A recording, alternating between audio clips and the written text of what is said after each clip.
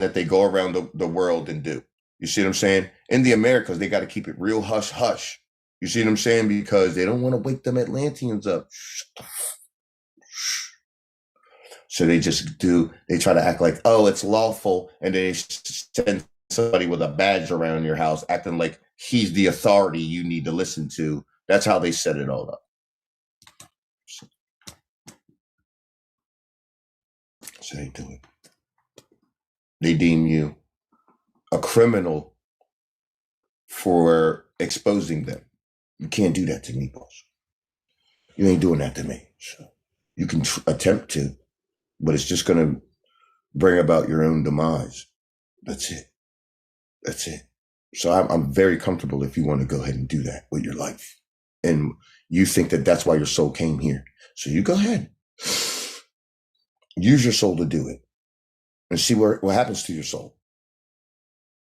They're going to laugh at you in the inner earth when you get drugged down in there.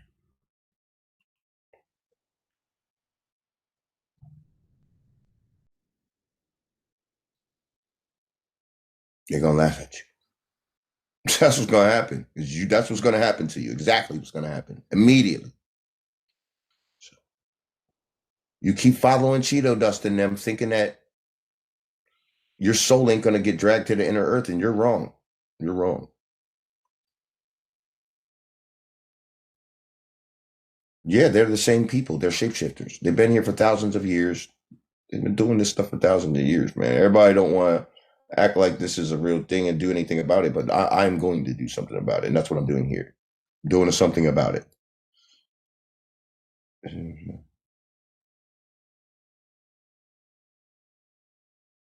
Doing something about it. Exposing you people. They're shapeshifters. That's why they change their identity and keep changing their identity into your identity. Because they don't have an identity and you do. You see, these shapeshifters from Saturn are the weaklings from Saturn. They're the weaklings. They're the excrement of the Saturn race. You see what I'm saying? They're nobodies on their own planet. That's why they left their planet, came here. You see what I'm saying? Try to be somebody and you still a nobody here. You a nobody here. You don't do anything. You don't do anything. No. All you do is try to trick people. That's all you do. That's it. It shows in the grid that it shows who you are in the grid in the way you operate. That you're very insecure. You're very insecure. You have the major insecurities. You're very insecure about yourself. Yeah. Yeah. That's why when you get power, you subjugate people because you're a cave person that never had anything. That's the hallmark of a person who's never had nothing. You covet everything. You get me. God, give me. And you do that because you ain't never had nothing.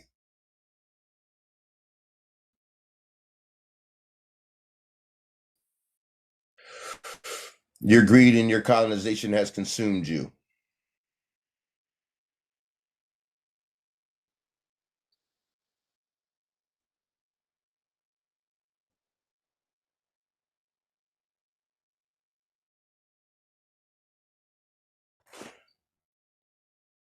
Yeah, it is. It did.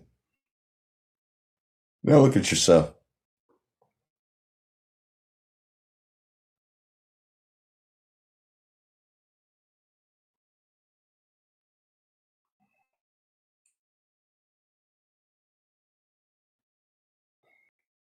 They're all imposters, but their people think that it's all just gonna be keep it going. I bet you I can find a video of them like acting like it's just the colonization is gonna just keep on rolling. Like the good times. They just want to keep, they don't care. We have some breaking news updates as the Trump administration increases its attacks on the Catholic Church. But first, Pete Hegseth is under fire for putting a fake keep your mouth. Bible verse at a church service at the Pentagon. He quoted something from Paul. Look, this dude. We have some breaking news updates as the Trump administration increases its attacks on the Catholic Church. You see, he is controlled opposition. You see, they give him all the likes, you see, because his people control the algorithm on this platform, right? So they use him to push all of their narratives and then give him all the likes, right? So you see what he's doing. He's trying to say that Trump and the Pope aren't the same. They're arguing, right? But see, that's what they want you to think through him. But they ain't arguing for real. They're the same people, but people are starting to notice that the Pope ain't shit. So they want to make the Pope have a better image by going against Trump. So then everybody sides up with it's divide and conquer. So everybody side. They want you to pick a side. That's what it's all about. And they use these talking heads, these dingbats like this. We have some breaking news updates as the Trump administration increases its attacks on the Catholic Church. But first, Pete Hegseth is under fire for quoting a fake Bible verse at a church. You see what I'm saying? And then look, it's a fake Bible verse. Like that's the only way they can promote themselves in the public. They use these rage baiting things. Oh, he did a fake Bible verse, and they rage bait the country, and they use that man right there to clickbait you. That's what they're doing. And then they act like they're different people, and I don't like you, and da da da da da da. But behind closed doors, they're saying, yo, I'm going to say in the public, I don't like you. All right. And then it's going to be a big, you said I don't like that. And then you say back to me, you don't like me. And then next thing you know, that's how we get ourselves,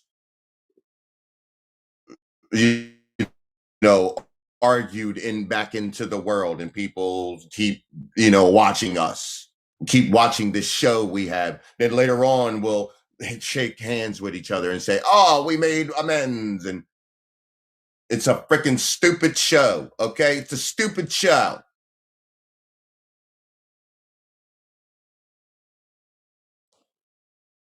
It's a stupid show. The Pope is the one doing all this. The one who got Cheeto Dust in power and all that. They're shapeshifters. He's a shapeshifter too. It's a lady. The Pope is. So you people keep believing Aaron Parnas with, they're going against each other. This is their culture. You're watching their culture. This is what they do.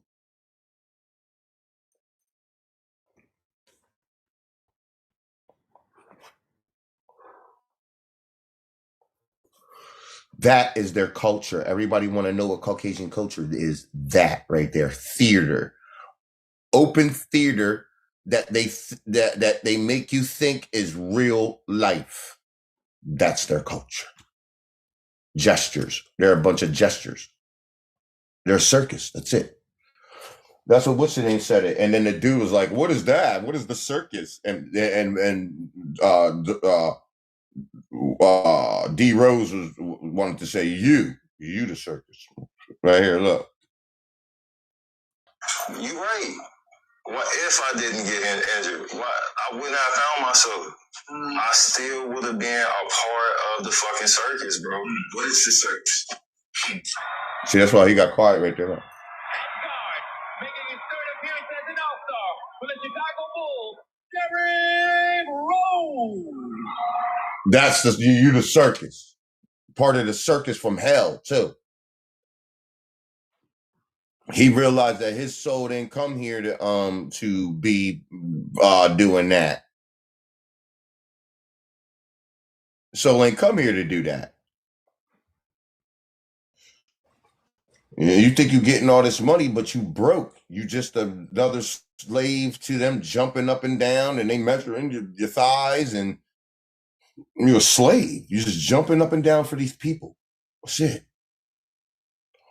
Like if you look at the Magic Johnson, they got like a series of Magic Johnson and how the Lakers came out. If you look at that series, you see that without Magic Johnson, the Lakers would have been there wouldn't have been no Lakers. There wouldn't have been no nothing. He literally, it was our people who saved the NBA and all of that. The whole thing. There wasn't no NBA. It wasn't no nothing.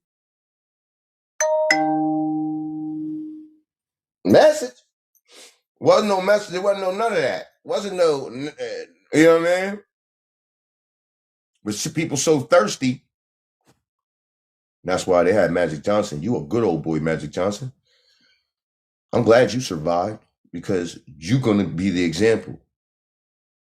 You're going to be the example, man. They used you to push all their stuff, Magic. They love you. Oh, you Magic. Magic. Mm-hmm. Don't worry about it, Magic. You're going to walk that goddamn plank, boy. Yeah, you're going to walk it. Yeah. Yeah, you are. Yeah, you are. Walk it like you talked it. Mm-hmm. Yeah, you are. Yeah, dark Magic Johnson. Exactly. Oh, yeah, he going to walk.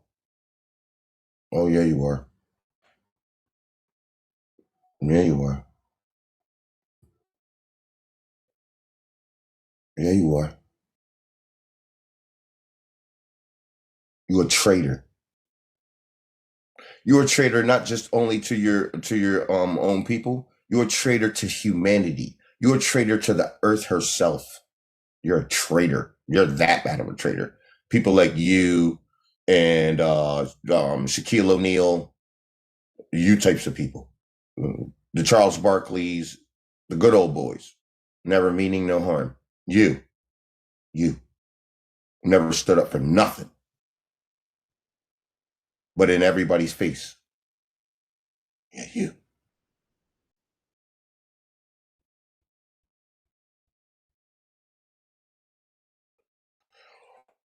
Yeah, the LeBrons and all of y'all ain't never did shit. Michael Jordan, you stick around, Mike. You stick around, buddy. You stick around. You disgraceful being on this planet. You're a disgrace, is what you are. Yeah, you are. Michael Jordan is a disgrace to his own people. That's what you are. Yeah, you are. Full blown disgrace. Ain't never did shit for no one. Never did nothing. Got put in position and then turned into a cave puppy over there playing, doing NASCAR. Ain't got a single innovation in you. Got all that money, can do anything, ain't got a single innovation in you. Nothing. Nothing. Worthless to the planet. Literally. But if you look around the planet, everybody like adoring you like you did something. You didn't do shit. You didn't do anything. You didn't do anything. You didn't use your platform to change the world. You didn't do nothing.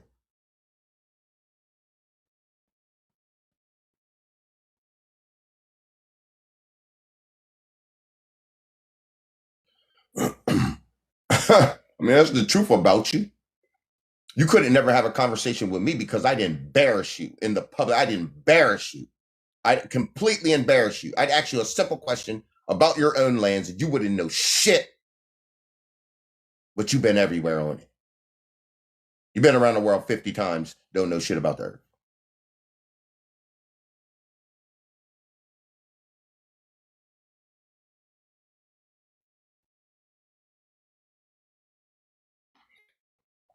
Made 30,000 different pairs of sneakers, but just had different colors. Just made different colors. No innovations on them. Didn't make them ground to the planet. Didn't make them boost your energy so you can jump higher or nothing. It just was another rubber sole that disconnects you from the planet. It's not innovative. It's not nothing.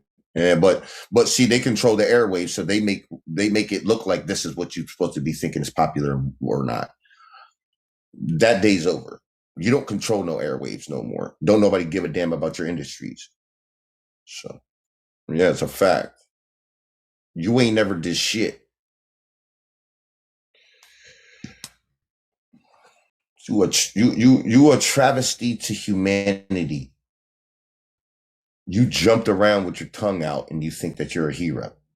It's crazy. Wildness.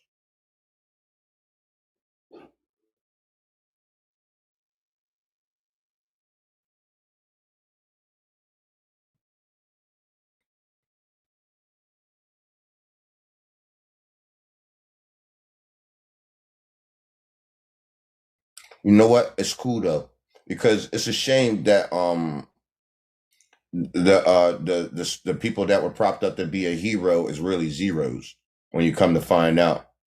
But in our consciousness, in the Atlantean consciousness, we got real heroes, real ones that can be honored and written about.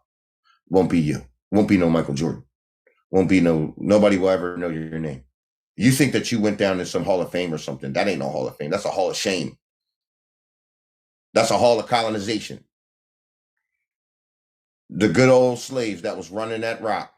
Boy, you was running that pill, wasn't you, good old boy? You good old slave, boy. You good. You a good old boy, ain't you? You like a regular old Dukes of Hazzard, right? Just a good old boy, never meaning no harm. Long never gone when the trouble with the law since the day was born. Breaking the curves, right? Slashing the heels. Every dollar then to get them, but the Lord never will. Wait a minute. Wait. Oh, Hello, that's a hello. lot. Hey, buddy. Hey, man. Hey, what's So up, bud? yeah, what I think about like the screen Well, here. hold on. Why don't we know what's your name, where you come from, and then we can have a Oh, conversation. my name is Kai. I'm from Houston, Hi, Texas. Houston, Texas. What's up, man? Hello. So what I have to say about the screen here, I kind of disagree if Jews are in Native Americans are the same people.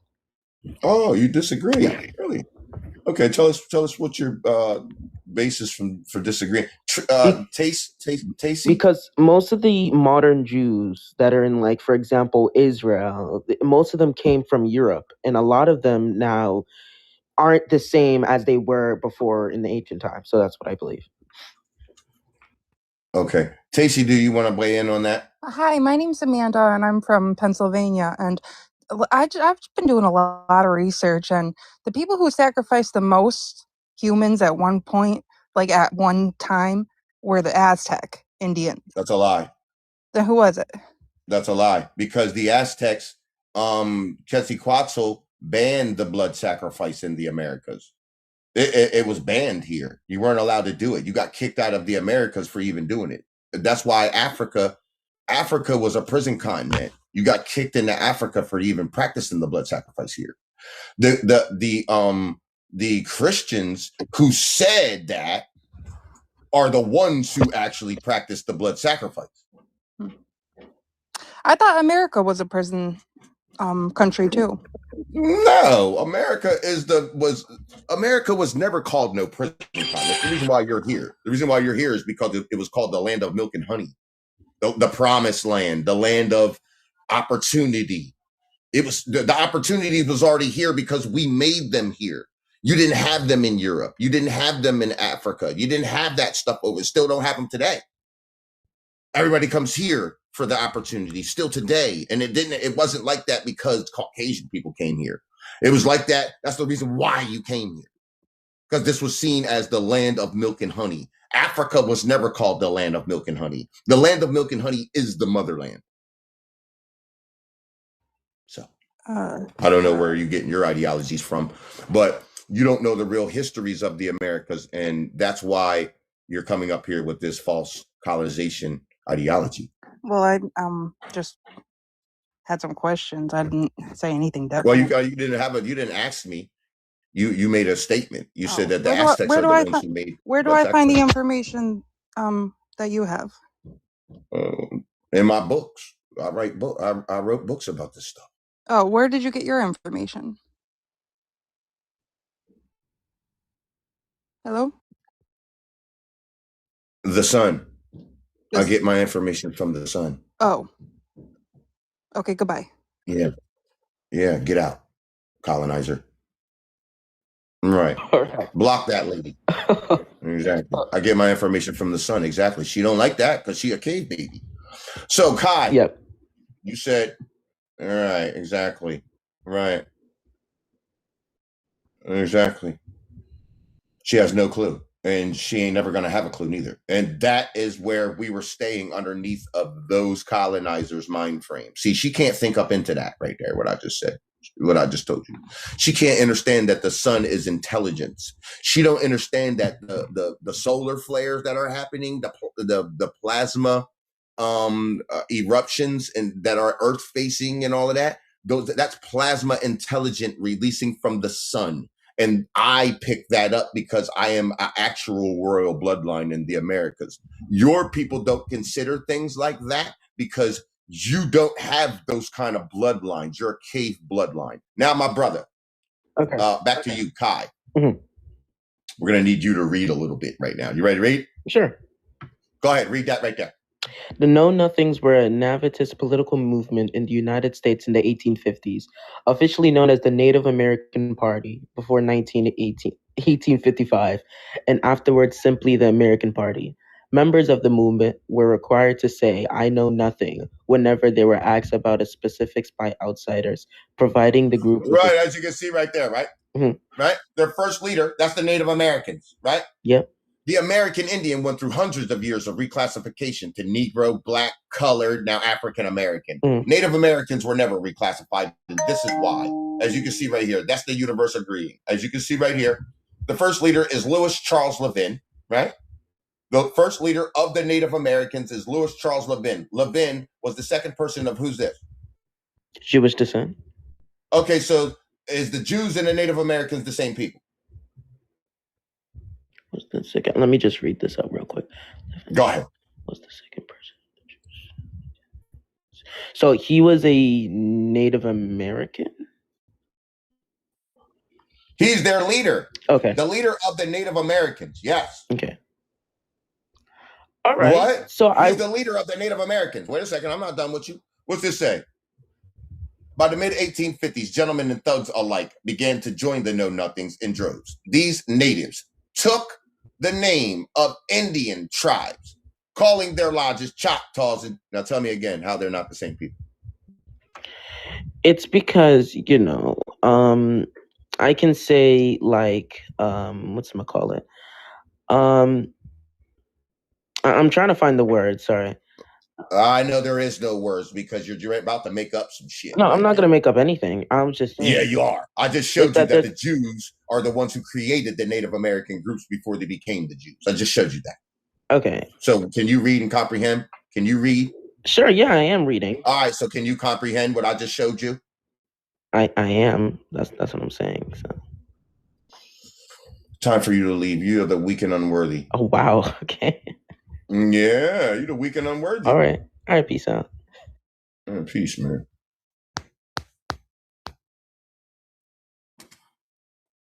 Exactly. You're just another dingbat.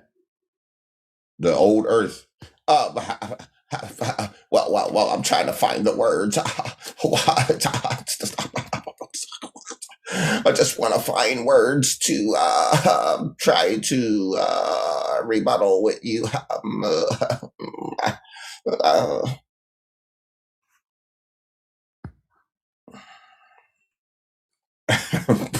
I know you want to find the words. You try to find the words. Go look for yourself. Try to find instead of finding those words. You know what I'm saying? There is no words to rebuttal that, buddy. You can't find the words, you freaking dingbat. There ain't no words to rebuttal it. You got caught in your lie. Got cut. There ain't no words for it. Yes, the word is yes. They are the same people. That's the words. You trying to find the words, bud? Bobs? Trying to find the words?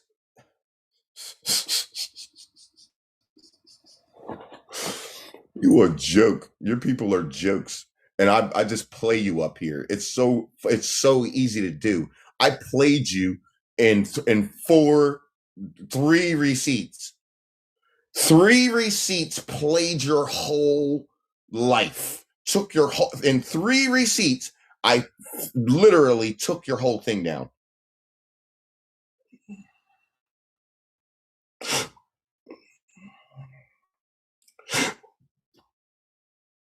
Three receipts. I took your whole identity and put it in my drawer. took all your scholarship, put it in my drawer, and 3 receipts. The same 3 receipts that I've been running down people's back for the last week. I ain't even had to pull up no other freaking receipts, man. You start talking biblical, I'm gonna go get that other receipt. And it's gonna be 1 receipt it's gonna take to get you out of here on that.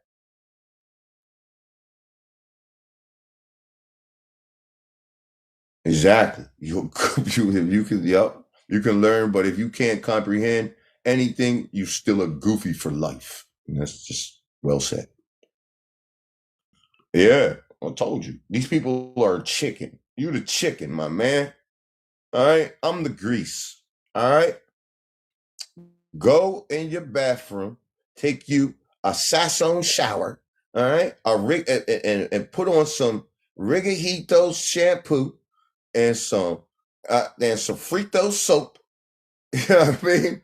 And get out, all right, and jump straight into the grease. Come right in here, jump into the grease.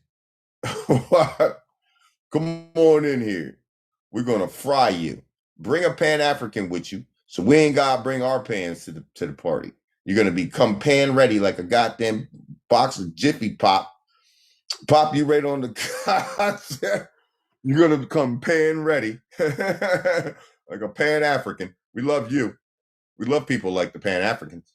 Well, you don't even hear nothing from them no more. We completely destroyed their whole ideology. They're not even around anymore. They had to switch into FBAs now. They had to turn into a foundation. A pan had to be a foundation because the pan, John. When I said that I was gonna fry you, they was like, we ain't doing pan no more. Pan's over. Pan's done. All right. Now people frying us in that pan. Yeah, exactly. Pan Slavism. Look that up. Look up Pan Slavism, and you'll see that was a movement in the Americas through white Caucasian, so-called YT Caucasian people. Yeah, exactly. Pan Slavism. Yeah, and you're gonna see who the slaves are, bubs. It ain't Aboriginal Americans, buddy.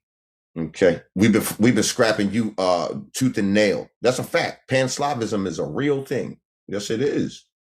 Don't make me go get the documents. I'm not lying to you. You don't gotta look it up. I can go get it. Yeah.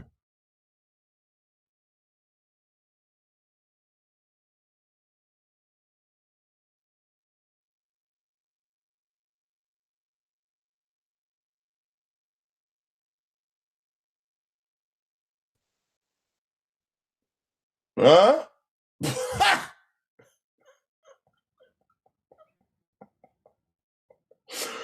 I don't just be talking. I know it sounds funny. You sound like I'm joking, but I'm not. It's funny as hell, though.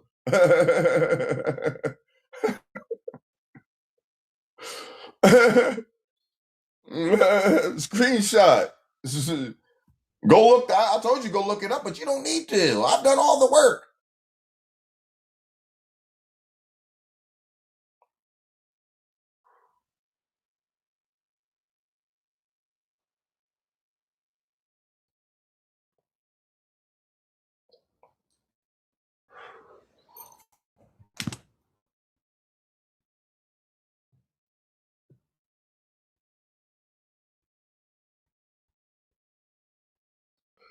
So, done full-blown studies on Pan-Slavism up here, man.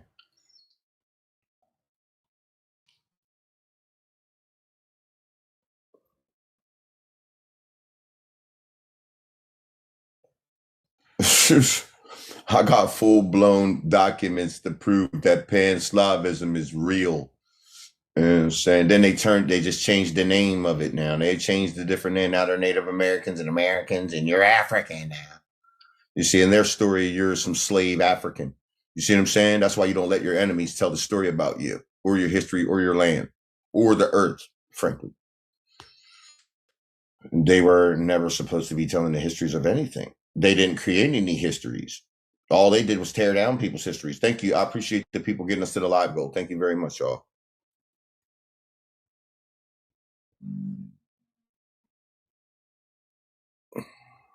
We're not, see, the prisoners of war is we're not prisoners here anymore because we're part of the divine alignment here. But that's just some of us. You see what I'm saying? Some people are POWs still.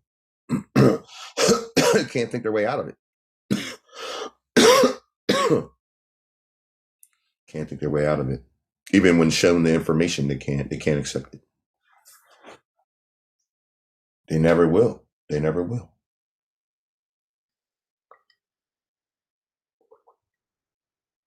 Go get your Amaru gear. I just ordered a new fresh batch. Because I've been wearing the same stuff forever. I should have been ordered some new stuff. I need that indigenous and Lancian stuff, and I had to get that. What's the name? Got me all jelly because of the Kenaninigan John. I was like, that is so fire. When what's the name was wearing it, I was like, dang, that John fire. He wearing that John. That John's fire. I gotta get me one. When Chant was wearing it, I was like, dang. Look, I was like, yo, Chant got the whole setup. And I don't even got it. I'm going to get it. I gotta get it. So fire. Yeah, bro. Amaru gear is so fire, bro. Yeah, it is. The link's in my bio for the gear, for all this kind of gear and stuff like this. Links in the bio, dog. Yeah, I was like, I gotta go get that joint. Mm-hmm. Got that bad boy in the way right now. That bad boy in the way. Mm-hmm. Yeah, it is.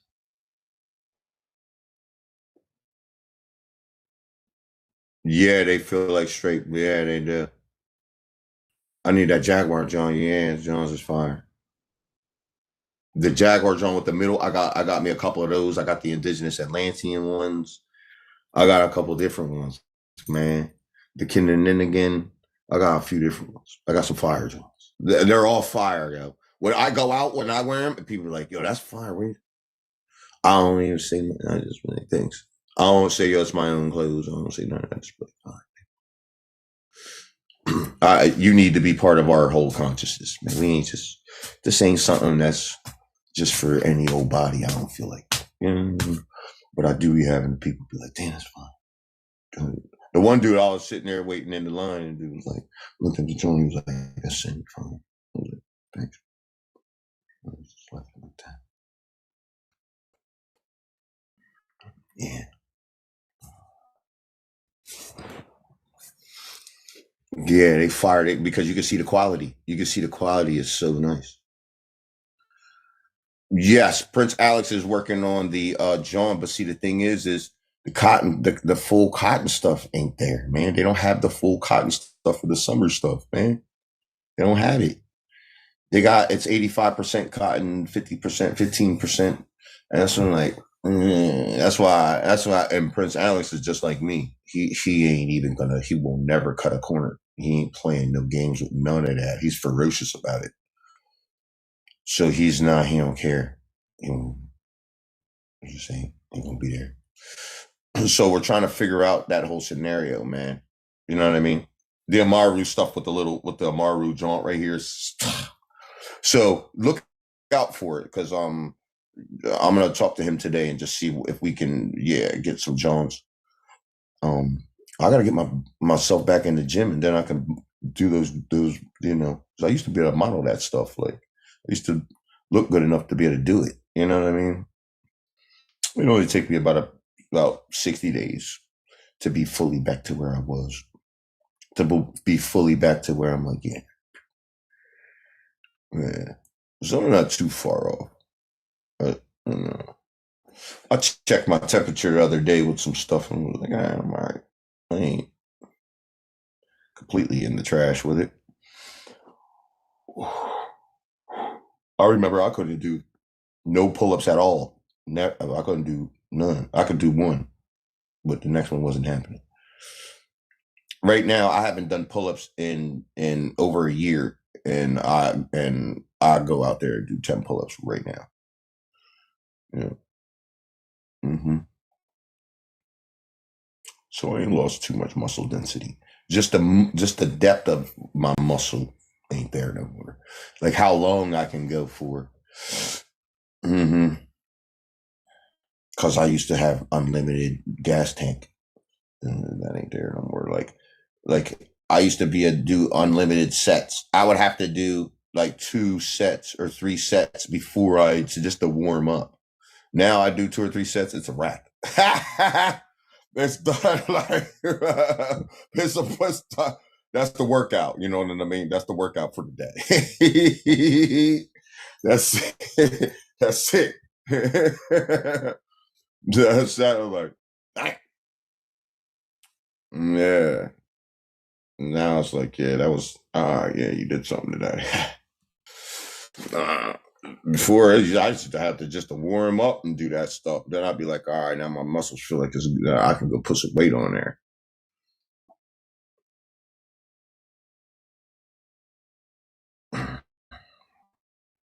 I ain't got nobody impressed or none of that right now. When I get the princess and all of that, then I'll make sure that I'm all the way. You know what I mean? Yeah. If she needs to wash clothes or whatever, I'll have to. You know, she can just come right over here, right there. You know what I mean? You ain't even need to use the washer. No, you know what I mean? You can just sit right there. You know what I mean? You wash clothes, you can just go right here. You know what I mean? Don't worry about it. I got you. I got you. Then I'll get back to that action, boss. Yeah, but I ain't worried about it. I ain't pressing nobody. That's what happens though. Once you start going trying to get all incredible hawked up, then everybody like F-Smack. Nah. You know what I mean? No. I ain't your husband, okay? I ain't come here to be your husband. I gotta bring this life cycle, man. You in the way. You ain't getting in my way. Can't do it, though. So, wait, we almost there. Don't you worry about it. Yeah. With that, I want to pay divine honors to the universe, divine honors to our Father, the Son, divine honors to our ancestors, divine honors to Big Mama Earth. Shout out Mama Earth, Grand Rising Mama Earth, and our ancestral lands, the Western Hemisphere, Tom Mary, the Americas. Shout out to the Americas, the ancient lands. We appreciate everybody who came in today. Shout out to the donators, gifters, subscribers. We appreciate you very much.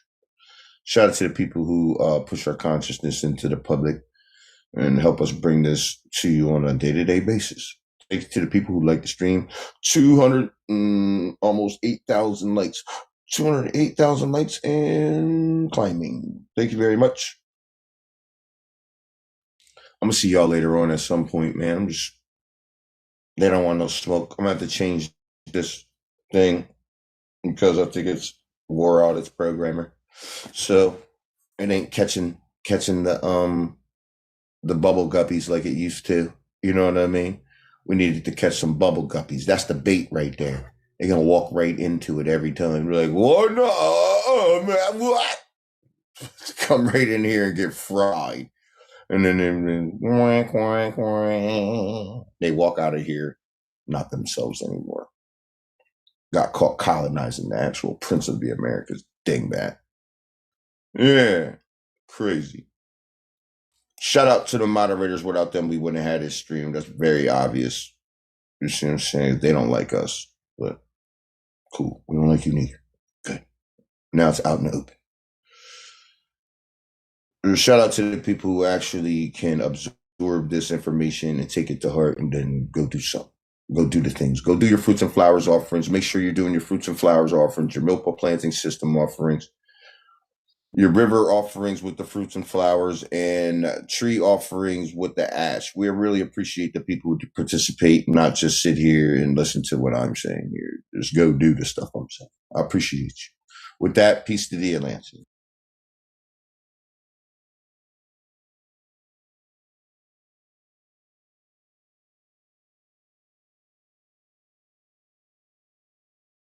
Much. Leave that Lena, thank you, Lena, for your order too. Thank you so much, guys. This is really cool. It's special price. It's amazing discount for everybody, guys, who get orders. So probably they will be ending soon, and they have shipping free for all of you guys who get orders. Shipping free for everyone out there. For everyone out there. Felly, thank you.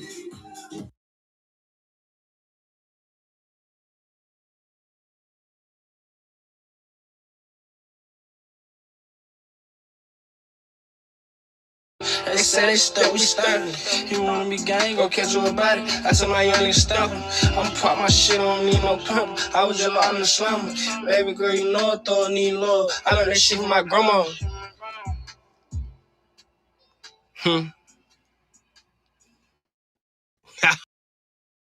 And today, motherfucking ancestors and they bloodline. And then you don't think that them motherfuckers miss us? The ones that these diners and fishes and shit? Come on, baby. Like, seriously. Like, seriously. You feel what I'm saying? So at the end of the motherfucking day, we can always go in the ocean. And another thing, black people that is scared of a vast thing of water, okay? It's a reason why. Because in some past life, you had a bad experience in water. And that bad experience was what you had to do in order to be here today. You understand? That's why you don't like water. Because you ain't drowned. Because you don't like even going to the swimming pool. You don't even like going out there. So you can't say that it happened to you in this lifetime. Because it didn't. You feel what I'm saying? It happened to you in another lifetime. That's why you don't fuck with that motherfucking water. You feel what I'm saying? But you got to conquer your fears. Water is energy. Yeah, a lot of melanated people can't swim, for sure. I can swim. I can float. I can do a whole bunch of shit. Thank you for the rose, babe. Thank y'all. Gratitude. You feel what I'm saying? So at the end of the day, we was all over this bitch. And never get it twisted. Slavery started over here first. Remember that. Slavery started across the water first. And then it came over here to us 1,000 years later. That's 1,000 years later. So this is why we do not have the same slavery or the same history as Africa, as the UK, and as all of them that they say they experienced the racism. We didn't have that yet because we were still over here as motherfucking Indians. And our royalty was different than them over here. You feel what I'm saying? Their status was their clothes. You feel me? They was wearing clothes, shoes, nice shit, you know what I'm saying? Furs and shit. We was still motherfucking sauteing our motherfucking animals and going out and hunting. You feel me? We still had motherfucking bows and arrows. When these motherfuckers came to the Americas with the X. When they came over here, we was still looking like this. Shit, it's too many maps that got us looking like, hey, what's up, fool? Come on over. Okay, not too much. Not too much of my ancestors, though. Not too much, Kate. Not too much of my ancestors, though, bitch. Okay, which one? Which one I want to shine? I'm going to do a better one than that one, though.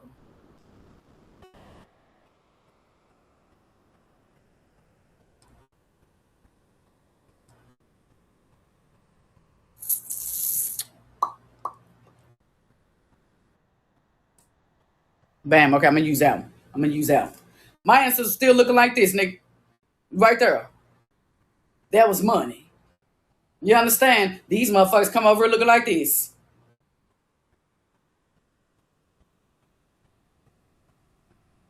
So, nigga, of course they motherfucking slaughtered the shit out of us. Fuck is you saying?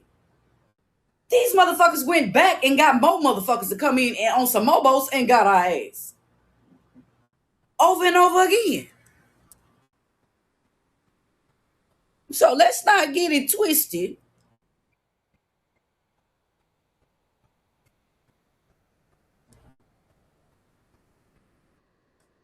This is Cortez, the Spaniard that I was telling you about that invaded that's Cortez right there. You understand? Look what we got, man. Look what the fuck we got, my nigga. This nigga got a goddamn... What the fuck is this? Compared to this motherfucking knife this nigga got. And this armor. Are you shitting me? That an already unalive the goddamn horse right there. Baby, you ain't go get it. You ain't go get it. Carmel River, man. You ain't go get it unless you get up and do the footwork and then go get it. You understand? Because that's what I did when I had to get my 27 acres for free. You understand? Of course, I had to pay, you know, the extra shit that came with whatever. So I really just came out of $9,000. That was it. You understand? And mine's in Husband, Texas. But you gotta go and you gotta show your motherfucking say, baby, you gotta go to court. You gotta literally go to town hall meetings. You gotta literally send in shit. You gotta say, baby, it's a work, it's a process, but it's worth it at the end. Okay? It's worth it at the end. It's worth it at the end to have whatever land that they grant you with. Whatever it is, you be happy with it. You understand? Just be happy with it. You understand? Because shit, you didn't have it at first, so just be happy with whatever you do get. Christopher Columbus, black man right here.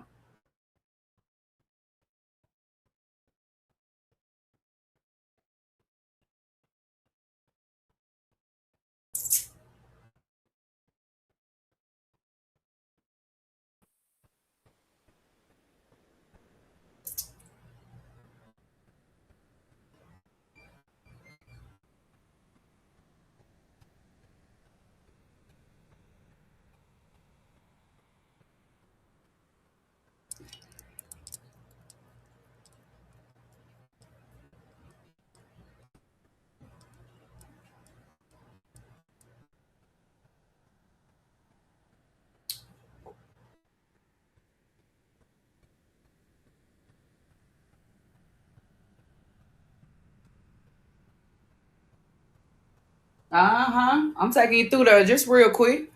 Just hitting you up with some of my history, just real quick. Just hitting you up with some of this real quick.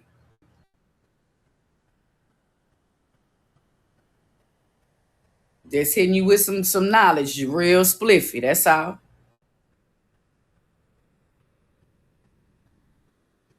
Golden apples. Come on now.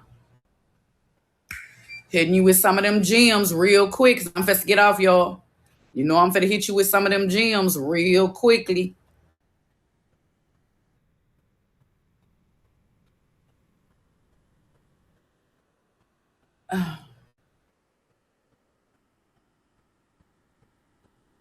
Look at the year. Look where they at.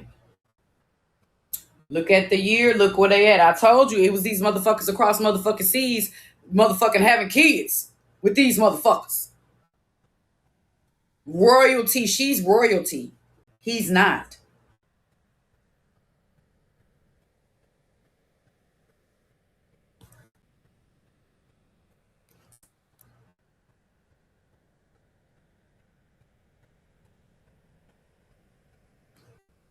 Look at the baby.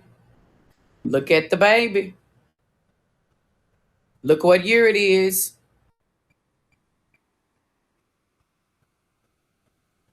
Yeah. The motherfucker was willingly doing that shit with these motherfuckers.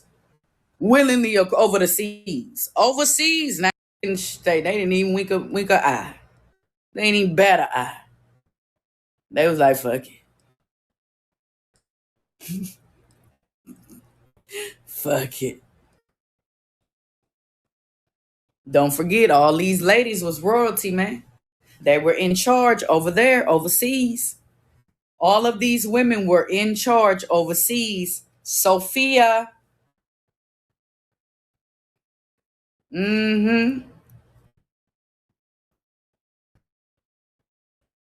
Next one.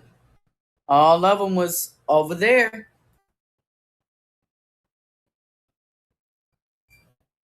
Gratitude, baby. Gratitude. Everybody that's coming in, make sure y'all give me a follow while I am on live right now because there are fake pages out there imitating to be us. All right. So tap that screen. Let's continue to share out the live. We almost at 200K likes. Let's get those likes up, baby. Much gratitude for everybody for the follows.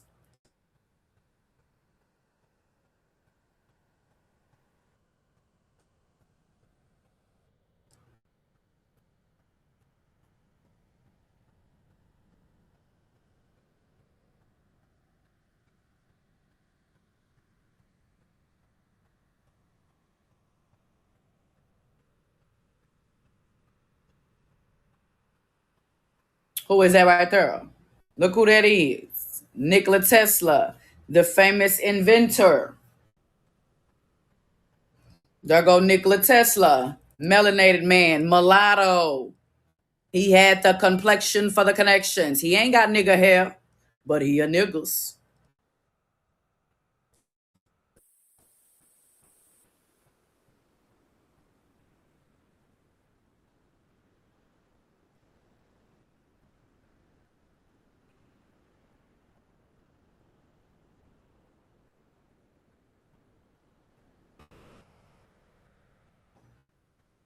Come on, pop up for me, baby. There you go. Alexander the Great. Alexander the Great, melanated copper man. Hey, come on now. Not Alexander. There go Alexander. There you go. There you go. Mm-hmm. From where? That looks familiar, doesn't it? Screenshot, y'all. Share the live. The truth has to be told. The truth has to be told. Of course, baby. You see what he dressed in. Hold on. I got plenty more. That's just the icing.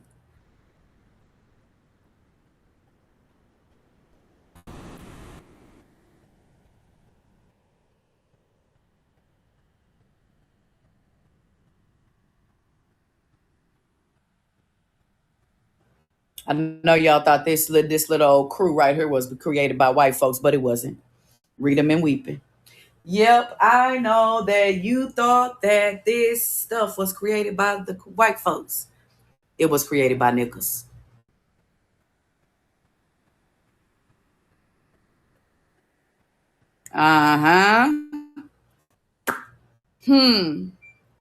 Somebody told you wrong. Hey, Pico, what's going on, baby? Rise and shine, Bookie Butts. Rise and shine. And do you see that? Yeah. I got some doozies for that ass. Hold on. Oh, man, this is nothing. This is Nathaniel. Let me put that up there. I just want to put this sculpture up there just for a split. I just want to put this man up there. Draped up and dripped out. Know what I'm talking about? What? Draped up and dripped out. Know what I'm talking about? Yeah. What they say down there? Chief what? AKA the Prince of Florida, the Moor. Oh, they don't want none Florida. Live Florida. They don't want none of that. They don't want that pressure. They don't want that pressure. That's pressure. That's too much. They don't like pressure. Humans bust under pressure. Pressure bust pipes. They don't want that. Hold up. Let's get them with this one though, y'all. Is it gonna pop up? Yeah, it's gonna pop up. Not easy. It's gonna pop up, motherfucker. There you go. Saying what? Who is this nigga? Wait a minute. Who? What? Who is that? What? Who is that? And what? Huh.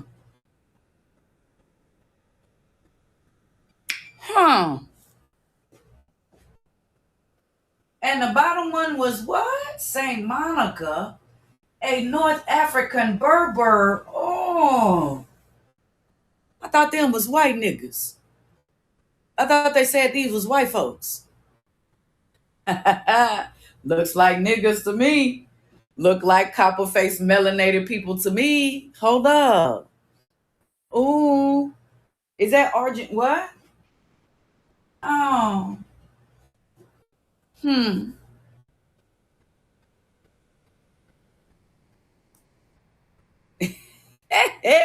Look, it's only one, baby. You compared to almost 200 people in this room, baby, that's nothing.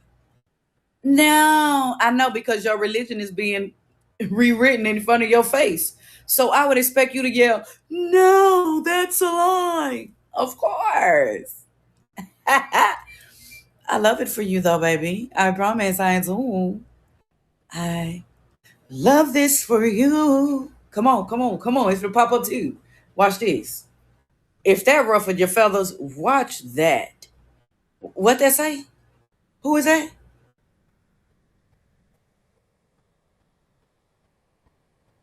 Wait a minute. Who is that? What that say? Huh.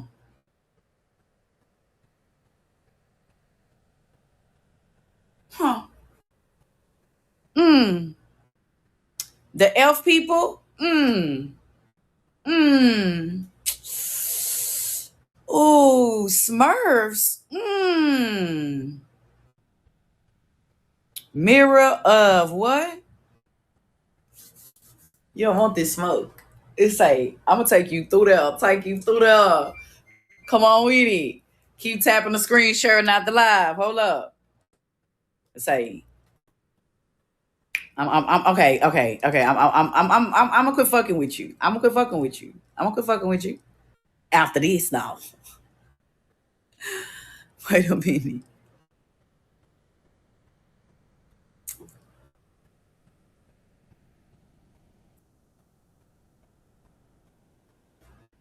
What they say?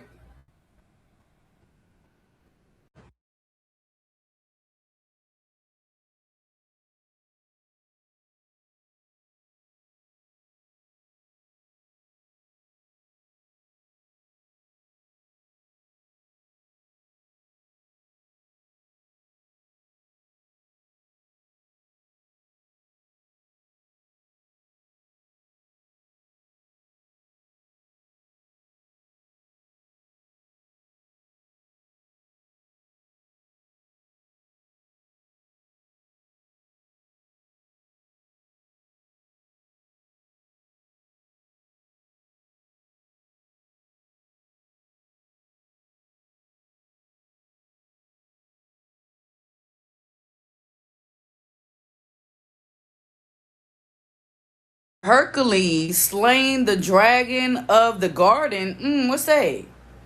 That's a nigga. Them niggas. Huh. Them some niggas. Hmm.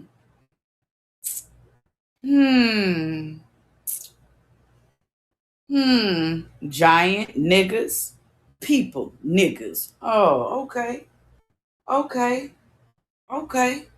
Huh. Oh. Hold up. Wait a minute.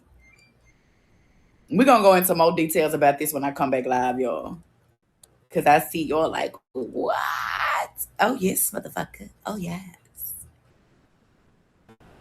Oh, I gotta hit you with a couple more. I gotta hit you with the woo. And I hit you with the woo.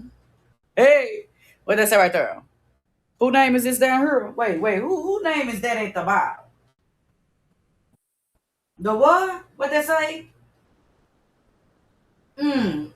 That look like copper color people. Mmm. Blackamoor head with Asians or Oriental features. What? With the what? Oh wee. Oh wee wee. Ah! You sick of me yet? You sick of me yet? Hold up. You sick of me yet? Are you sick of me yet? Just say yes or no. You sick of me yet, baby? You sick of me yet? I wish you would get sick of me. Cause sometimes I can't stand my motherfucking self. Oh, this is so enlightening. Oh, this is stuff I don't even show no more. Cause it's like a year old. What they say? Mexico. They say Mexico? Wait a minute. What they say? What they say? They say Mexico? Mm-hmm. Mm-hmm. Mm-hmm. Mm-hmm. Hold up. More evidence that we were there first. More evidence. Hold up. Wait a minute. Draped up and dripped out. Know what I'm talking about. Hold up. Wait a minute. Draped up and dripped out. Know what I'm talking about. Oh, look at them. They all mad. This is what I like. I like to make other people mad and upset about my history. Why you mad about my history? Don't be mad. Get glad. Smile for me. Smile for me. Let me make you a little bit more matter. Just a little bit. I know you may not know this queen. You may have never heard of her, but this is the wife of the empire. What they say? You see that? Mm-hmm. Come on now, look at that. That's not Africa. Do you see that is 590 BCE? Make sure y'all sharing out this history right here, baby. Indians were Ethiopians, and Ethiopia was in the region of America. Oh, look at that. Make sure y'all are sharing this out because this is what they don't like me to show you. The truth. This is what they don't like to show you. Me to show you is the truth.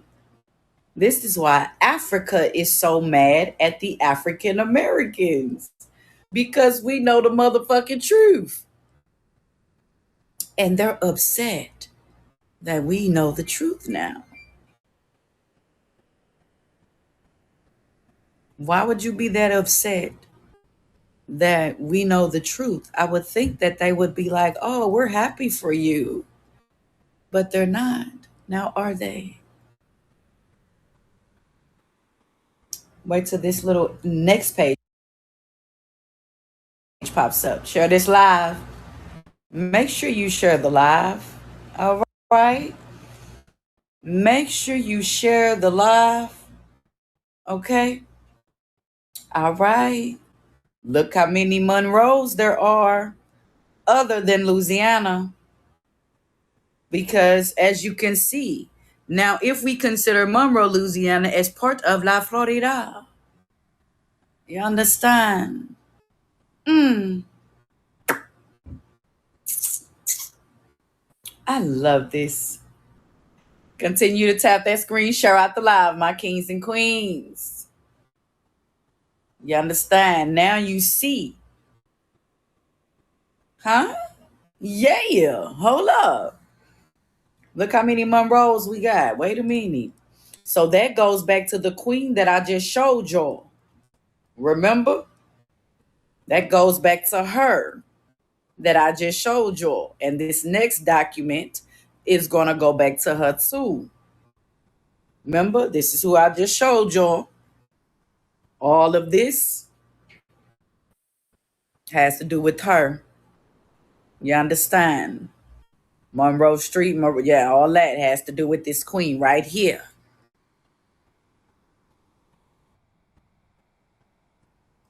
So make sure y'all are taking a screenshot. You can, if you can't see the letters, take a screenshot, zoom in on your own time, or share it to yourself or share it to somebody else. You can go back and look at it. This next one, ooh. Wait a motherfucking minute. Wait. What's that? What's that? What's that right there, y'all?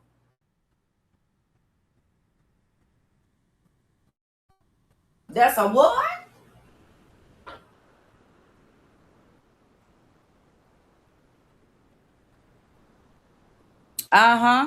You read it correctly, baby.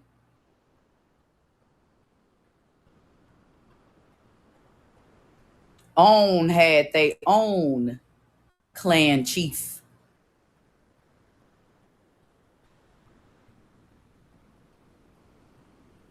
Uh-huh.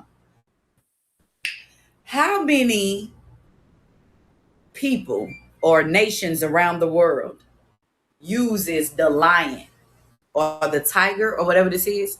How many of them use this cat? How many of them use this cat around the world? None that you see where it originated from. How many use it? Around the fucking world. How many use the cat or the lion? Baby, it still got cat, whether you want to say bobcat or not. It's still a motherfucking cat. Uh-huh. How many? A lot. A lot. Yeah, a lot. Hold up, wait a minute. If you thought that was juicy, juicy woosey, let's get to this one. Yeah. If you thought that was juicy.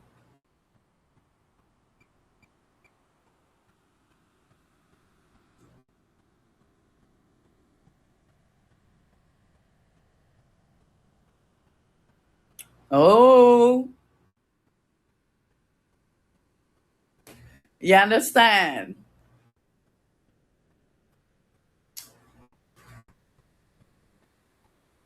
Yeah, make sure y'all take a screenshot and everything now. Share it alive, share it alive.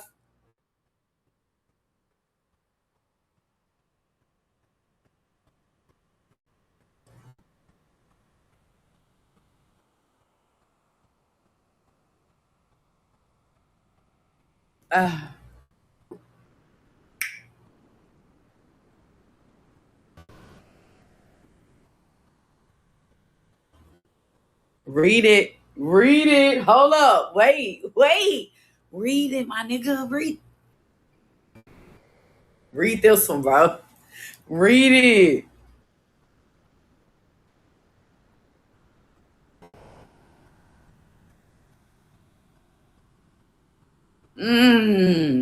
Y'all didn't even notice it though. You didn't notice it.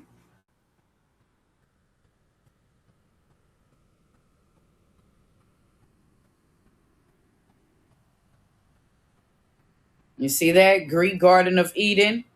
Hyperboreans. These is Greek. Come on now. Ooh-wee. All of this is all in connection with the Hyperborean giants. Hold up. Did I talk too fast? Wait. Say, when I say this shit get juicy, this shit get juicy. This shit get juicy. This shit get juicy.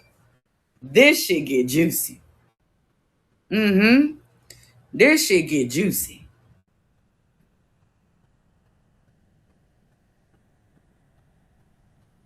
You see how they tried to take it out? The serpent.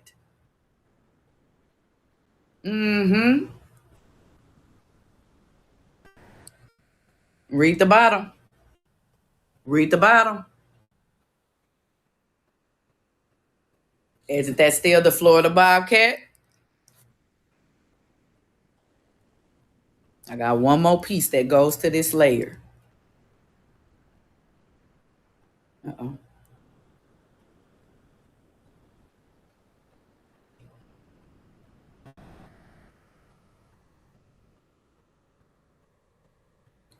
Last but not least, Hyperborean War. Read it. Read it. Hyperborean War.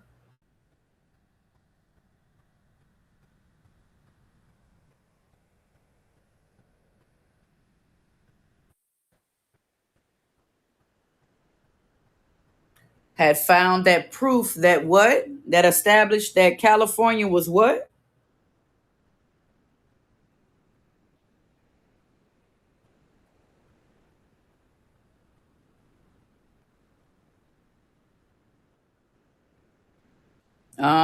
Come on with it. Ooh. Make sure y'all tapping the screen, continuing to share out the live, baby. All right, y'all, I'm going to show you this last one, and I'm going to get my ass up off here. It's almost 11:11 on the clock. And I have a reading to do. So I will be back on. Oh.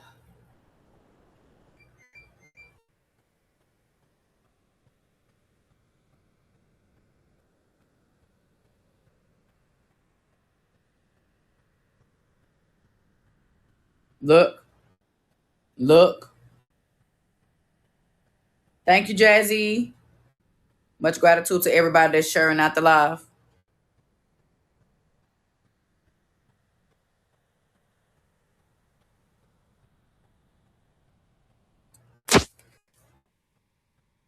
Copper colored.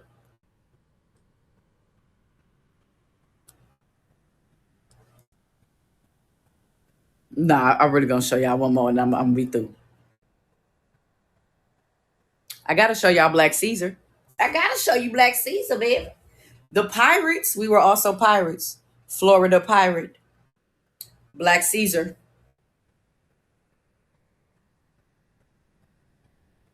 Manuel.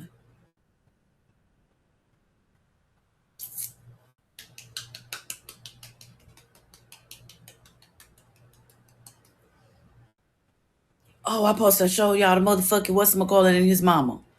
Damn, thank you, Spirits and Alex. I was sure about to log off, Spirit. You know I was. I was about to go, baby. I was about to go. You fuck you talking about. Let me see. He want me to show y'all this because y'all learned about this man in school. And I did too. We learned about him in school. This was a Mormon.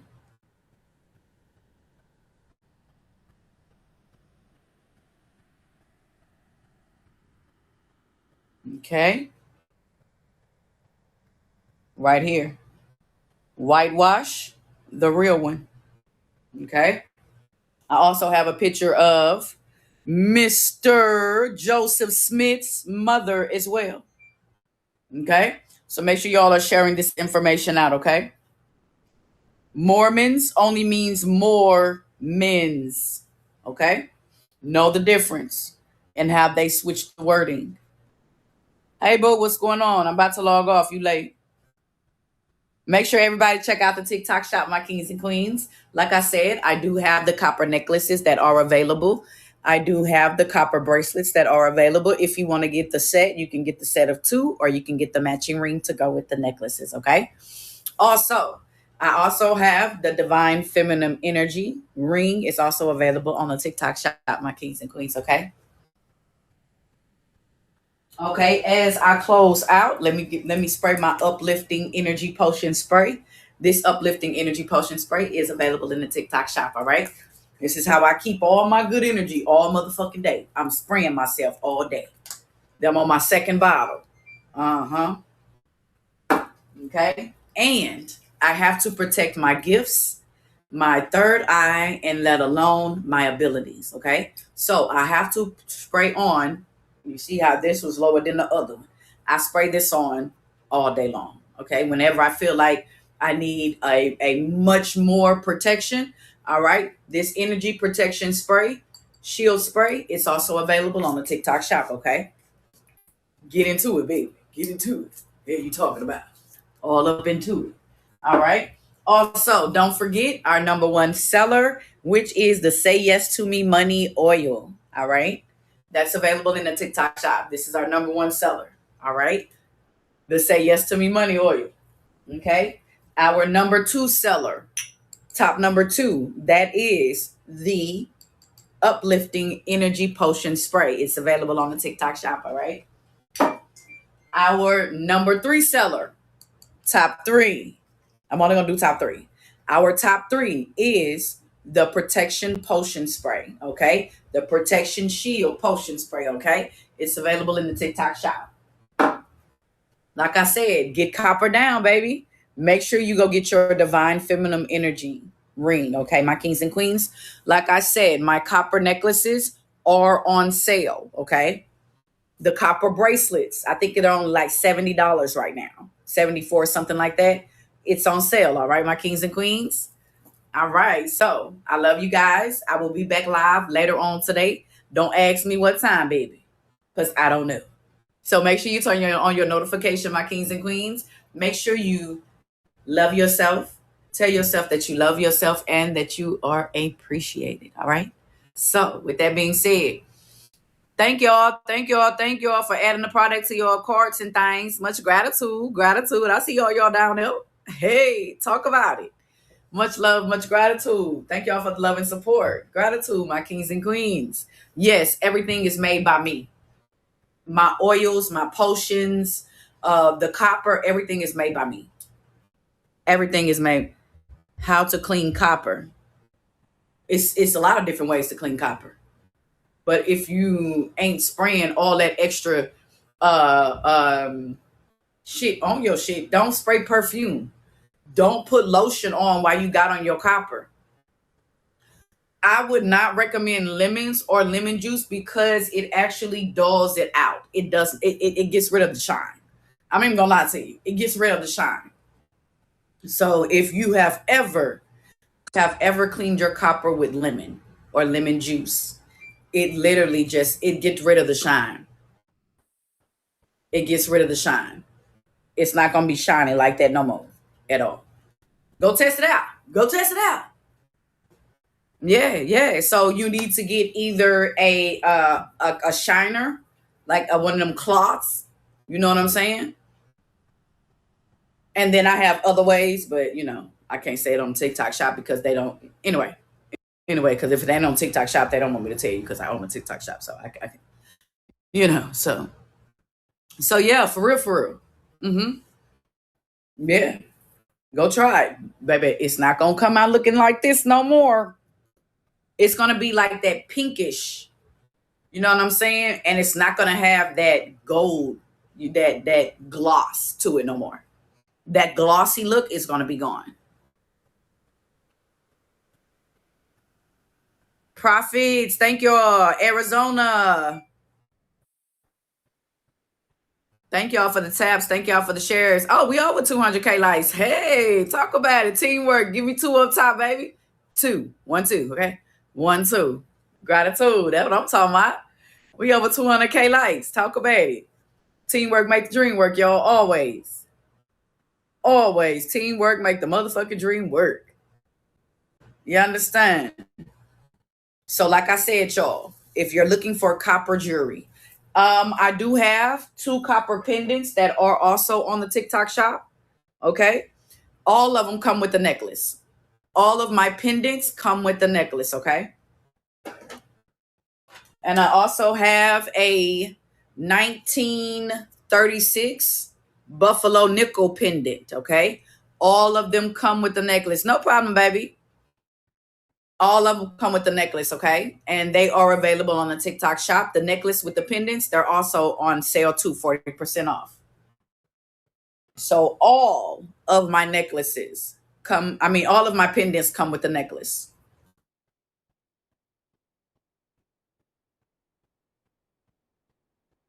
Can I ask what the Buffalo nickel, copper, and crystal about? Hey, baby, if you don't understand, it's not meant for you.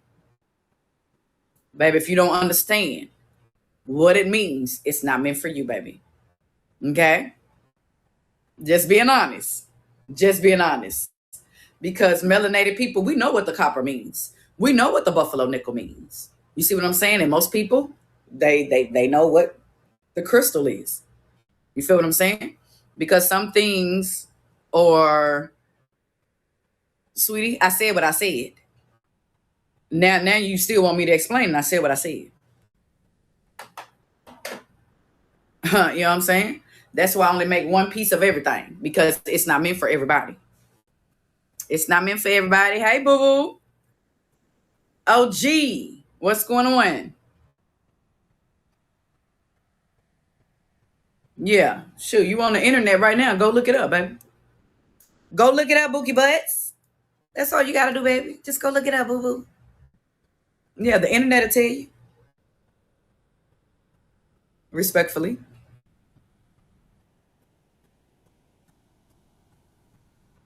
Nothing much, baby. I'm about to log off. Just showing everybody that I have a sale going on, 40% off on all the copper jewelry, copper bracelets, copper necklaces with pendants. But everybody been getting the necklaces by themselves because I only make one of a kind necklaces. Ain't nobody else making these type of copper necklaces, baby, or bracelets. Let's be honest. The copper necklace itself is 3 pounds just by itself. That's how heavy this is. Okay, and I'm 5'9". Okay. So make sure I'm 5'9". So, and the necklaces are longer if you're shorter than me. It's right here. You don't see the orange bag, baby? The orange bag right down here. The fat bitch is back again. Oh. Hey mom, what's going on, Bookie Butts? Yeah, I could always make it longer. That's nothing. That's just me making more loops. That's it. It's not gonna be that much longer. It'd probably be about right here. To your heart chakra. So yeah, that's that's light work. That's light work, baby. For sure. But once again, I don't make the same pieces over again. So once a piece is sold, I don't make it again because I'm one of those creators that do not like the same energy going around with the same people. So I only make one of each pendant. Only one. I don't make two. It's only one. But the necklaces, those whatever. You know what I'm saying? Just for my copper people, period. Yeah, I only make one piece. One of each pendant. I do not make 2, 3, 4, nothing. Just one. I like people to have their own energy.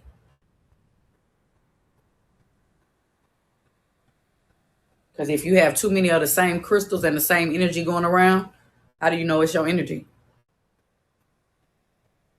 So like I said, this is 40% off. This is 40% off. It's a couple more pieces that's on there that's 40% off. All of the necklaces with the pendants, they're 40% off too. Okay.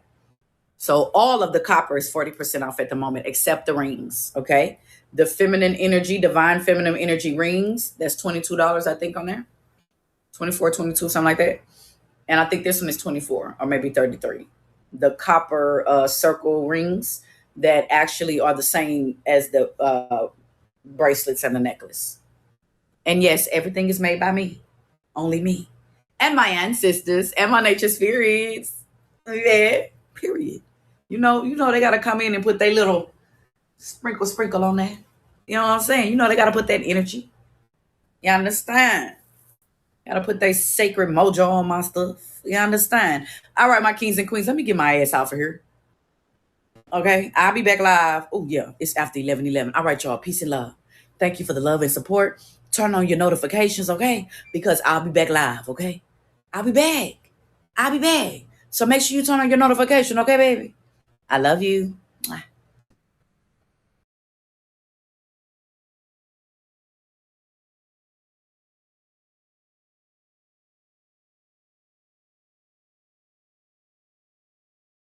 Man, how are these things getting done somehow magically when she's without a man? Are you saying all?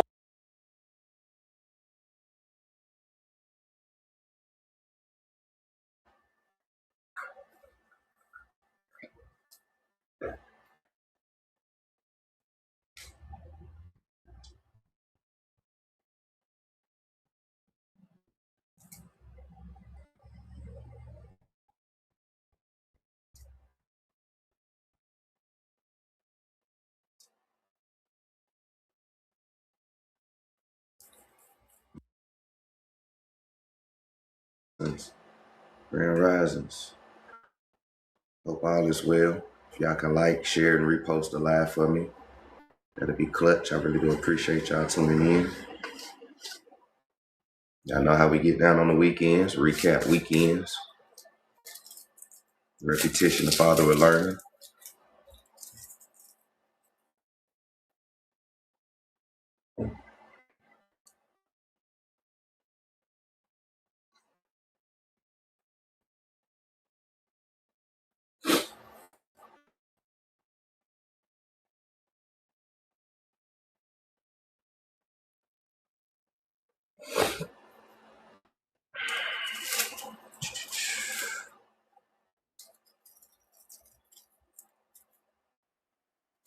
Grand Risings, Lola, what's happening? Peace, peace. Is my sound good, y'all? The live smooth, everything straight?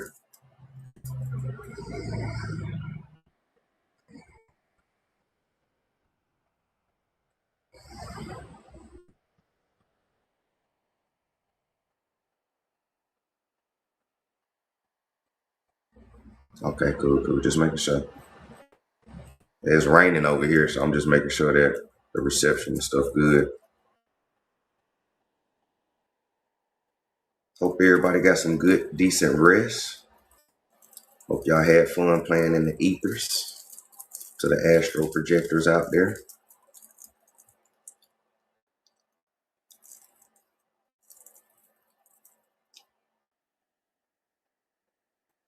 Is your TikTok been crashing? No, my TikTok haven't been crashing. Well, yeah, I just kind of woke up and cut on TikTok, but it hasn't crashed no time soon.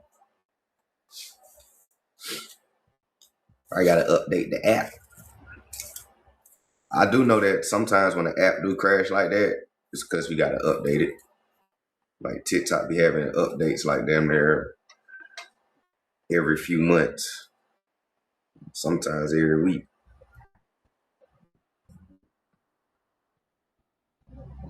Signing Rob May, man, in the building. Peace, fam. Grand Risings.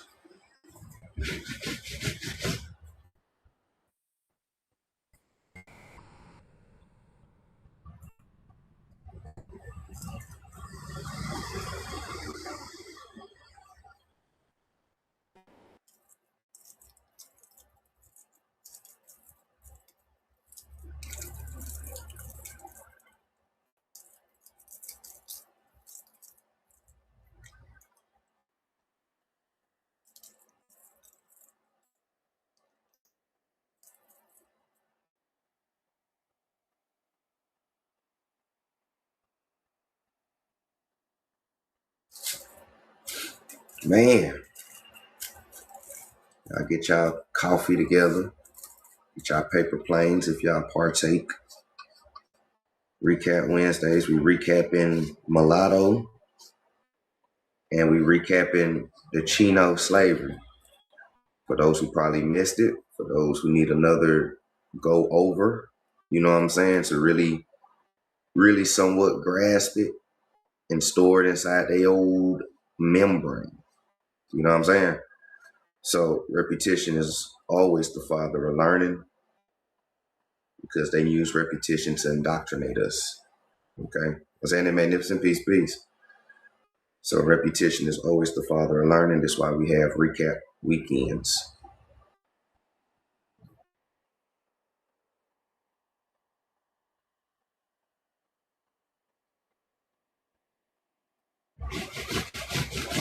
Samurai Gypsy in the building. What's happening? Grand Rising. Shalom to everybody. Salaikum salam. OCO. Chacoma. What's happening? Bonjour. Sapase. You know, every other ways to say what's happening. Ni hao. You know what I'm saying? Ni hao for those in different countries. So, you know, just want to be respectful. Just want to greet everybody.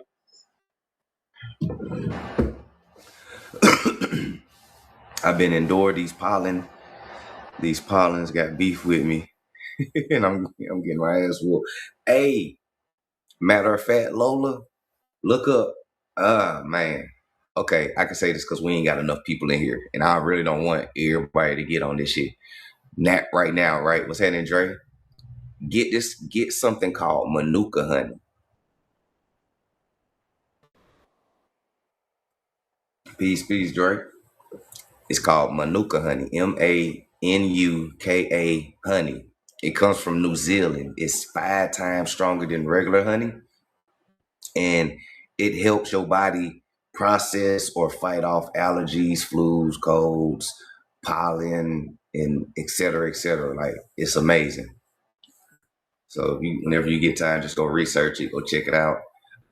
I've been taking it myself for like 4 months now. I haven't really had no allergy problems. Only time my allergies act up is when I got my AC blowing. I gotta dust it, but my AC be blowing overnight, all that dust. But that's the only time it mess with me. But other than that, it really does good wonders. You just got to be consistent with it. You know what I'm saying? You know how to do it. You could put it in your tea. You know what I'm saying? You don't want to put it in anything that's super hot, but you could put it in your tea, your food. You know, you could do it just like regular honey. But always take a teaspoon a day.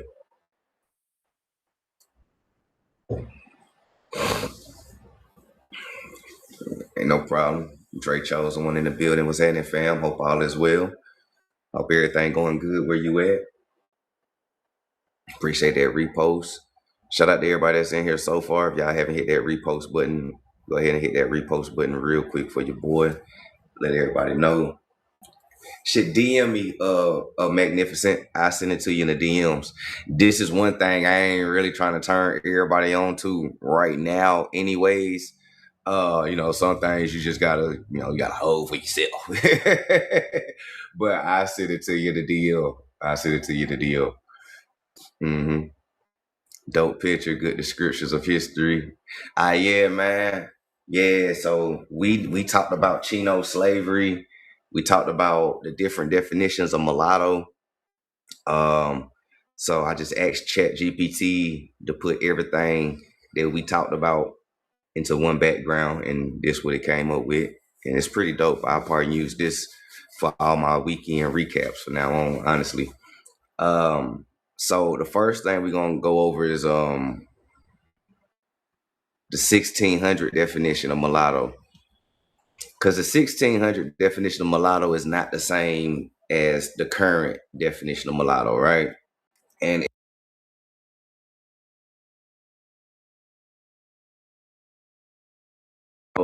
I appreciate that. I don't feel like words change over time. I feel like people accept the change over time, and then folks got to ask themselves, why are you changing definitions, right? If a word is supposed to be solidified, right? If grass mean grass, or whatever your leafy greeny substance, or whatever the definition is, it should always be that. Now, when you're changing labels that is meant for people that you put on it, you're only changing it because you're hiding something. You're hiding the individual. You're hiding what it really was in the beginning. So this is why we, cover a lot of colonial dictionaries and vocabulary words, because we're talking about colonial history, right? We're talking about ancestry. We're talking about history. So we got to use colonial terms in colonial times, which go with the genealogical records of colonial times, so we can really understand what they mean when they call somebody a mulatto. And in the 1600s, it don't, shit. And this is the complexity of the reason why they changed shit. Today, it quote unquote kind of still means the same once you understand the labels of black and white, right? But in the 1600s, they're more straightforward, right? One of the definitions of a mulatto is a Moorish man, or a blackamoor man, or an Indian man, right? A Moorish father or an Indian father. And they have a wife from either another country or another ethnicity. So let's just say we got an Indian man and he had baby with a Chinese woman. That baby would be considered a mulatto, right? Or you have a blackamoor man and he has a baby with an Indian woman, right? That would be considered a mulatto in 1600s. Or you could just have a full-blooded light-skinned Moor or full-blooded light-skinned Indian, and they will call them a mulatto. But in most of the times, the father or the mother is always either an Indian or a blackamoor, and then whatever else they choose to mixed with would be a mulatto. But I got those definitions, and we'll go over it again. What's happening, Libra? Peace, fam. Cash Fly was good. So you know I be on them herbs. I already know, man. I already know. I got the Sophia jars coming for all my tree partakers. Give me probably like 2 more weeks. Give me 3 weeks to be on the safe side. Give me 3 weeks, and I have the Sophia jars that I showed everybody ready. So if anybody want to cop one to keep your Sophia lettuce fresh when you get it, just holler at your boy. I got it. You know what I'm saying? Just trying to get some merch going here for my people and my real supporters. You dig? So when y'all out in public and you got a Higher Learning Book Club shirt or Higher Learning Book Club cushion coffee in the morning coffee mug, or you in a smoke sesh with your people and you pull out the Higher Learning Book Club cushion coffee jar, folks, hey, I got signs for the conscious mind, YouTube, TikTok, go and put them up on game, right? Pique people's interest. So, so I'm trying to get these shirts done, these coffee mugs done, trying to get the Sophia lettuce jars done. The books is already, the ebooks is already done. And I'm also trying to get these hard copies done. So I've been working, man. I've been working, been tired, but but it's all for a good cause. What's happening, Coop? Peace. I need to have lighters too. I thought about that. Trust me, I thought about having a whole collection, rolling trays, jars, lighters. I thought about all that. I was thinking about doing like a combination pack for people. You know what I'm saying? Like, you support the channel, you invest, 20, 30, dollars, you want to grab a book or whatever, or donations or whatever. I send you a combination pack of all of it. In this box, you'll get a cushion coffee mug, the Sophia jar, the rolling tray, the shirt, the lighter. You know what I'm saying? Just trying to do it. Yeah, a bundle pack for everybody. What's happening, BCU? And I might slide a couple of, books from my library collection that I have as well too. Because I got a physical library collection of physical books that I have. So, I might slide a couple of books inside there for y'all for my personal collection. You know what I'm saying? I mean, I done read all of them. I know what's in them. So I ain't got no problem with that. I've been home for months, didn't accomplish nothing, been lazy and sleeping. And I'm okay with that. It's all good. Sometimes, hey, it's all good, Lola. Ain't nothing wrong with being lazy sometimes. Just don't stay in that mode, because that spirit of laziness will take over fast.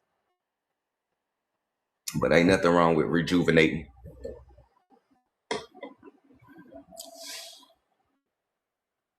Bundle deal with papers, yeah. You waiting for the hard covers? Yeah, man. I'm having the hardest time trying to get these hard cut covers done. Because of my book or my ebook. The formatting is different from a hard copy, so I have to go back and change the whole format, which is going to take hella time. And then I gotta I want to, put it on Amazon and everything like that. But I'm gonna have them done. I'm gonna get it done. I'm gonna have the hard copies done no later than the summertime. And I appreciate those who have been donating to the Cash App, because it has been going to getting my hard copies done. It's just wrestling with getting the format correct for the hard copy, because ebooks is different from physical books. So you gotta kind of change the whole format. Some stuff I gotta take out of the book. Like when I put books inside of books, like when you get the Reclaiming Our Consciousness book, and I got the Sophia Lettuce book inside of that. And not the Sophia Lettuce book, but Sophia and the Monad book inside of that. I'm gonna have to take that out, because I don't want to get no copyright problems or no shit like that. You know what I'm saying? I could only do that with the ebook. But we're gonna get it done. I'll let y'all, I'll keep y'all updated. I'll definitely keep y'all updated. What's that in Brittany? Peace.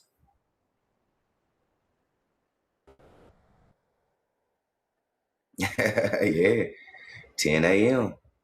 Yep. I was gonna get on at 8, but I realized I'm on East Coast times, and a lot of people is on the West or the Midwest. So 8 o'clock here is like 5 and 6. So ain't nobody really gonna be up like that. So start doing it at 10.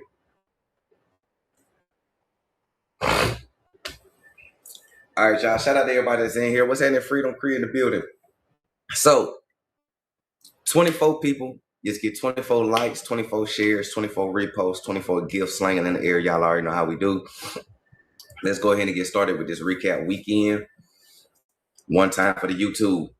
What's happening? What's happening? It's your boy Signs Up for the Conscious Mind checking in. You already know what it is when I come across your For You page. Stop, tap in. Dope gems, dope historical facts. All right. Public service announcement. I do got my laptop on the way. Right, my laptop should be here within a week or two. So we will start streaming on YouTube. Right. Once I get the laptop, set it up and everything like that, how I want it to be, we will start streaming on YouTube, and we'll be on YouTube for a little minute, give TikTok a little break. I probably still upload videos and stuff on here, but when it comes to the lives and stuff like that, we'll be on YouTube for a little minute, because there's a lot of stuff I want to talk and show and teach y'all, and I can't do it on TikTok, but I know I could do it on YouTube. You know what I'm saying? So we will be there for a little minute, going over some stuff. And then once we get done with all of that, we'll bounce back to TikTok. I am a TikToker. I can't turn my back on it and become a YouTuber. You know what I'm saying? I'm a TikToker. It's cool. But we will be coming back over here, though. What's happening, Quan? Grand Risings, Grand Risings, Grand Risings. All right. So just roll it if you got it. Just go ahead and get into some shit. So this is Recap Weekends. Man, it is, Dre. It's definitely hard to juggle too, especially while you got a job. You know what I'm saying? I think that's the biggest thing, is that the fact that I work a 9 to 5, 9 to 6, sometimes 10 hours. That also takes up 10 hours or something. You know what I'm saying? That I could be doing for the platform and everything like that. But you gotta work, gotta eat. You need it until you can get to that point to where you don't need the 9 to 5 no more. And hopefully we'll reach there, and I could just be a full-time teacher for everybody. And that's the goal for real. I'm trying to get to being a full-time teacher to everybody, because I love doing this. I just got to get the finances to the point to where I can actually do that. So until then, when we're going to be burning the midnight oil, you know what I'm saying? Till then, we're going to be burning the midnight oil, man. But it will pay off. I feel it. I know it will. So let's go ahead and dive into this recap weekend, y'all. Just go ahead and start with the term mulatto real quick, for those who have missed it, for those who need a recap and a go over. So we're going to go into this dictionary right here. All right, we're going to start off with this first 1600 dictionary. This dictionary is from the 1661. All right, if y'all want to get y'all screenshots, go ahead. This is the New English Dictionary, or Complete Collection. All right, from the 1661. Okay. I posted this dictionary on Facebook, and I'm getting clowned for reading the dictionary. That shit crazy. All the trolls over there, I was like, damn.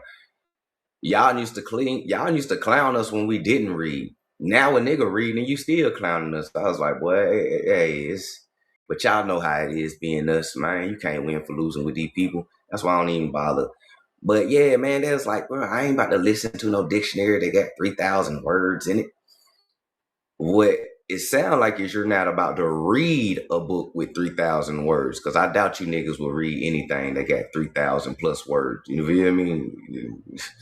Niggas barely want to read 200 words in a text message. So I doubt you niggas is reading 3,000 words. That's still a lot of motherfucking words. You feel me? But this book has more than 3,000 words in it. So, right, Quan, if we read, we wrong. If we don't read, we're wrong. You feel me?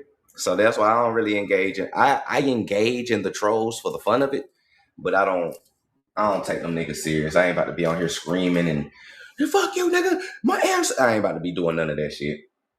You know what I'm saying? Because at the end of the day, you can scream, you can yell, you can cuss these niggas out, you can speak your language, you can do all this type of shit. They still not gonna believe you. They don't give a fuck, and they just racist. So why talk to a brick wall? And plus, I started my journey for my people anyway. The trolls is just extras. You know what I'm saying? So inside of this dictionary, we're going to turn the page. So in 1600s, what was a mulatto?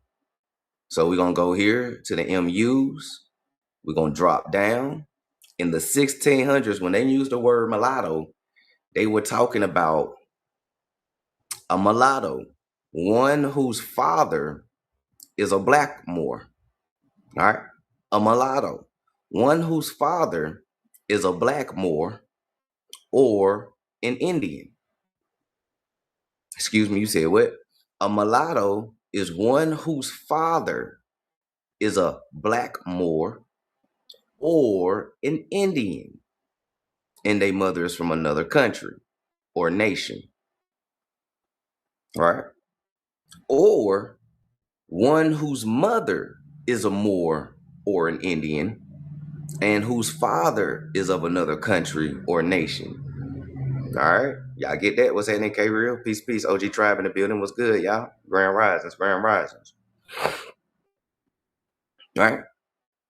A mulatto in the 1600s, one whose father is either a Moor or an Indian, or your mother is a Moor or an Indian, and whose father is of another country or nation. So what is he saying right here? He's saying that your father can be a Moor and your mother could be an Indian, and you could be considered a mulatto. Your father could be a Moor. Your mother can be Irish, Black Irish, right? You could be considered a mulatto. Your father could be a Moor. You could be Chinese, Chinos to Indians, right? You could be considered mulatto, and vice versa with the mother, right? Your mother could be a Moor or an Indian, and et cetera, the same way. So what we understand is that the basis of a mulatto in the 1600s was either a Moor or an Indian, and then something else.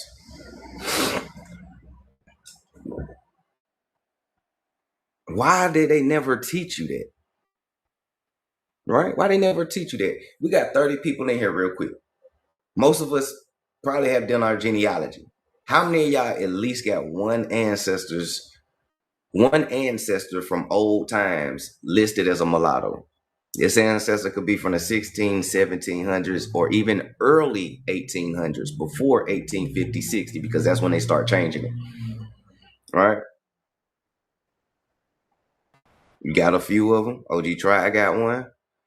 Big Dog said, I got hella. I do. See what I'm saying?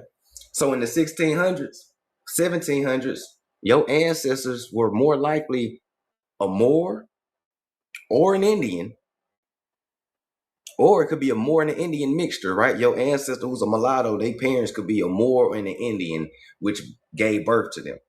Or it could be an Indian and an Irish person, because a lot of us got Irish in us, right? Or Scot, right? It could be a Moor and a Scottish, or Indian and Scottish, right? Woo, woo. And this is how you get the mulatto. But the problem is that all of these are dark-skinned, swarthy people. So your first mulattoes in colonial history in the 1600s was dark-skinned people. Not the pale-skinned, straight hair, not the Blake Griffin nigga, not the Steph Curry, not the Logics. Those type of phenotypes of mixtures and biracials came later on when white people came. And early in colonial times, there was rarely any white people here. And if they was here, the Muslims brought them as slaves. Or they was Jesuits working for the church. What's happening, vegan? Peace, peace. Kwan said, I got some. K-Real said, I do. Samurai, yeah, see? And here we are in dictionary. All right? This ain't Google. This ain't chat. This is dictionary. A mulatto, one whose father is a Moor or the father is an Indian. And the mother was of another nation or country. Or, depending how your genealogy set up, the mother is the Moor or the Indian. And the father is of another country or nation, or the father might be a Moor, or the father might be a Chinese person, or the father might be You see what I'm saying? So, okay. And I say that because most people, if you ask them what a mulatto is, they're going to give you the modern definition, right? The watered down, modern, change definition, right? Hey, what is a mulatto, fam? Well, you know, a mulatto is a black and white person mixed. Black and white is a status. Black and white is a status. Anybody can damn near be black, and anybody can damn near be white. Now, if we pull out the Black's Law Dictionary, 4th edition in the 1800s, white was known as what? Sephardic Jews, Moorish inhabitants. White, free white persons, right? Moorish inhabitants of the Iberian or Celtic and Celtic, right? Colored people. Or Sephardic Jews, right? Colored people.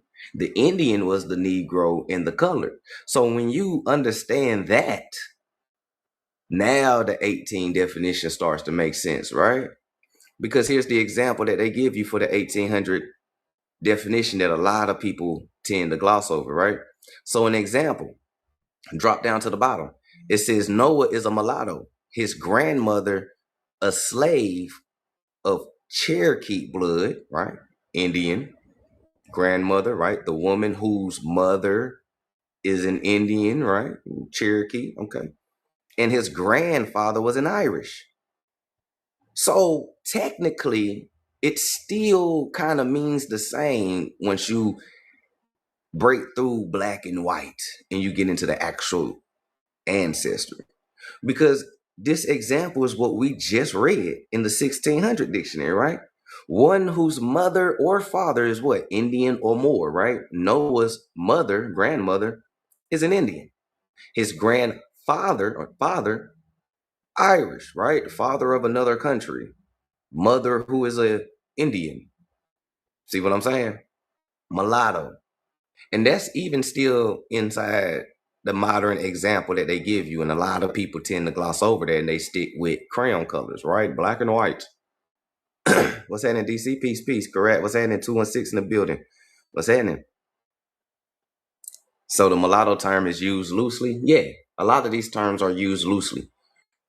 But they don't break it down like that. They let people come up with their own assumptions, their own interpretations instead of the definition. Just like how people do the Bible. The Bible didn't say that. Well, my interpretation of the Bible, it does. And that's where you have a problem with knowledge and history. Because people always want to go off of their opinions, their interpretation, instead of what it actually says. Your opinion and your interpretation is cool, but that don't override what the actual thing is saying. You know what I'm saying? So, and let me show y'all another reason why you can't really go off of that black and white shit like that unless you do genealogy. What a lot of people don't know as well is that we're going to get into this book. Hold on. What a lot of people don't know, let me find it. Hold on. Give me a second. It's up here. I got it highlighted too. Oh, where is it at?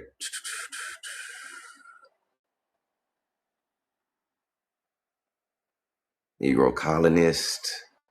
Oh, yeah, here we go. And a lot of people don't know either is that Asians were also called black and Negro. And that's for the FBA out there who be thinking that black is only exclusive to, United States Black Americans. We was the first and only people in history called the black. No, you wasn't, and you haven't even picked up a history book. A lot of motherfuckers was called black, Negro.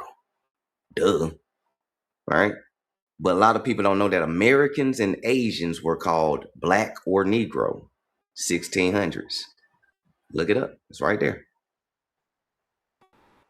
American Indians and Asians were called black and Negro. Now, I know when I say Asians, a lot of y'all probably thinking like Siberians, nigga. No. Asians. Asians. Y'all forgot there's Asians that look like this. Asians. Y'all forgot there's Asians that look like this? American Indians and Asians were called black and Negroes.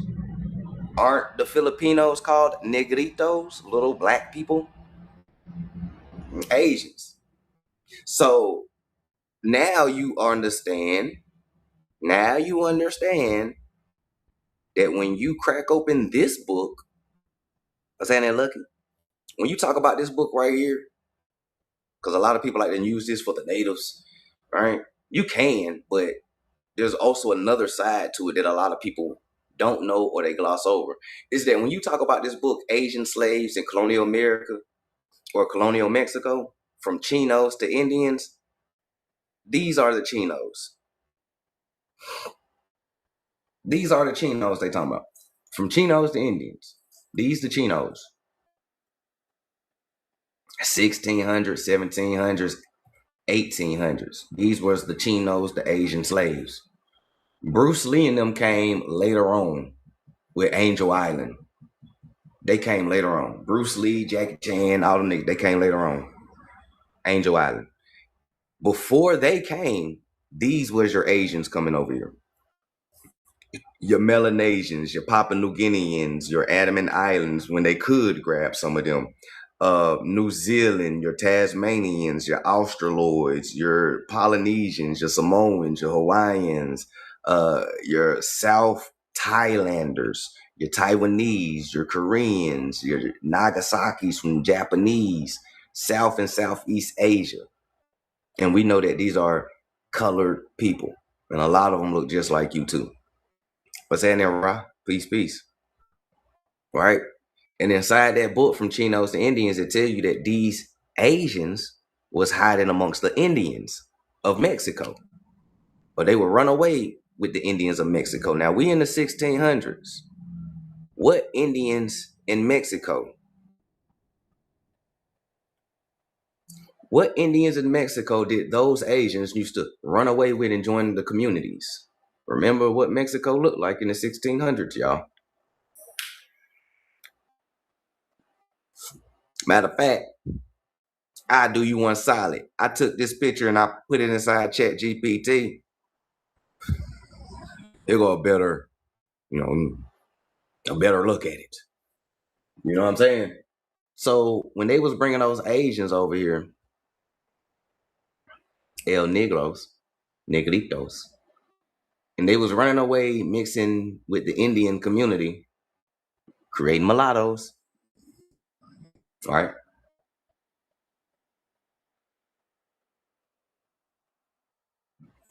All right. And if you notice, look how the world treats Southeast Asians today. Yeah, they treat them just like us. They treat the Southeast Asians just like us.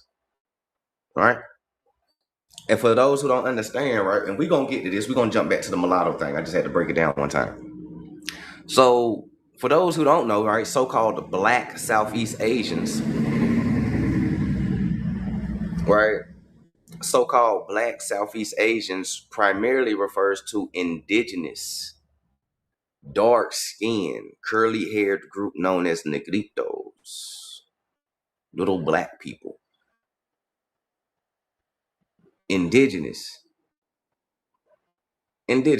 little black people, negritos, right? Black South. So my question is, if these negritos, right, who they call little black people, are indigenous, why would America be any different? If the Papua New Guineans are called indigenous, they resemble us, why would black Americans in America be any different? Why is all these other dark-skinned people that resemble us are called indigenous and it's cool, but when we say we indigenous, it's a problem? Why would America be any different?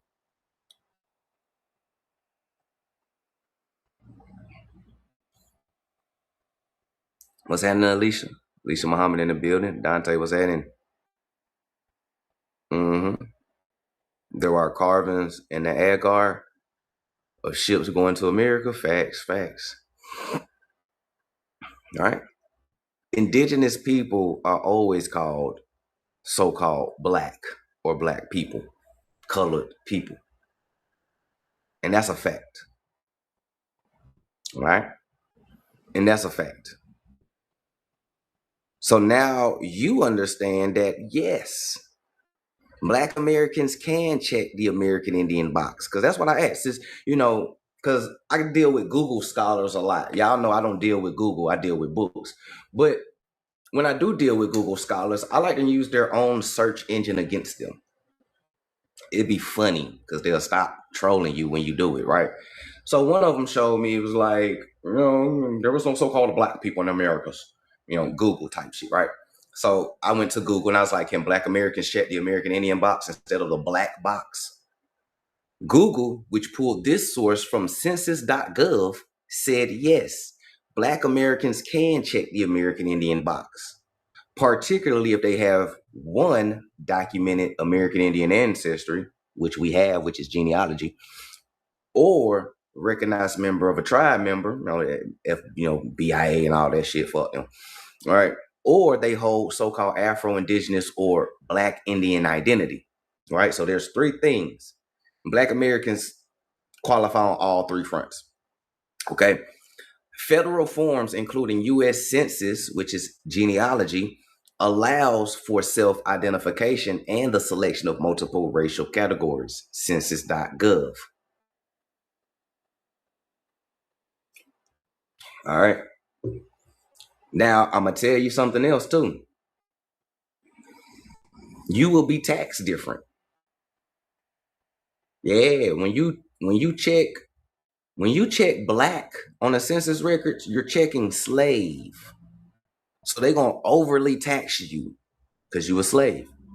Now, when you start checking shit like other, Indian, white, your taxes on your income taxes, your taxes on your paycheck changes.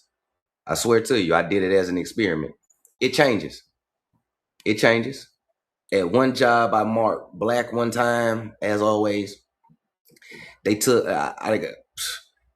they took like 20% or like 30% of my check. They left me with like 70%. The next job I got, I checked other, and I was able to keep 80% of my check. Now at this current job, I checked American Indian when I first got hired. I keep 87% of my check, almost 90% of my paycheck, and I only give them 10. So the status also affects how much you are taxed, believe it or not.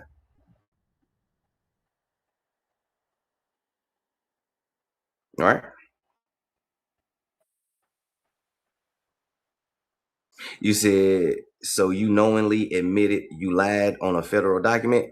That's not lying. That's not lying. I would have been in jail. I ain't lie. As a Black American, I can check Black, other, or American Indian because technically I fit in all three boxes. I could check other because I am mixed with Irish. I'm mixed with American Indian. I'm mixed with the Moor.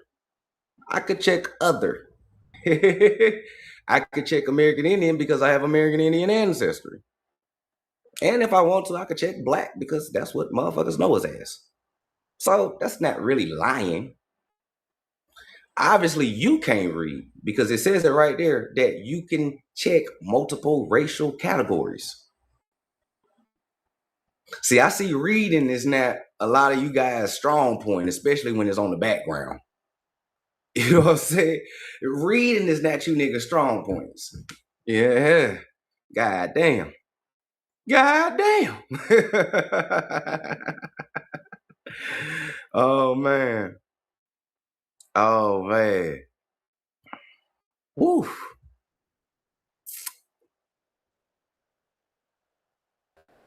Woo, shout out to everybody that's in here. So, do your genealogy, and can't nobody tell you who you are. Right? Even when they try to scare you, it's illegal, it's a federal crime. Yeah, it's a federal crime, but no Black Americans have ever been locked up for that. And we always been saying we Indian. The only people that's getting detribalized, deported, and locked up and exposed is natives and white people. Let that marinate for a second. All right? Let that marinate for a second.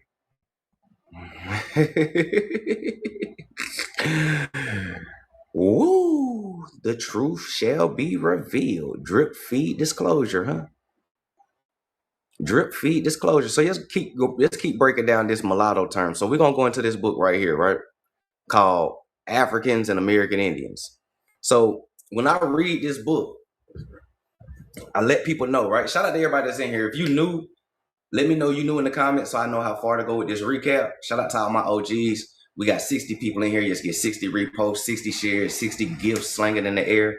Shout out to everybody that's in here. I hope y'all enjoying the live so far. Let's keep going. So when I crack this book open, and a lot of books, when I read this book, I let y'all know now, I substitute the word African with Moor or Sephardic Jew.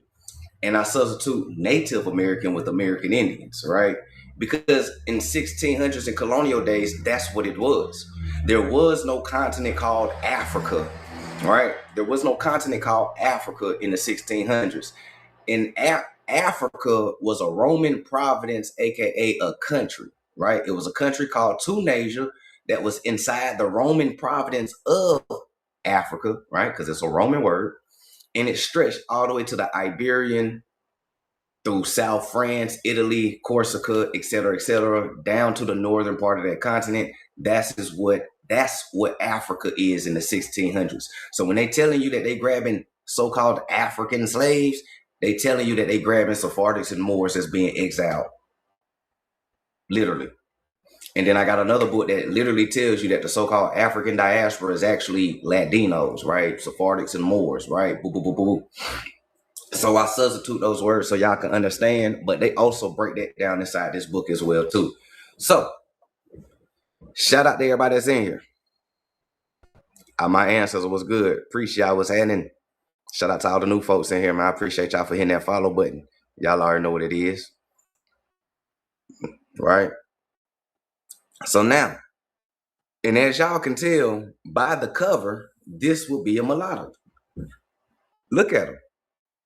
This is, if for those who don't know, this picture comes from the Esmeraldas, or these are your Inca chiefs. Some of them was called mulattoes, some of them was called blackamoors in the description. But look at them though. A Moor or Sephardic mixing with an American Indian, Incas. This is what you get. This is what you get. Right? This is what you get. Ain't no identity crisis here. Only people got identity crisis is natives and white folks. All right? You guys y'all can't debunk us. So I'm not worried about that. If anybody could debunk me, they would have been on my panel right now with hella books and sources debunking me. But y'all don't have books or sources. Y'all got memes and insults, which is a clear indication that you guys don't know shit and you guys lost already before you even got started. Stop hiding your black grandmama in the closet. She deserves to be free. Let's keep going though. Y'all ain't even got to respond to him. I already blocked him. We got too much to cover today. All right, let me go ahead and spark the Sophia letters because I forgot I even rolled these. Roll it if you got it. What's happening, Gus? Peace, y'all. Appreciate y'all for tuning in. So this cover is a mulatto, right? Just like how we just broke down what a mulatto is, right? A mulatto is either a person whose father is a Moor or an Indian, or whose mother is a Moor or Indian or of a different country or nation. So when we talk about South America, the Esmeraldas and the Incas and all of this in this picture right here,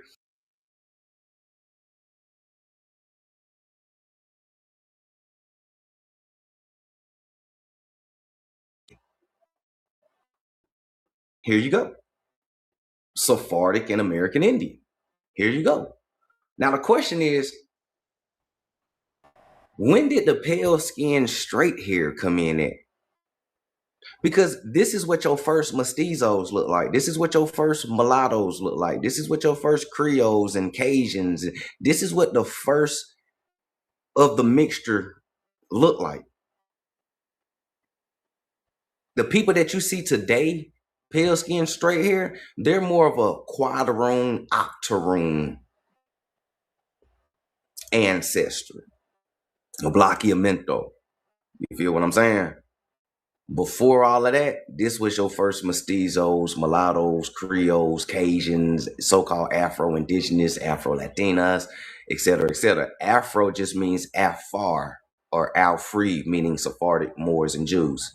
So that's why they say Afro in front of shit, because that's a code word to let them know that you guys are still here, right? Afro, Al-Far, Al-Free, Sephardic, Moors, Roman Providence. All right. Do that make sense? Anybody got any questions so far before we keep going?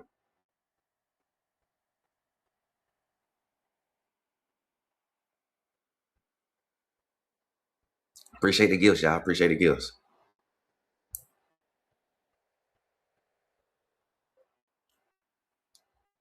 Appreciate the gifts. Shout out to everybody that's in here. Anybody got any questions though?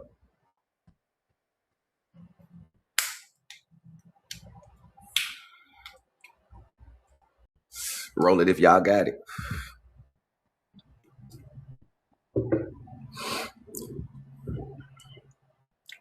Okay.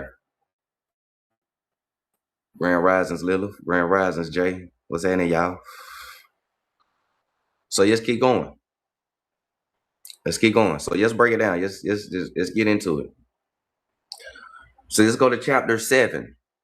Right? The classification of American Indians as mulattoes in Anglo North America, right? Germanic North America, right? Because that's what Anglo is. Anglos are Germanic people, okay?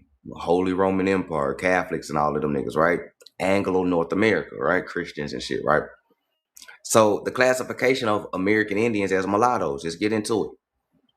Because a lot of times, your people could have just been full blood Indians and still be called mulattoes because they was light skinned, right? Red bone, yellow bone, light, bright, damn near white, still considered as mulattoes because it could be a descriptive term for light skin. We're going to get there. So contemporary scholarly and popular literature in the United States has largely ignored the significance of widespread American Indian ancestry. Contemporary scholarly and popular literature in the United States has largely ignored the significance of widely spread American Indian ancestry among Afro-Americans, right? Afro-Americans. Remember what that Afro mean, right? You know, American Indian ancestry amongst Afro-Americans, right? And also of Moorish ancestry among many native groups.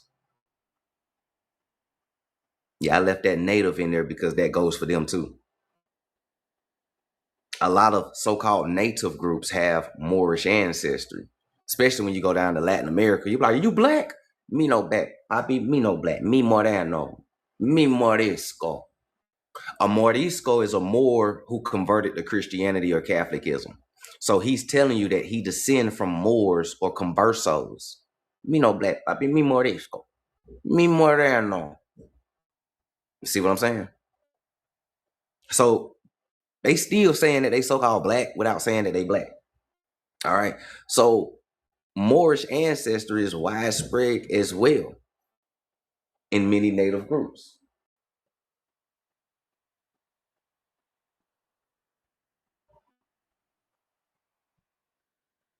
Hold on, y'all. I think somebody else does.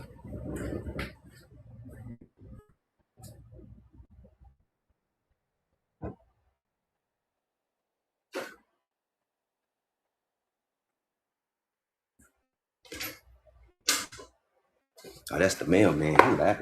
Mailman loud as hell. My bad, y'all. Thought that was the mailman. All right.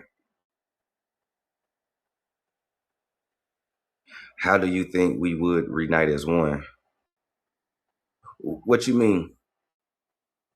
What's happening, Yusef? The Jizzle, what's happening? Let's keep going. All right. So the consequences of this neglect are far-reaching. And this is especially true in relations to studies of the evolution of music, folk tales, social organization, and other aspects of culture.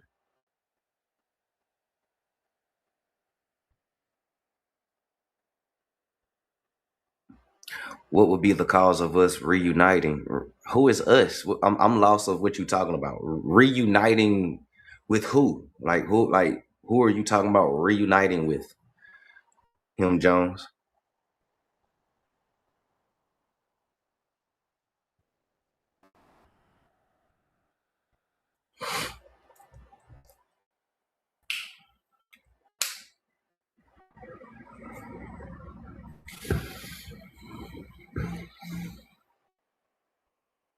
You said our kind to take back with ours. We ain't. We've always been united.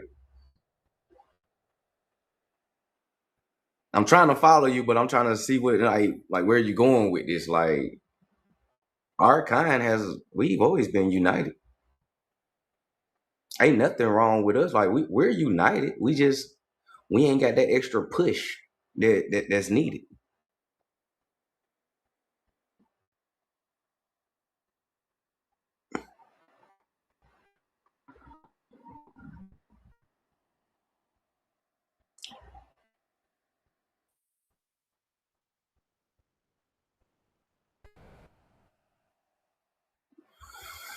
Appreciate the gifts too, y'all. Thank y'all for the gifts. He probably thinking of all dark. I don't know. He might. Are you talking about like all dark skinned people?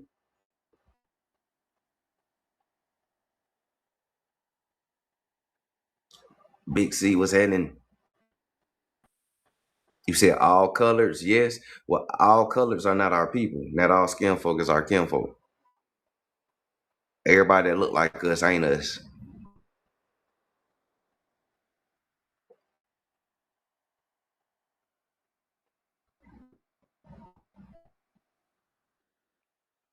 The feather versus the fez is not true, just more division. I can agree. I can agree. Indians versus Moors is actually what they want for real.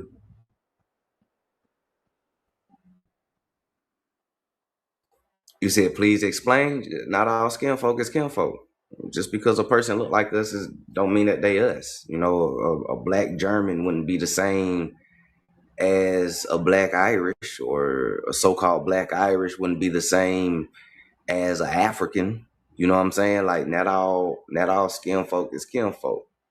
You know, and not just in that sense. Like it could be American Indians, right? Before colonizers. See, this is what I'm saying. Like before colonizing and colonization and all that shit even happened, Indians been fighting amongst Indians for centuries. This ain't nothing new. Like everybody think, oh, the European turned us against each other. No, we was already beefing before them niggas got here. The Iroquois and the Algonquin are traditional enemies, meaning that these niggas been beefing since the beginning of time on America. Some tribes got along, most tribes didn't. You know, it was always over about territory, you know, women, you know, it's the same shit that people beef about today. You know what I'm saying? But Iroquois and Algonquin have always been traditional enemies. Us versus the Siberians have always been a thing before the Europeans got here. You know, well, the Siberian are the Europeans, but I'm just saying. So this ain't nothing new. The problem isn't what we call division. The problem is misguided anger because of misinformation. So to answer your question, so I can continue reading, you asking what will happen or what is needed to cause the unification. Well, knowledge is power, genealogy as well. Getting into these books, understand spirituality, right? And understand that there's a lot of people who look like you who is not you that infiltrated your community and giving us a bad name. So we got 5 things to clean up in our front yard. But it all starts with knowledge, information, and understanding, right? Once you have those things and you can see who your people is, then you can start weeding out, you know, the snakes. Well, not the snakes because we the snakes, but, you know, weed out You know what I'm saying? The fucked up people, if any of that makes sense.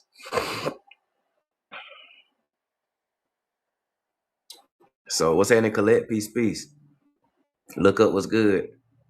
You said the FBA ain't us either. I feel like some of the FBA is us. They just misguided. Cause you know how some of our people is. Some of our people are stubborn, right? A lot of our people are stiff-necked and stubborn. So a lot of those people is in FBA because of ego. And it ain't nothing but an ego thing. Some of them is us, some of them not us. I feel like most of them is not us, but some of them is us that got sucked into the bullshit. Honestly, I can't worry about them. You know what I'm saying? I'm not even trying to reach FBA people. You know, they on their own little cord or whatever the fuck they got going on. Some of our people got to be left behind, and we got to grab those who we can grab. You said all dark skin is the same species but multiple races. That's false as hell, Adolf. All dark skin is not the same species, and there's no such thing as race. Race is a social construct. The only race that people know is black and white, so there can't be multiple races if there's only two races, either black or white. That's how they created it, and it's a social construct. So, but all of us is not the same species. All of us is not the same. Some of those niggas is Neanderthals and wild men and monkeys and shit. Which I know is far-fetched because, you know, we've been brainwashed with Pan-Africanism and pro-black and all that other shit for so long. But a lot of those so-called dark people ain't us. Some of them are the little hats. Some of them are wild men and fucking monkey niggas and shit. You know what I'm saying? Like real shit. Some of them niggas can drink meat and eat. I mean, some of them niggas can drink milk and eat meat that's still red and shit. And not just, we all not the same. We all not the same. Facts, hairy bodies, and their mindset, spirit, and heart also. Yeah, we all encountered a black wild man before. We all seen a black wild man before. Nigga be melanated, hairy than a motherfucker. Yeah, I like my steak medium rare. Nigga start salivating at the mouth and shit.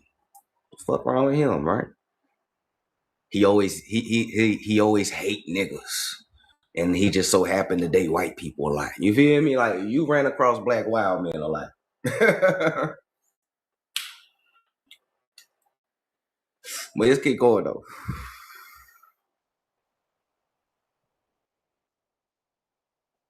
All right.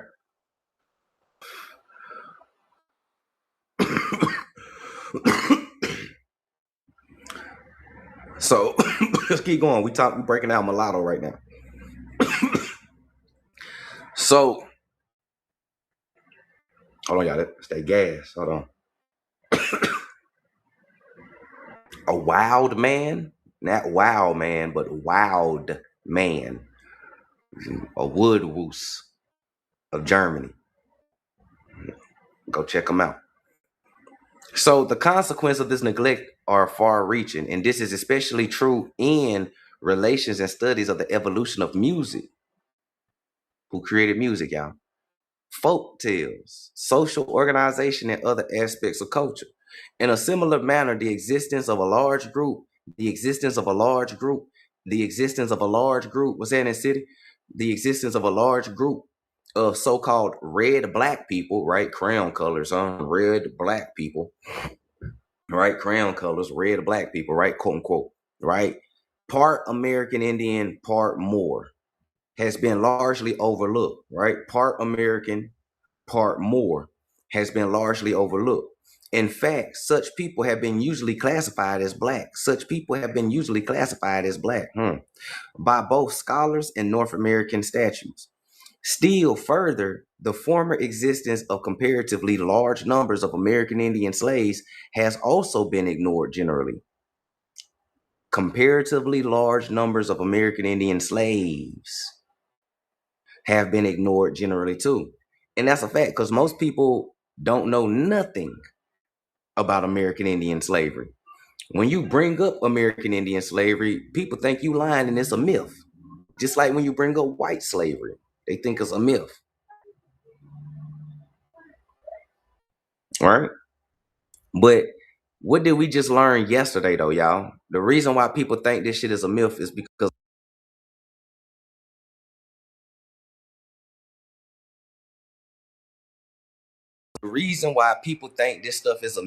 they've been programmed.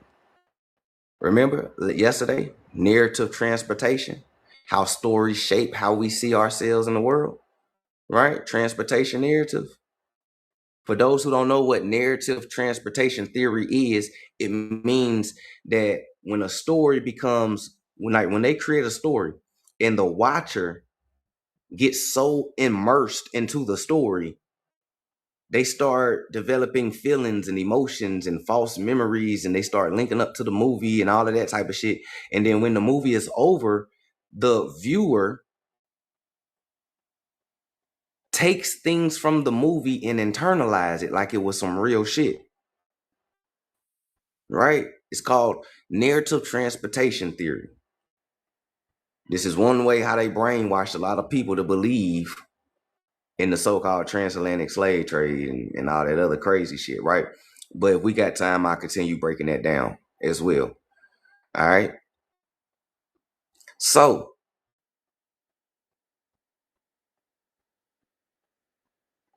all right. So, American Indian slaves have also been generally ignored, with great consequence for both early indigenous and so-called Afro-American history. All right. Afro-American history, right? There are, of course, exceptions to this pattern of overlooking the so-called red-black connection. First, there are large numbers of biographies and autobiographies. As for an example, the musician or singers such as Adelaide Hall, Willie the Lion Smith, Paul Robeson, Josephine Baker, Bunk Johnson, Lena Horne, Pop Fosters, George Lewis, Pearl Bailey, Lead Belly, Tina Turner.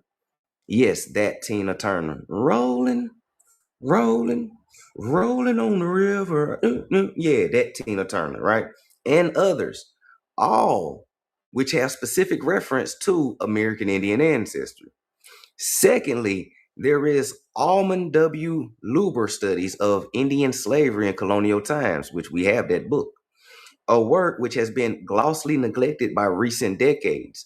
And thirdly, there are several early attempts to document or to note the significance of the so-called Black American interaction, right?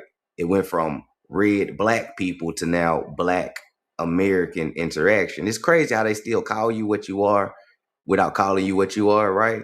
Because it says Black dash American interactions, meaning Moors and Indians interacting. Today, they removed that line between Black and America and they call you Black Americans. As they used to call you what? Afro Americans before you became so-called African American, right? Peep game. And everybody like to call you a mulatto, right? But what people don't understand is that free white persons was for Sephardic Jews and Irish people and non-Caucasians. So a free white person is still a colored person. And then we know that the Negro was always the American Indian, so-called Black.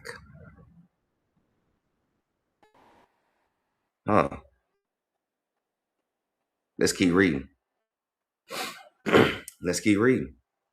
You know, let's keep doing something that natives and other people don't do, right? Yeah, Little Richard, all of them. You say, yeah, all that shit was fake. Everything that's overseas was already established here in America. Facts. Facts. All right. International House of Pseudo was happening. So now, and they said that the blood of the Southern Negro of the U.S. is unquestionably Indian.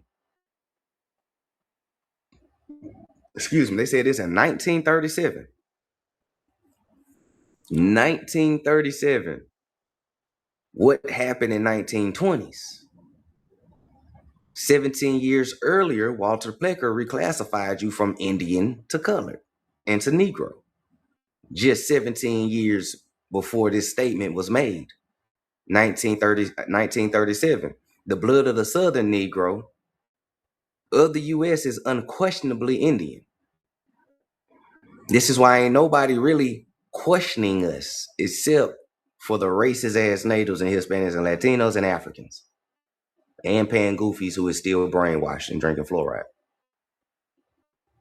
Ain't nobody else questioning you. The government ain't questioning the shit that we talking about. The native elders ain't even questioning the shit that we talking about because they know. Notice you are always being trolled by middle-aged, miserable ass natives and younger natives and younger Africans. Them niggas be like 18, 20, and 21, 25 come up here trying to argue with grown ass people who read the book, right? Understand the age range and the type of people that's trolling you. You ain't never being trolled. You know what I'm saying? The government know this shit. They say it every day. Trump say it every day. Black Americans built this country. And this country have always existed. He didn't say built this United States corporation. He said country. And the country have always been here, which means you have always been here. Those guys don't look like the Indians to me. And they don't look like Indians to the Indians either. Beavis and Butthead, 1994. The Indians. I don't think you're supposed to call them that. They're not supposed to be called Indians again. Well, what do we call them? I think they're called African Americans. Beavis and Butthead, 1994. You can go to Roots. I'm a Mandinka. I'm an American woman. They show it in your face all the time. The biggest self-hate that Black Americans have is not being recognized as Indians. That's your identity crisis. And I say it every day. Called an Indian. You don't want to be called an American because you think about America with 3 Ks because they made you hate your own fucking land, nigga. That was the whole purpose. You the only person that hate being an American. You rather be an African and you ain't got no ties to Africa. You ain't got no cousins over there. You ain't got no aunties. Ain't no ancestors buried over that motherfucker. None of your genealogical and land patents take you back over to that bitch. You got more connections in Europe than you do Africa, nigga. And I'm just being real. Some of y'all will find cousins in Ireland before you find a cousin in Africa. Some of y'all will find cousins in Scotland before you find a cousin in Africa. Some of y'all will find cousins in South America, Yucatan, Mexico, Germany, Britain, before you will find a relative in Africa. And that is a fact. All right? You hate being an American. You hate being called an Indian. That's your identity crisis. This is your land, and you don't want nothing to do with the land. That's the identity crisis. Trust me, if them niggas wanted to hide the fact that you was an African, they wouldn't call you an African in the first place. Because when you ask people, hey, well, if we African, then why we don't know our language and shit like that? Well, that's because they didn't want you to know about Mother Africa. They didn't want you to know that you was African, brother. They wanted to take it. Then why the fuck did they call us Africans? If I wanted to take your identity, I'm taking a whole identity, nigga. It's always the other way around. They've been telling you everything in reverse. For real. They've been telling you everything in reverse. The best lies are the ones that's told backwards. The best lies are the ones that are told backwards because technically you're not lying. You're just telling it backwards. You're just telling it backwards. Know what I'm saying? You hate being an Indian so bad that you rather call yourself a FBA. You walk up to any of those FBAs, y'all know we Indians, right? Yeah, nigga, I know we Indians, but I don't want to be called an Indian. You know, I'm FBA. You know what I'm saying? You know we Indians, right?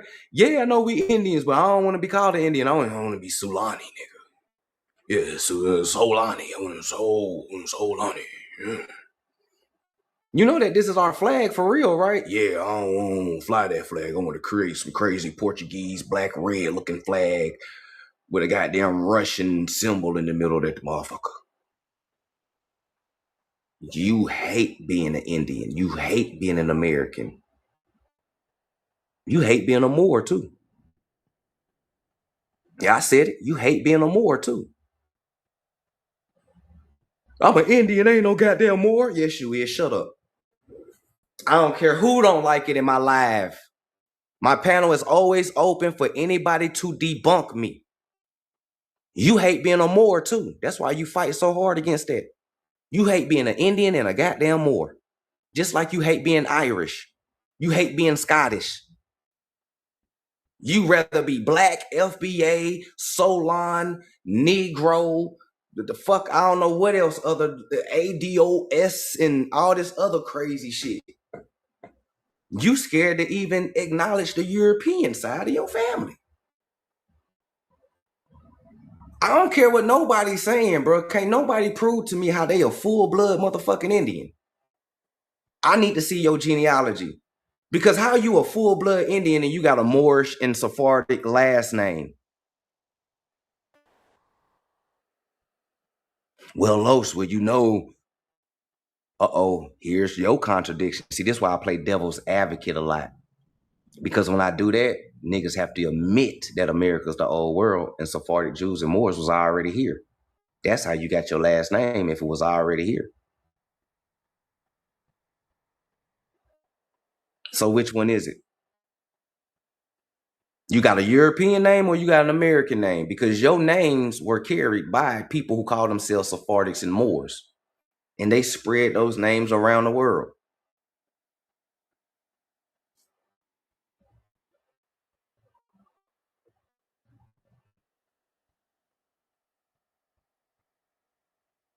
Which one is it? You got to make a decision.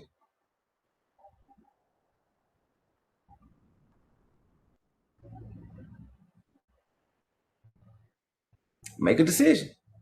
How do you got a European name if you are pure Indian and you ain't never been a slave? Huh?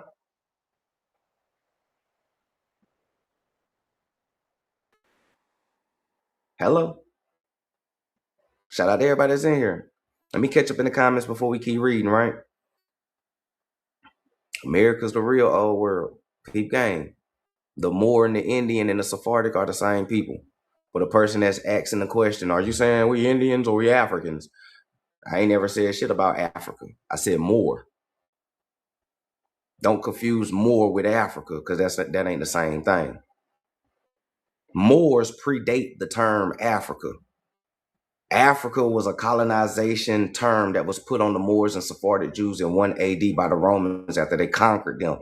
They are not Africans either. Some of them, most of them is indigenous Americans who went to Europe a long ass fucking time ago. And they was called blackamoors when they landed. The Moor and the Indian is the same person.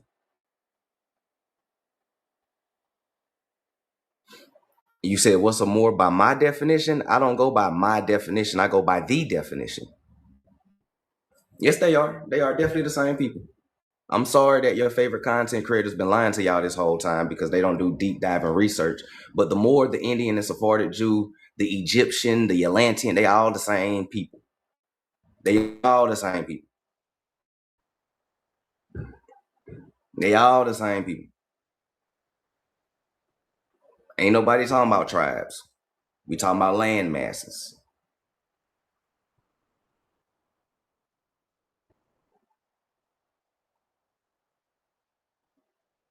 They migrated out of the Americas, exactly. When you tell the story of the Moors, you telling the story of America. America's the real old world. Geometry, astrology, alchemy, pyramid building, all that shit originated here. The Moors took it to Europe and spreaded it to Europe and Asia and Africa.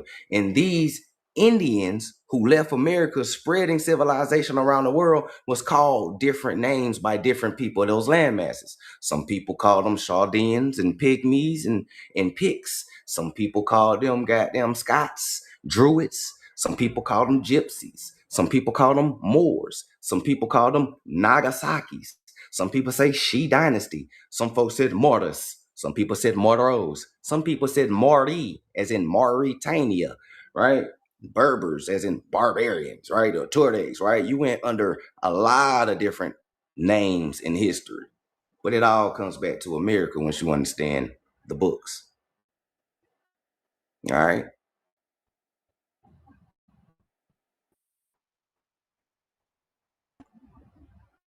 All right?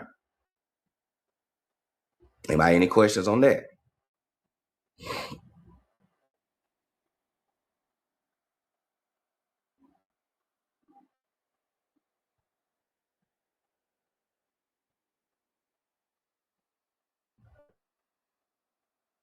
That's why you have people like Thoth that was everywhere with different names. Exactly.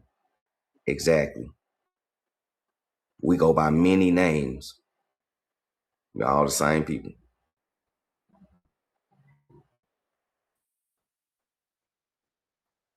You said they wasn't the same because they came from different cultures and different backgrounds. They definitely came from the same background.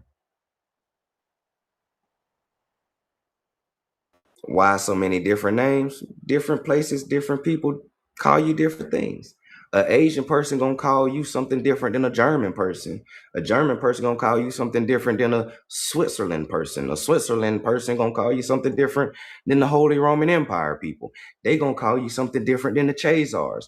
They gonna call you something different than the Romans and the Carthaginians. They gonna call you something different than the Caucasians. They gonna call you something different than the Southeast Asians. They gonna call different people call you different things. That's just what it is. You said what land are the Moors from? They from the west coast of America, what you call Mu. That's why they still carry the name Mu with them, because they are the children of Mu. They from the west side of America, Queen Mu and them. Atlantis is on the east coast of America. The Algonquins, Atlanteans, the Moors and Sephardics are Mu. This is why everything that deal with Sephardic and Hebrew and Moors is always on the west coast of things, right? Utah, and all of that. You know what I'm saying? But all Americans, though. We're all Americans. We all come from here, right? So that's just like saying the Dominicans are the same as Black Americans. The Dominicans are the same as Black Americans when they come from the same background as us. They're still Americans. You're breaking down how your cousin is different from you. That's all you're explaining. You're explaining how cousins are different, but everybody come from Big Mama's house. You're not understanding or comprehending what I'm saying. The Dominicans are our cousins. They still Indians. The Haitians are our cousins. They still Indians. The Panamanians, the South Americans, they all Indians. They your cousins. Your cousins, of course, gonna grow up and do different things, but they gonna always remember grandmama's house and the basics of the teachings. That's where you get your pyramid building, your astrology, your geometry, alchemy, all of that, the basic, spirituality, your morals, your conscience. That's the basis of the teaching. Once everybody grow up and they leave Big Mama house, then your cousins don't do the same shit you do, but y'all got the same grandmamas. Your siblings don't do the same shit y'all do, but y'all brothers and sisters.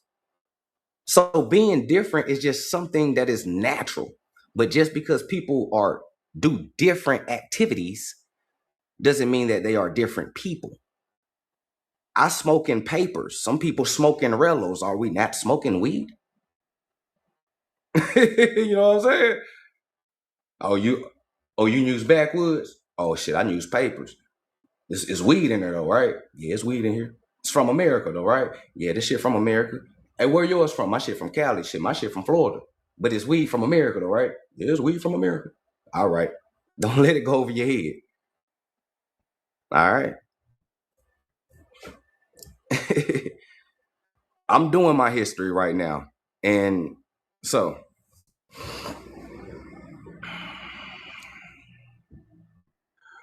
okay, so you're saying the Spaniard black people are the same. Oh my God. I ain't got time for this. If history is not your strong point, don't even come into my life. You're derailing the conversation. Go read a book. This girl talking about go do your history and we reading a history book. How you gonna tell somebody go do your history when my live is about reading a history book? Started with a dictionary for you. Now we into a history book. Let's keep reading though. Exactly. Right. So anyways, the blood of the Southern Negro, this why the blood, hold on y'all, let me hit the joint real quick. This why I hate explaining that Indians and Moors are the same people sometimes. Because, oh, Lord have mercy. Let me, And she probably got a whole Moorish last name. That's the crazy thing. Player Ada, what's that if? Nah, I ain't letting them distract me. It's TikTok.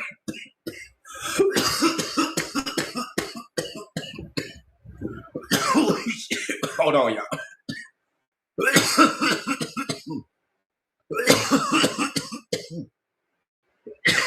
Fuck.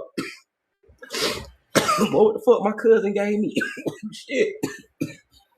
I'm about to call that nigga.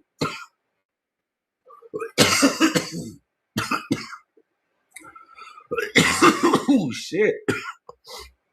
Boy gave me a late birthday gift.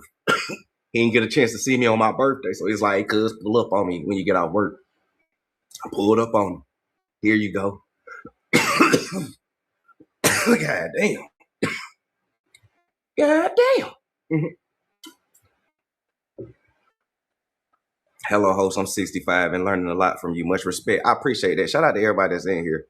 If y'all haven't followed the page, hit that follow button. Check out my YouTube page as well, Signs for the Conscious Mind. I post a lot of my lives on there for people who, can't always catch a live or you might miss some because I go live every day. You right? So Signs for the Conscious Mind is my YouTube channel. Catch up on all the information. I always post sources and books and documentation. We don't do no trust me source over here. We don't do Google research. And you know what I'm saying? We keep it straight on primary sources. And a lot of my OGs and in-betweens can vouch for me. You feel me? I appreciate y'all for tuning in. I'm glad y'all digging the live. Let me answer this one last question and we'll get back to it. Matrix Morpheus says, were Moors Muslim? Some of them was Muslim, some of them wasn't.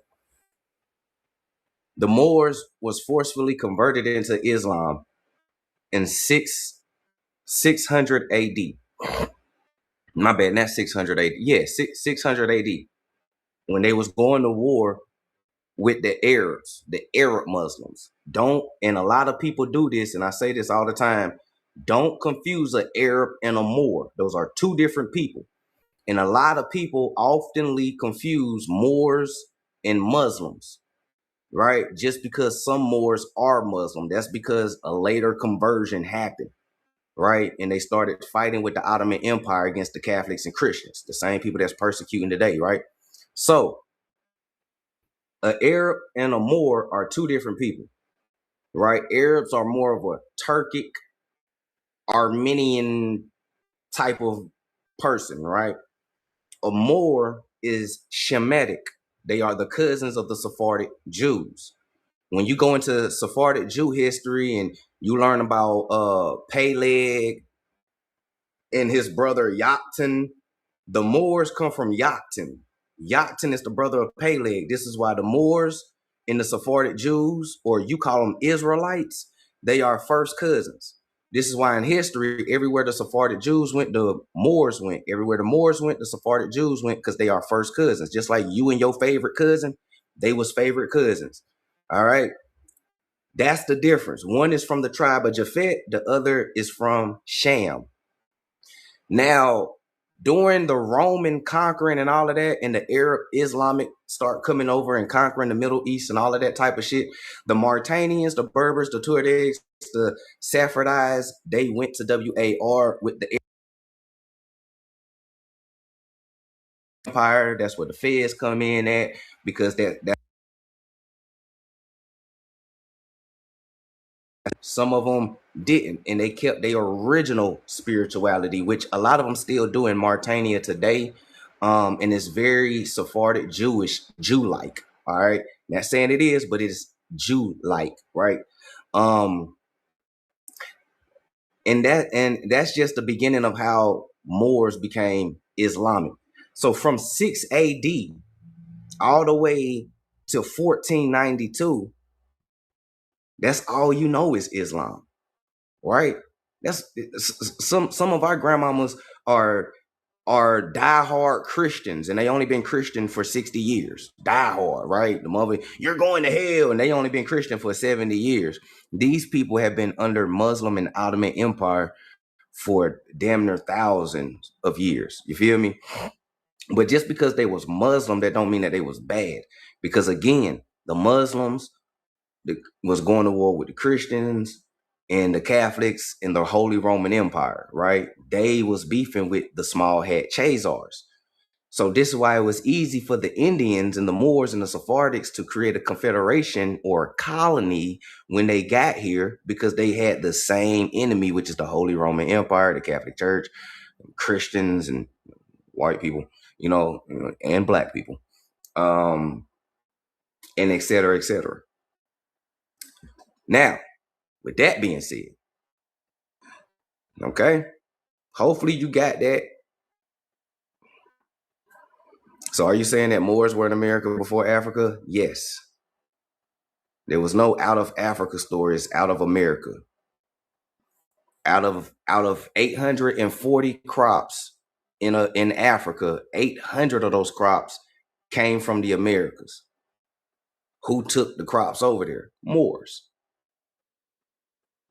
You know what I'm saying? A lot of so-called Africans today still carry American Indian tribe names today.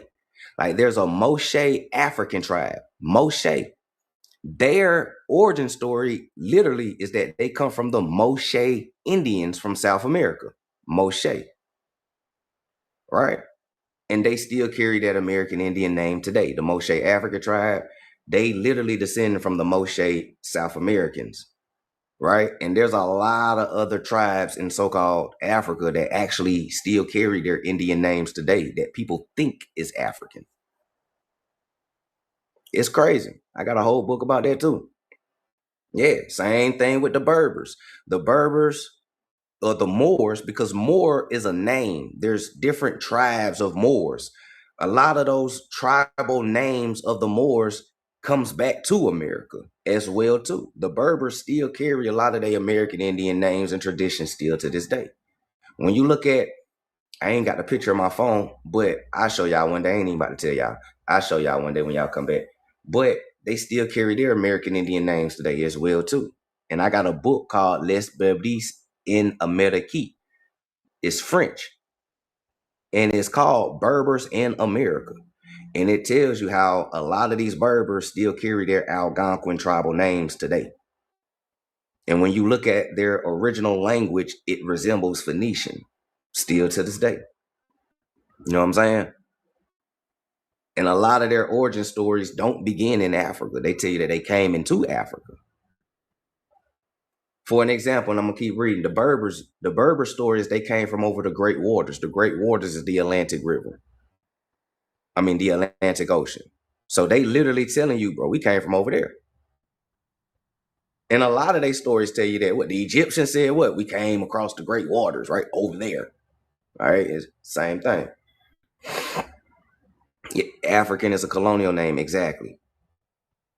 When they say Africans, take that shit as black and white, right? Take that shit it's a colonial label, not really an identity. This is why so-called Africans don't even call themselves Africans. They're like, where are you from? I'm from Nigeria. I'm Nigerian. I'm Yoruba. They don't even say Africans unless they talking to an English person or English speaking person, then they would say Africa.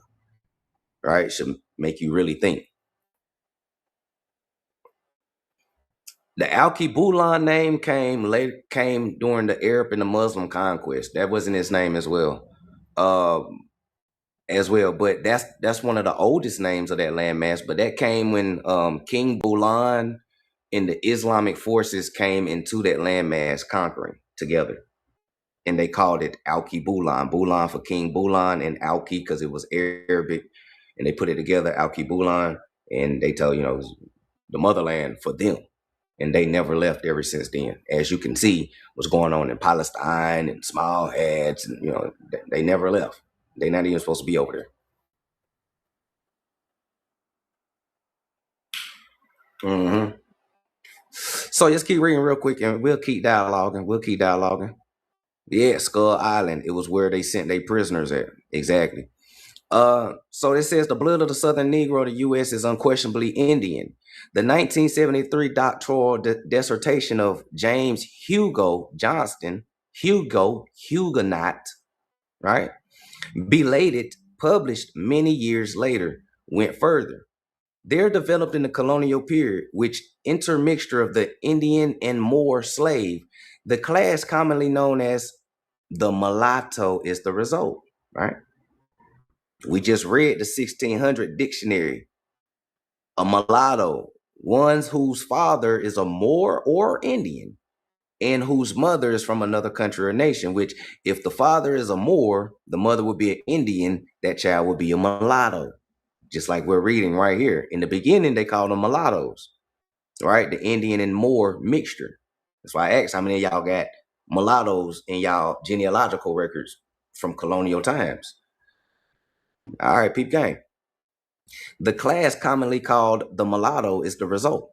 In many instances of the union of the so-called three racial elements, racial, right, skin complexions, to the visitor in the South, the physical characteristics of many Negro slaves bore witness to their Indian origins. Many characteristics, the way you act, walk, talk, is a witness to their Indian origins. You still have your Indian accent. Yep. You still have your Indian accent. Your Indian, that so-called countries, Ebonic or the Black American speak, that's actually your Indian accent, believe it or not. You still carry it.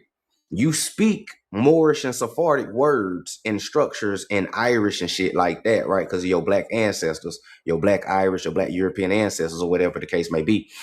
But your accent and your dialect is very much American Indian.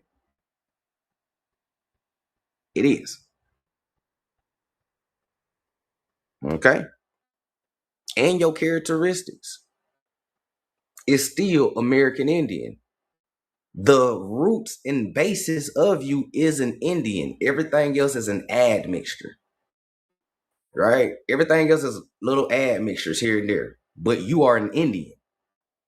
Some of us is, if we had to put percentages on it, some of us individually might be 85% Indian and 15% Sephardic, Iberian, Ladino. Some of us might be 90% Indian and 10% Moorish, Iberian, Ladino, aka Irish or Scottish or whatever the case be. Because we read that a lot of the Irish and Scots was actually Sephardics and Moors, right? So peep game, some of us might be 75. You know what I'm saying? I'm just saying, but the blood of the Indian is unquestionably in us because we are the Indian. Everything else is a little admixture here and there. Okay? And you still have your Indian origins of characteristics, and you do.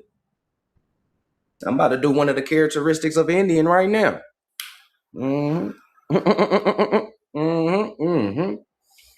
Why you think we call it chiefing? We be chiefing, huh? Notice we the only ones that be chiefing. Hey, them niggas don't be chiefing. They probably got that bullshit out though. I swear to you, them niggas probably got that Mexican brick out that motherfucker. Nigga, we got that Gary Payton out here, nigga. Just being real. Freckles was a symbol of Moors. Yep. When you talk about the physical features of Moors, like what would be a physical feature of Moors, a lot of Moors had freckles. That is true. Some Moors or Sephardics had gingered hair or sandy brown hair. For the fellas, your facial hair, if you have, I really don't like getting on camera nowadays like that for real, but I'll hop on real quick so y'all can see what I'm talking about with the fellas. So fellas, when you haven't shaved in a while like I haven't, right? Your sideburns start coming down like this, and then it start turning a little pork chop, and then it breaks and it starts connecting like that. That came from your Moorish ancestors, your Moorish and Sephardic ancestors, especially your Sephardics and Irish, because your Sephardics or your Israelite ancestors, right? Theirs came down, cut, it linked, and it grow down into a beard like that. A lot of priests in the Sephardics had beards and locks. That's a lot of priests did, right? When it came to the Moors, you know, the pork chop. Some of us, I gotta put that down. I almost had it, but some of us I have it like this, and it'll connect to the mustache, and it won't connect to the beard. You seen that crazy? Yeah, it's your Moorish ancestor, right? Some of us got the strap that come down into the goatee, right? And it comes down like that. Your facial hair is very telling. So you got the almond eyes of the Indian, the high cheekbones, the brow ridges and shit like that, the jawline Indian. The facial hair though is very much Sephardic, and that bitch be growing back fast as hell. At least mine do. Cut my shit today, all this will be back by Wednesday. You be like, damn, bro, I'm wasting money getting a fucking haircut out there, bitch. But my Indian inside me won't let my facial hair grow no more than this. Trust me, I'm 36. This is all that I'm getting. I can't grow a Rick Ross beard or none of that type of shit. This is it, right? American Indians had scanty gold teeth, right? Remember I read that to you, right? Scanty gold teeth, American Indians. Moors and Sephardics had the Rick Ross going on. And you can tell that it fits as well as it do in history, because look, when you out here in the streets and you run across brothers with the Rick Ross beard, imagine them with a turban on their head. For real. Imagine a nigga with a Rick Ross beard with a turban on his head. You be like, I don't know, bro. Damn, that nigga, I can see the Moor in him. The Sephardi, yeah, I see that shit. Peep game. You still look like your ancestors. They know that. This why they hate that. They try so hard to wash the blood of the Indian or the American Negro, and they can't. All right. And it didn't. And I'm gonna tell you something. We're reading colonial history in the 1600s, right? And I want to remind y'all, this is what's going down on the East Coast, right? On the West Coast, this was going on at the same time. That's why I say that it's important for us to learn how to start thinking simultaneously about shit.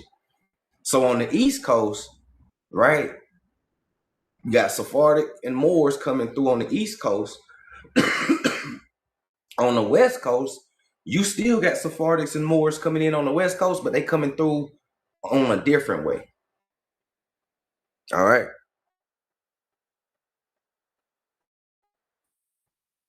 Right? They coming in a different way. Right? So this is why a lot of our brothers and sisters, especially out there in Cali, have a lot of Asian phenotypes. Especially that button nose, boy. That goddamn Asiatic button nose is a dead giveaway. Right? We're going to get here. I promise you we're going to get here. You said it wasn't just one look. It was Moors, Murs with no facial hair. I know that. I ain't never said it was one look. I just said that is the common look of a Moor and Sephardic. Because commonly all through history, the beards and all of that was the common look. So let's keep going. All right. Said the men in my family do not grow a lot of hair at all. Yeah. Well, so that's that Indian side. Was there a language that Moors spoke? Moors spoke all languages.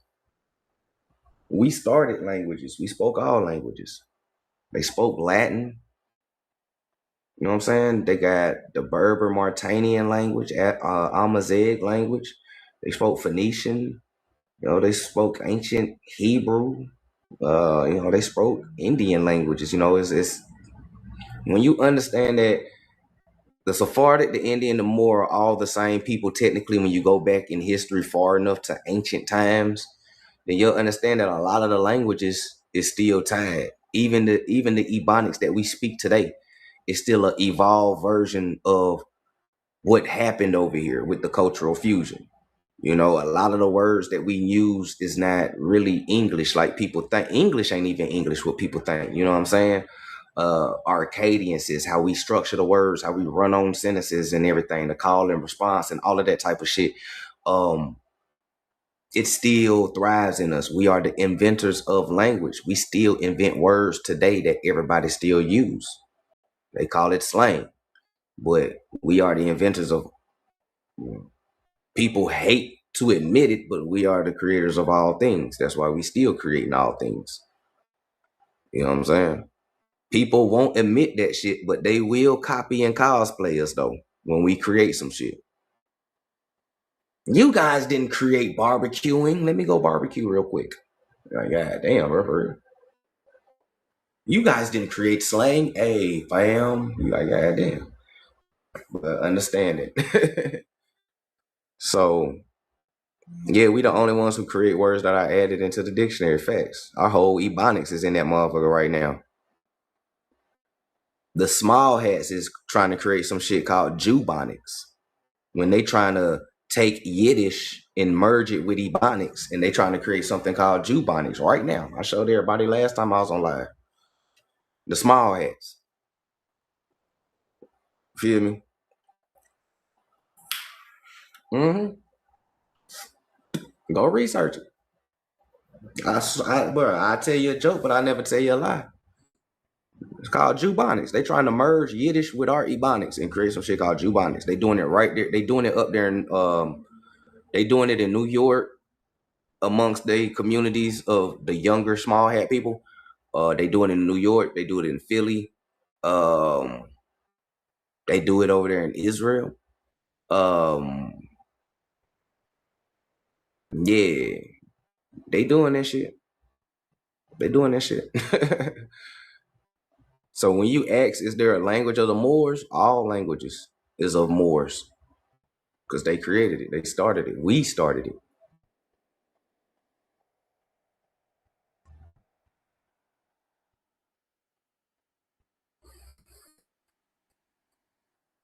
He said, yo, he not playing this in the Urban Dictionary. I told you. I tell you a joke, but I ain't gonna tell you a lie. I learned about that 6 years ago. I learned that back in 2020. For real, I swear to you, when we was on lockdown and shit, I was just reading shit, binge watching and scrolling and all. Yeah, man, they've been trying to create this shit for years. I'm talking about that shit go all the way back to early 2000s. They've been trying to do this shit.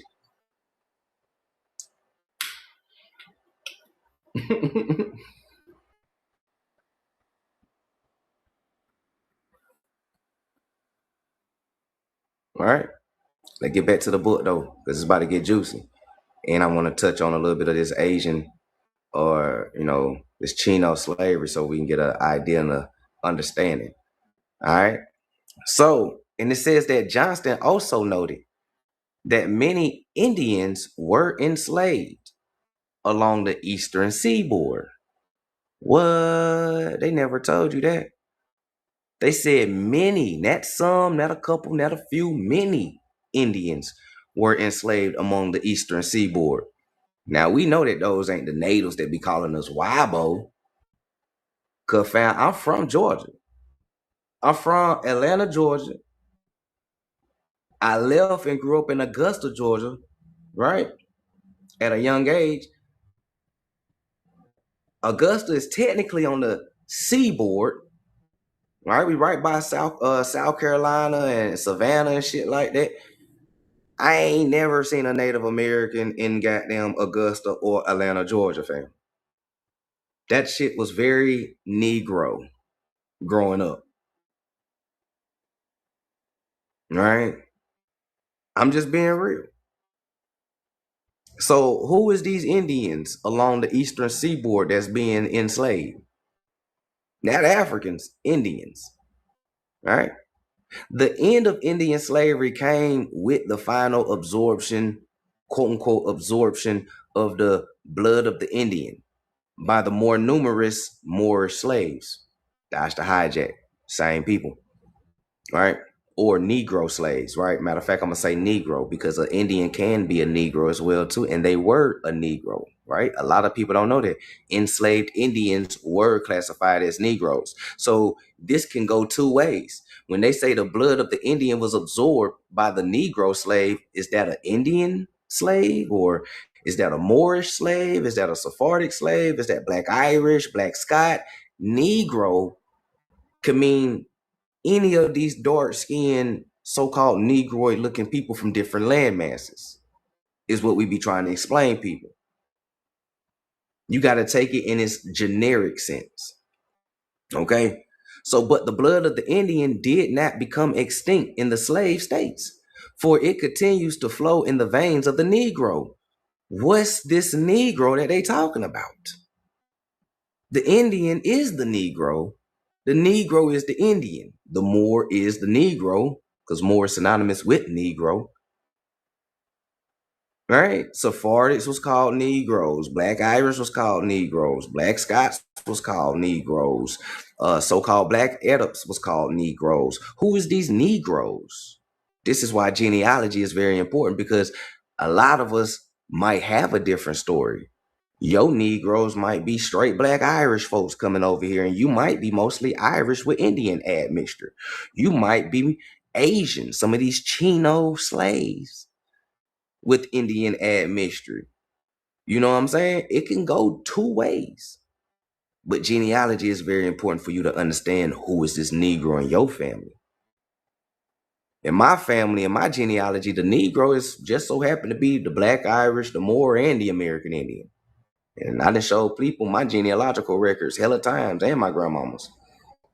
So those are the Negroes in my tree. I ain't got no white folk.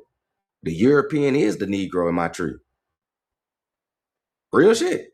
I showed people my genealogy. The Negro is the European in my tree. My Moor ancestor is from Turkey. Turkey is in Europe. He's a Negro. The Negro is the European. My other ancestor is from Ireland, Black Irish, right? He came over here, became mulatto, light skin. And then when he moved to Shreveport, Louisiana, he became a Negro. The Negro is the European as well. It could go both ways. And the Indian in my family have been reclassified to Negro. So this Negro is like that. But they want you to think a whole different way to hide your own identity and your ancestor. See what I'm saying? So peep game though, peep game. So in an article published in the Journal of Negro History, Johnston remarked, where the Negro was brought into contact with the American Indian, the blood of the two races intermingled. The Indian has not disappeared from the land, but is now part of the Negro population. They said what? They said the Indian didn't disappear. He is now part of the Negro population. Who population? The Negro population. The population of other, Black Irish, the Black Scots, the Moors, the Sephardics, the Black Germans, right? Negro population, right? Population of colored people, right? The Negro looking Asians came over here, right? A lot of people don't even know that the so-called Black Chinese couldn't even go to school in white schools. They had to go to school with the Negroes in Mississippi. What do they descendants look like today? They descendants probably walking around calling themselves African American. The whole time your great grandmama probably came from China. You see how it's important to change your perspective of reality? They wanted to put this black-white lens on your reality. Right? Think about how far you came with this information. When you was young, you was okay, black people, African slaves, and the white people, okay, white Europe and black people, Africa, and very robotic. Now you got older, got into these books, find content creators like me, showing you different stuff and whooping you. Damn, hold on, nigga. The European is a Negro too? Yeah. A Negro could be a European too. And oftentimes they was. Your first colonists was Negroes. It wasn't even white folks. Who's your first colonists? Sephardics and Moors that came over here from exiling from the Iberian Europeans. Yeah. The European and the African are the same people. So when they be trying to confuse you, the Black Americans are mixed with Africans, Europeans, and Indians. The African and the European is the same person. Sephardics and Moors, same people. They always want you to think that you are more mixed than what you are. Because everybody else is more mixed than what they are. They're hybrids. So they try to make you a hybrid. But if anything, you are mixed with other original people. That's what makes you unique. You're mixed with other original people. Some of us is mixed with original Asians. Some of us is mixed with original Ireland people from Erie, right? Some of us is mixed with original Scots, original Germans, original French. Oui, oui, bonjour, parlez-vous français? You know what I'm saying? We are amalgamation of a lot of original people that they fucked up and let come to America. And it created hybrid Indians. That's what Walter Plecker wanted to call you. And they told him, nah, real shit. I'll bring up the document tomorrow. I think I still got that document in my old phone, right? At first, Walter Plecker wanted to reclassify you into a hybrid Indian. The other folks of the Anglo-Saxons Club of America was like, nah, bruh, we're trying to erase the Indian. And he was like, okay, well, just call them Negroes. There you go. Just call them black people. Fuck it. Black people in colors. Like.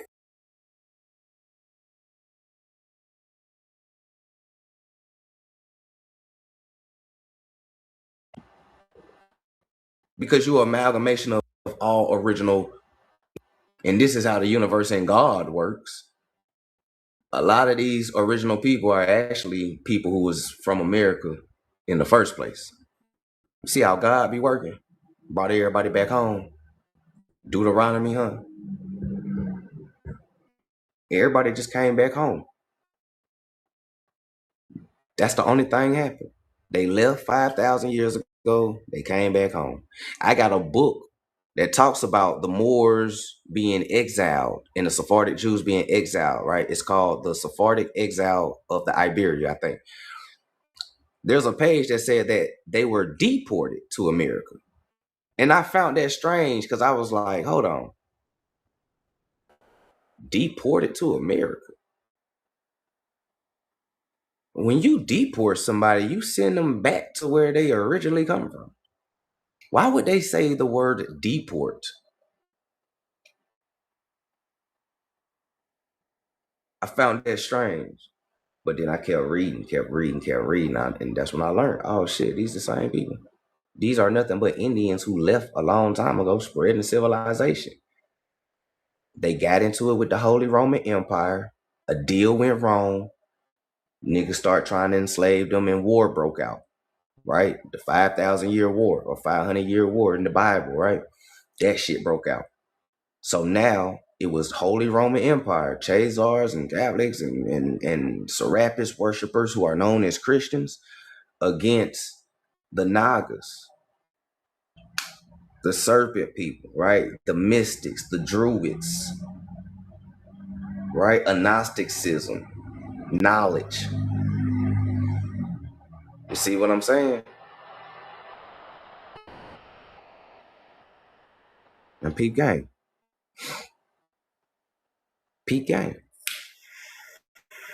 Because all of this is happening around the same time. When we be diving into religion, that's why I always tell y'all, always pay attention to the year and dates when I come on here and break this shit down. When we did Gnosticism, Thoth, we learned about Serapis, we learned about the Jews versus the Romans and broke down the Bible, the Torah, I've been leading everybody up right here to colonial days. Sephardics and Jews been fighting these people for a long ass time over there in Europe, right? These wild men, right? We had to retreat back home because they was looking for the Holy Land. They was trying to conquer the Holy Land, right? Christopher Columbus, there's a book called, and this is what Columbus called it himself. He was looking for Jerusalem.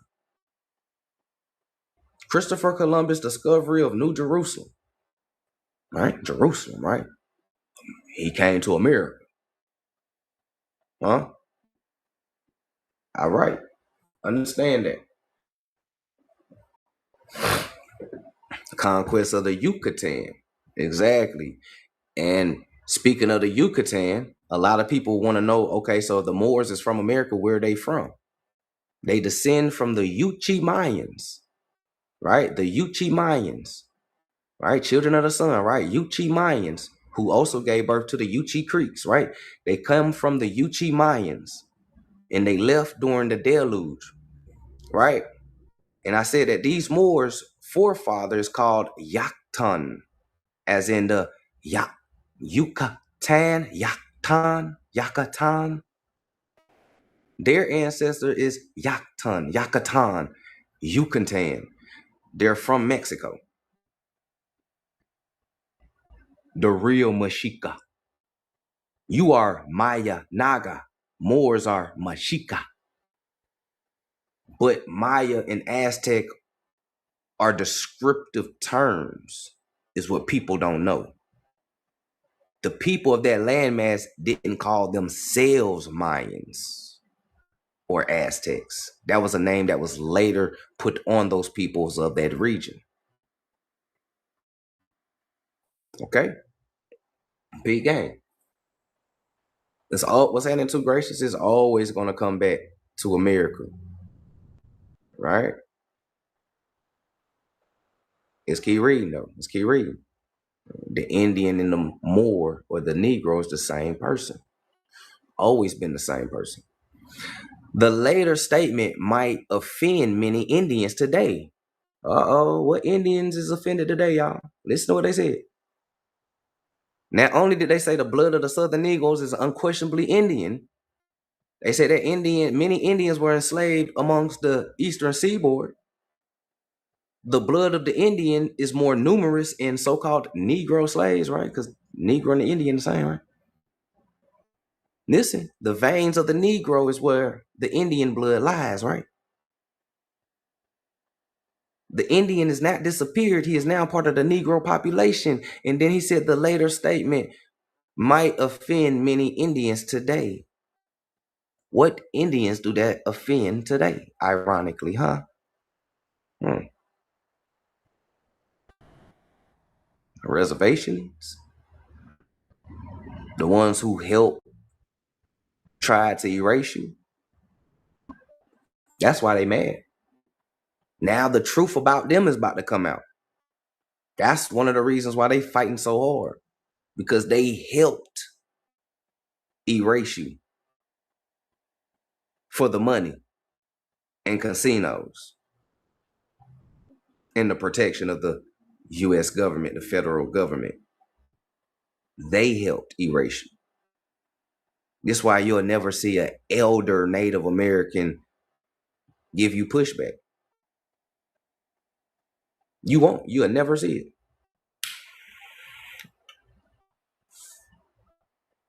Peep gang, they know who you is.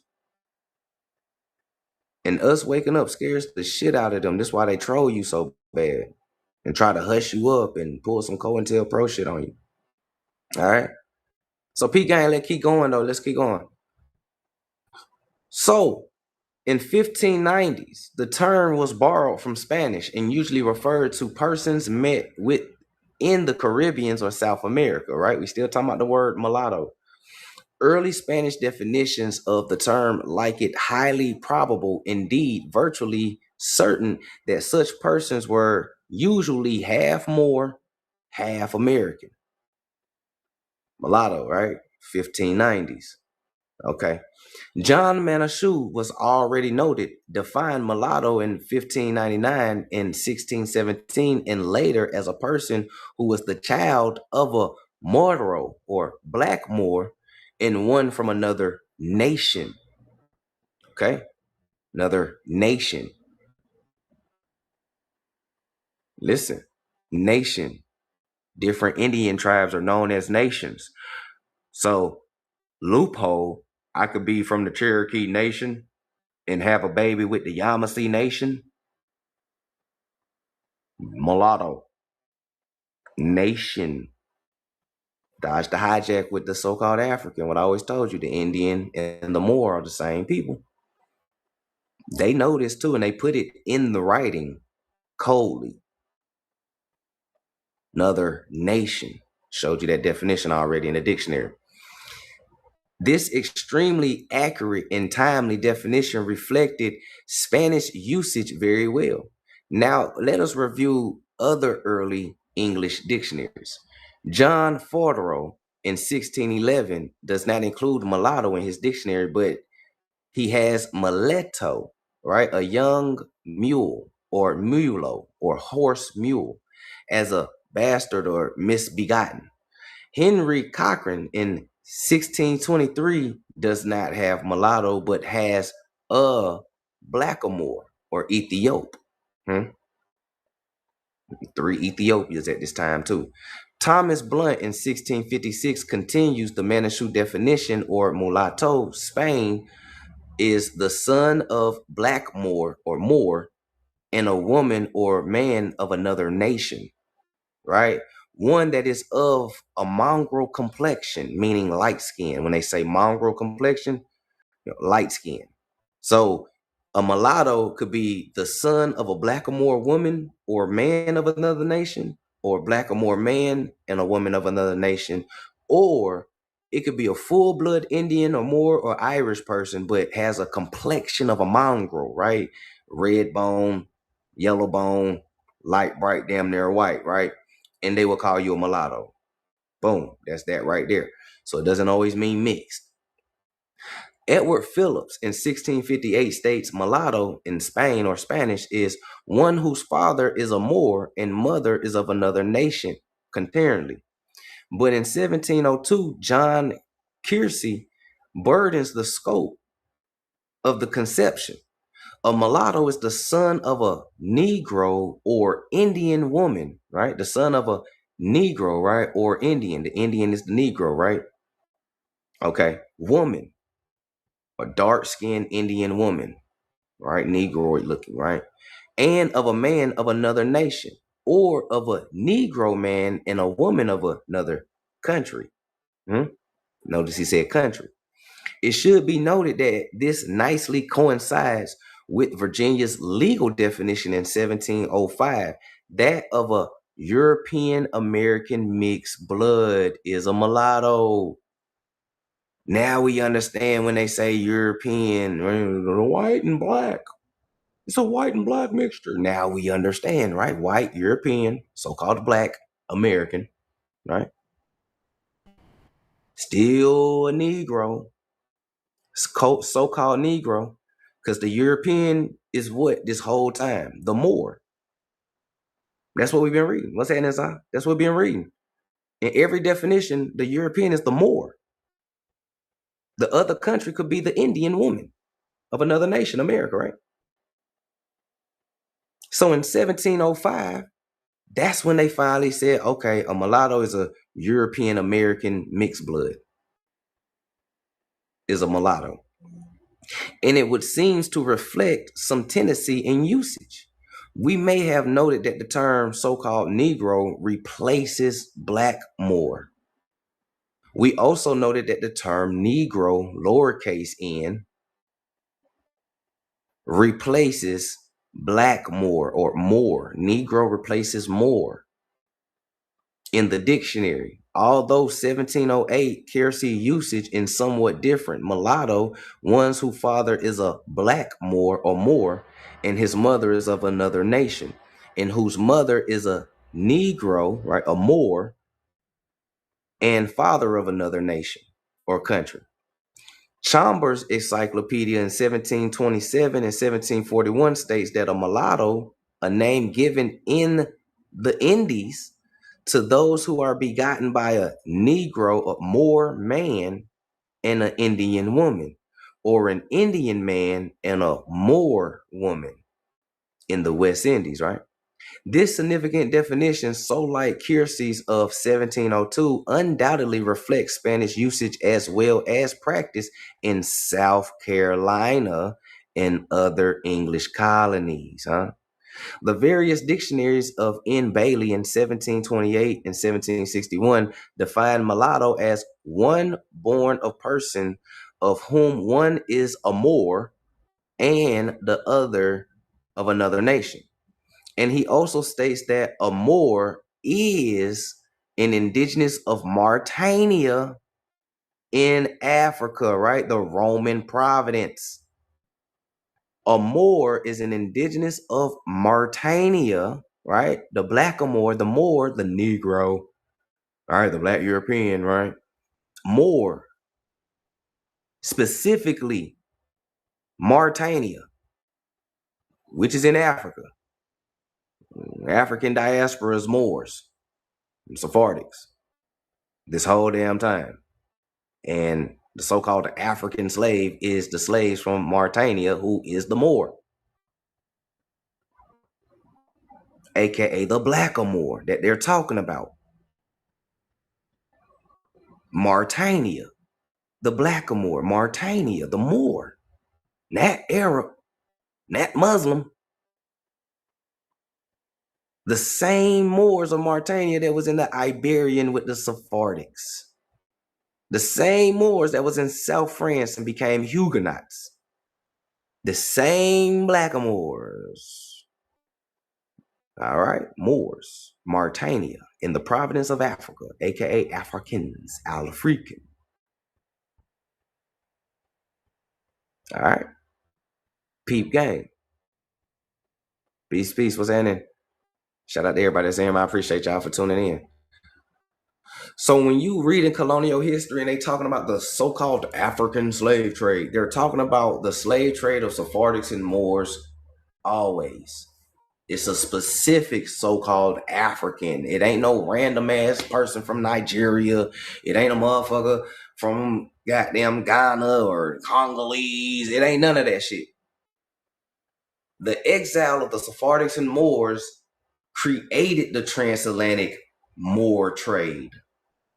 Since now we know who the so-called African is, it's the transatlantic Moor trade. It was shipping Moors and Sephardics to America, from the Caribbeans to South America to the Yucatan, and then specific places in East America, right? Florida, Georgia, South Carolina, Eastern Seaboard, North Carolina, right?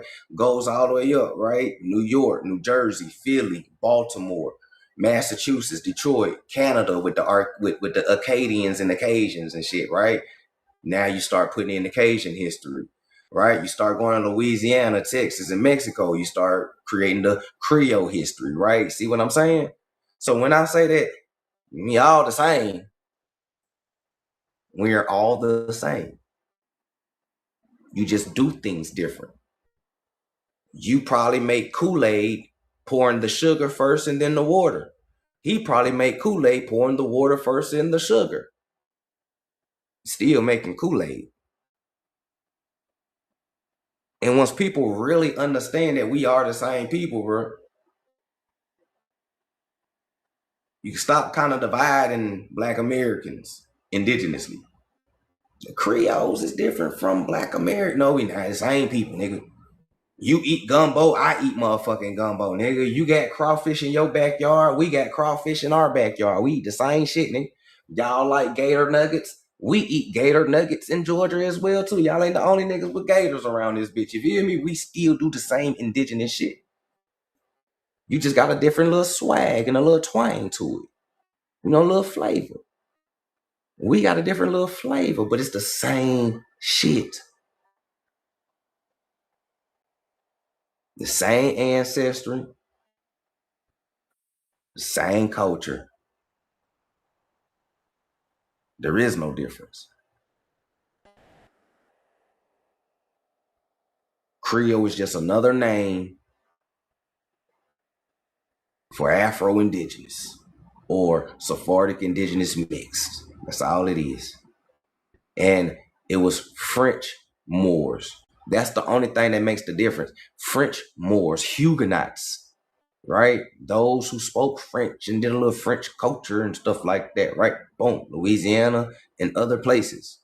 Some of us had the Spanish or Spaniard Moors, right? Some of us had Portuguese Moors and Sephardics. Some of us had German Moors and Sephardics. Some of us had Dutch Moors and Sephardics, like up there in New York and Philly and Jersey, and the Italian Moors went over there. This is why New Yorkers, especially New York, they have an Italian accent to them a little bit. When you really listen to them, you're like, damn, they got an Italian accent.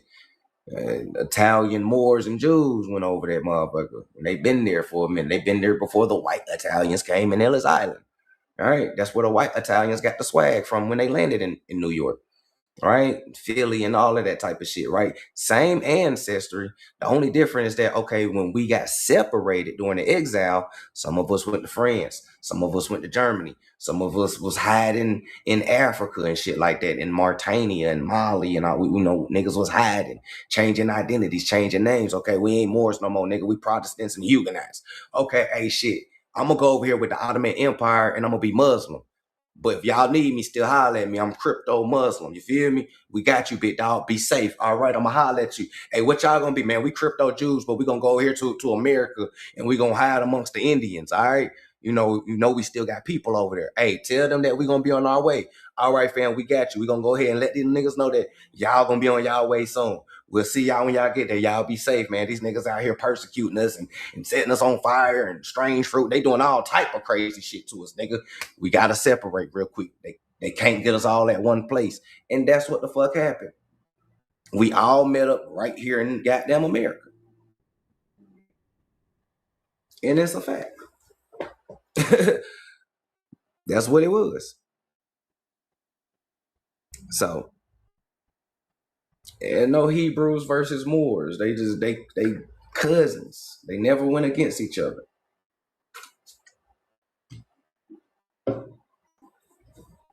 Again, stop confusing Muslims with Moors. Those are two different people. Muslim is a religion, not a nationality or biological thing. It's a religion. Anybody can be a Muslim. That doesn't mean that they're Moors. All right. So that's just what it is. Folks just separated. And then when we all met up, you know, the only thing difference is that your ancestors probably came from France, so you're French based. You know, some of your ancestors might be Spaniards, but they're, you know, you might be Spanish based, you know, et cetera, et cetera. What's that name, Miss Lovely? Peace, peace.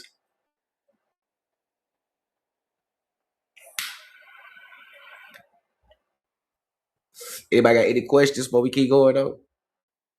Check the time. All right, we making good time. We straight. Anybody any questions? Feel free to ask. What's that in the C3? Peace, peace.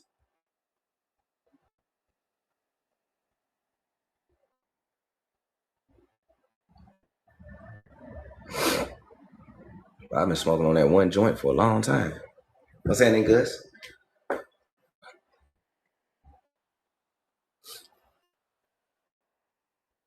So who was these so-called Africans?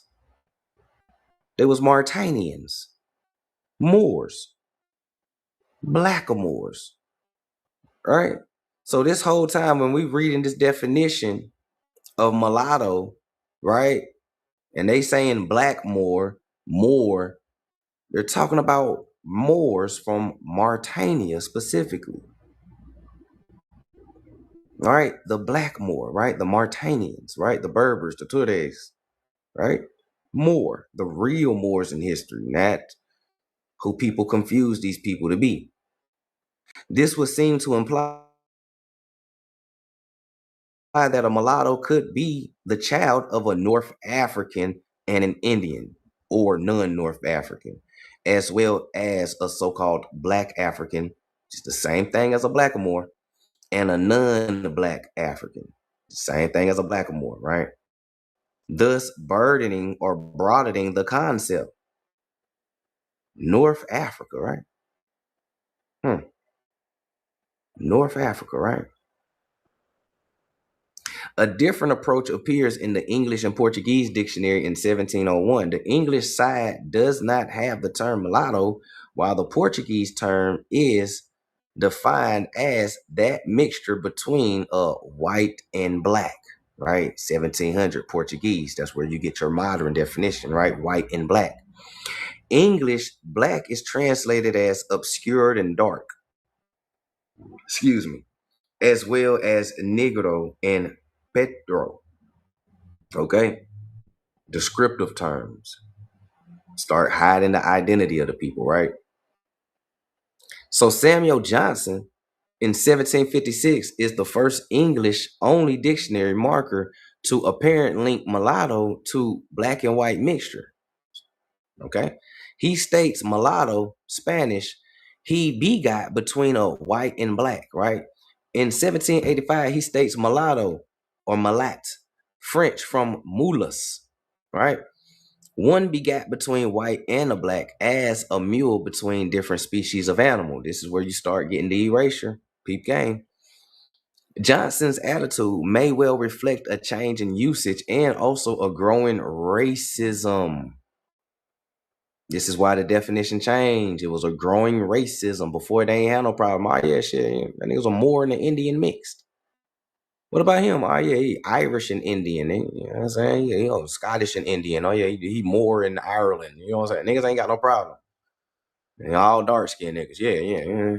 Now a growing racism starts happening in 1785. So that means there was no racism before then. Or at least not like what they want you to think, right? So what was slavery once again? Let's keep going. But it was because of a growing racism. We must note that the term black is not defined. James Buchanan in 1757 continued the trend, right? So another person continued the trend of Johnson, right? Mulatto, a person born of a other white. The fuck is a other white, right? A born of a black and other white, huh? What is that other white that they talk about? Peak game. Buchanan is the first compiler to include a term for other kinds of mixed bloods, right? Mestizo start becoming a thing, right? Mestizo, the breed of Spaniards, right? Moors with American Indians, right? Remember how we broke down Mestizo when we was breaking down Creole? Peak game. The significance of this will be noted later, but it should be stressed here that terms such as half-breed, half-blood, and half-caste never appeared with a racial meaning. Racial, right? Phenotype, skin complexion, huh? They didn't have a racial meaning in any of the above dictionaries. Noah Webster in his 1828, remember the definition of free colored persons in 1828. Noah's Webster in 1828 dictionary fails to include mestizo, but he does have musty or misty, a person of mixed breed, West Indies and mulatto, right? A mixed breed of the West Indies. And mulatto, a person that is of the offspring of a negress by a white man or of a white woman by a negro. Crayon colors, right? Peep game. 1828, since we right here in Webster Dictionary, in 1828, Black's Law Dictionary tell you that a free white person in this time or in colonial times was still colored people, because white is a status, not biological. And in most times, we don't understand that in colonial times there is religious crusades going on. And slavery came out of religious crusades before it became what it was. A white person was either a person of Catholic and Christian faith or a person who successfully converted over to Catholicism or Christianity. Their status will be white. A person who is a pagan, a heretic, or a rebel who fight in the church and shit, and slave and all of that, they will be classed as black. A mulatto would be a mixture of a slave and a free person. You get a so-called mulatto who has limited freedom. Middle class. This is the birth of your middle class. It ain't always about skin tone, complexion, and genetics. Sometimes it's a birth of a class. Okay? You're not white, as in you're not Christian or Catholic or rich or wealthy for real, but you're not a slave and you don't really do the hoodoo and all that like your ancestors. You're carving out your own lane. So we're going to call you middle class. And that's how mulatto mestizo works today, as the middle class.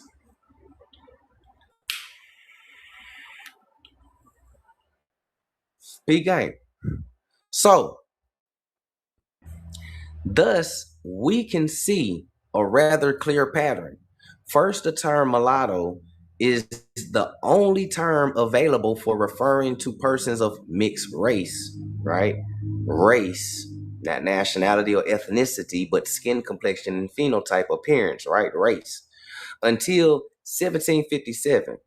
Second, until 1756, mulatto usually refers to a person of half Moorish Sephardic and half something else, but with a half American or half other nation usage in 1702, an American and more in 1727.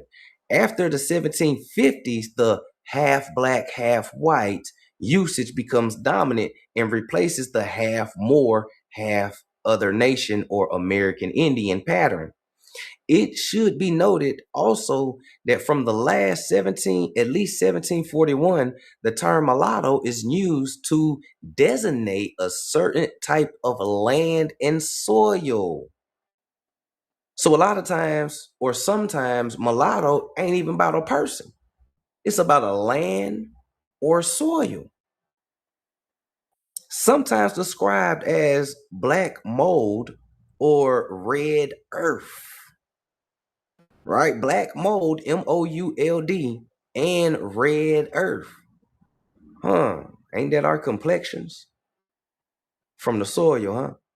All right, let's keep going.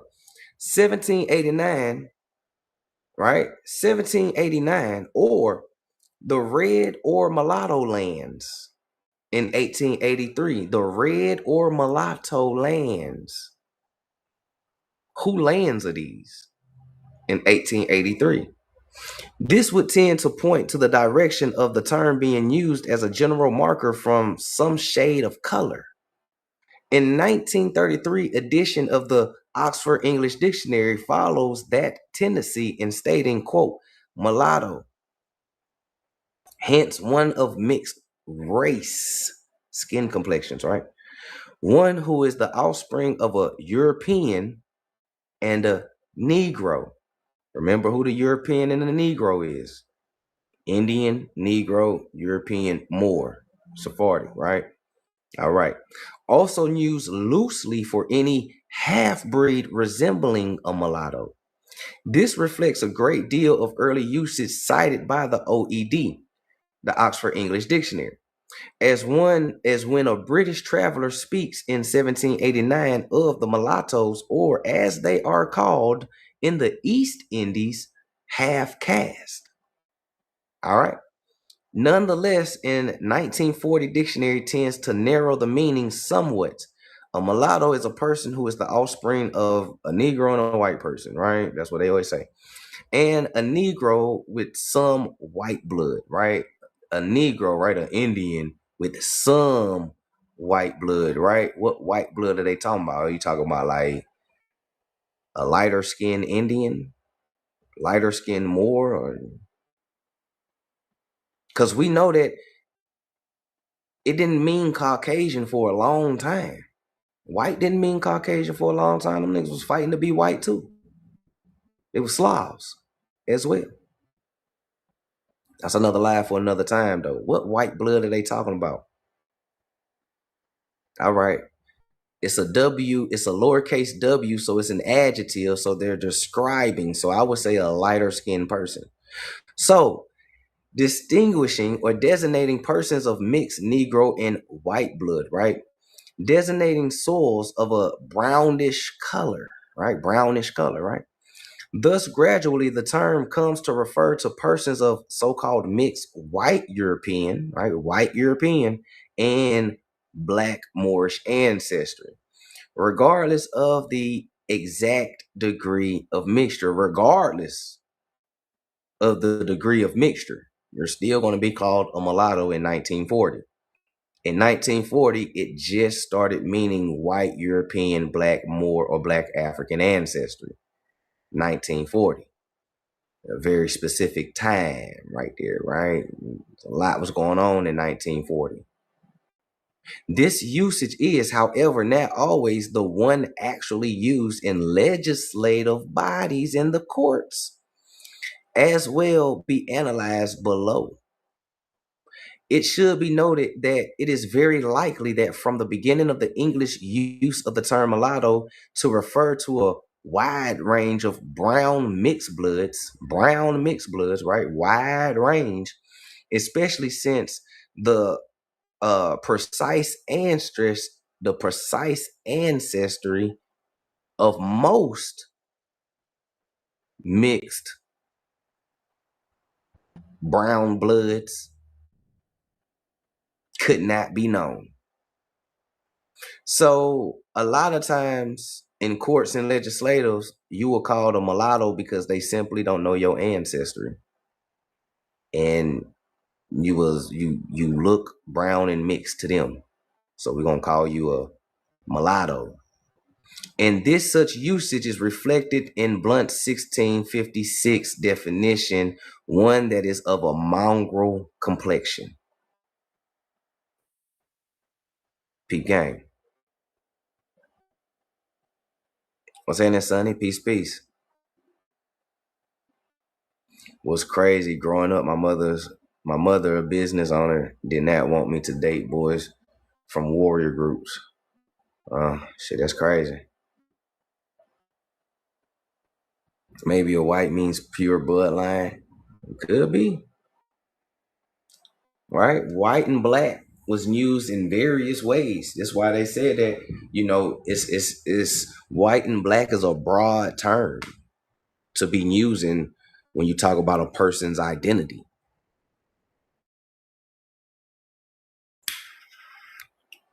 So you can't really use terms such as black or white, right? You got to get down to the nitty gritty of the ancestry.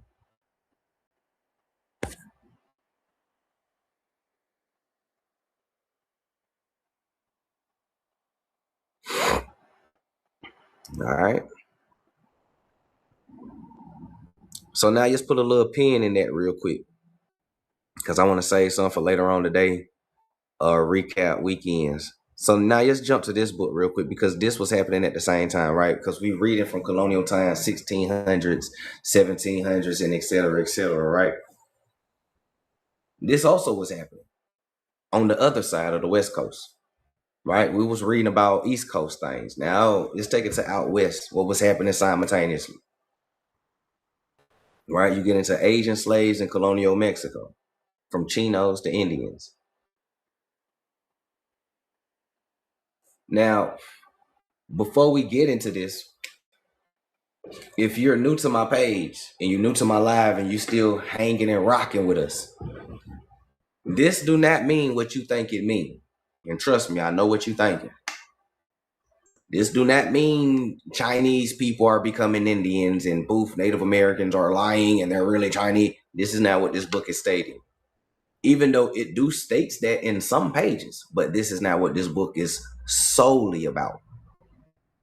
There's another side to this that people overlook on purpose. And I'm saying a lot of content creators who hop on live and call themselves teachers of history, they gloss over this part when they present this book on purpose, doing the same thing academia been doing, because they don't like what they see, or they don't understand what they read. Could be one or the other. So shout out to everybody that's in here. We got 89 people in here, 90 people in here. Just get 90 reposts, 90 shares, 90 likes, 90 gifts slanging in the air. Let me know if you loving the live so far. We're going to take a quick 2-minute intermission. Let me drink some water. We did a lot of reading. Blaze up a little paper plane and get ready for the next segment. Shout out to everybody that's in here, man. I appreciate y'all for kicking it with your boy.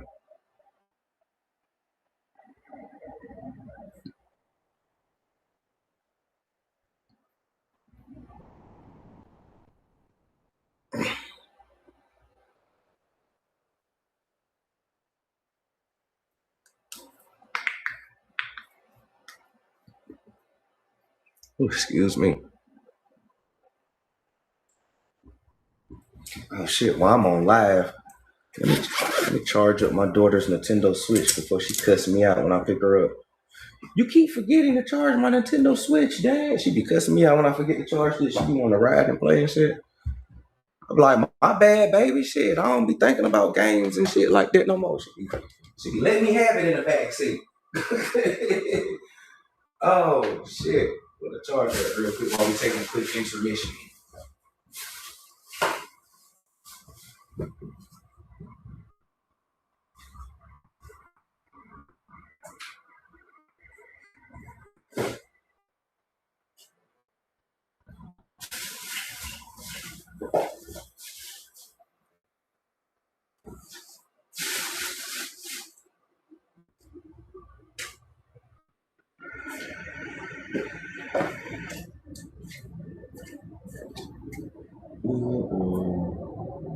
When I put it at, I know I used it the other day. She gonna be mad if I don't find this thing.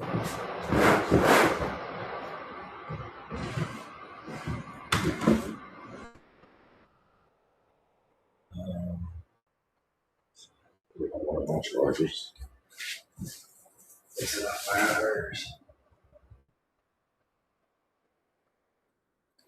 She probably took it home with her if I told her not to.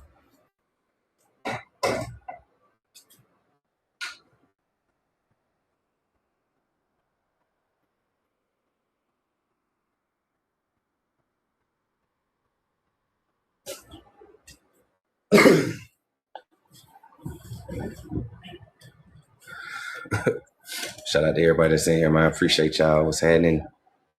Nah, for real. What's happening, Quiz?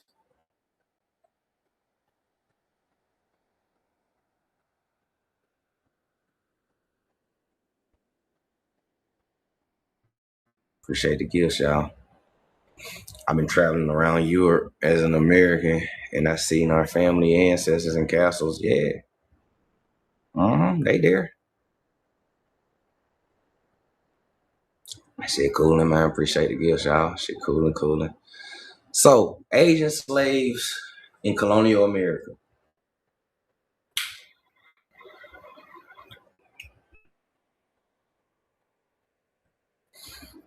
All right, let's get into it.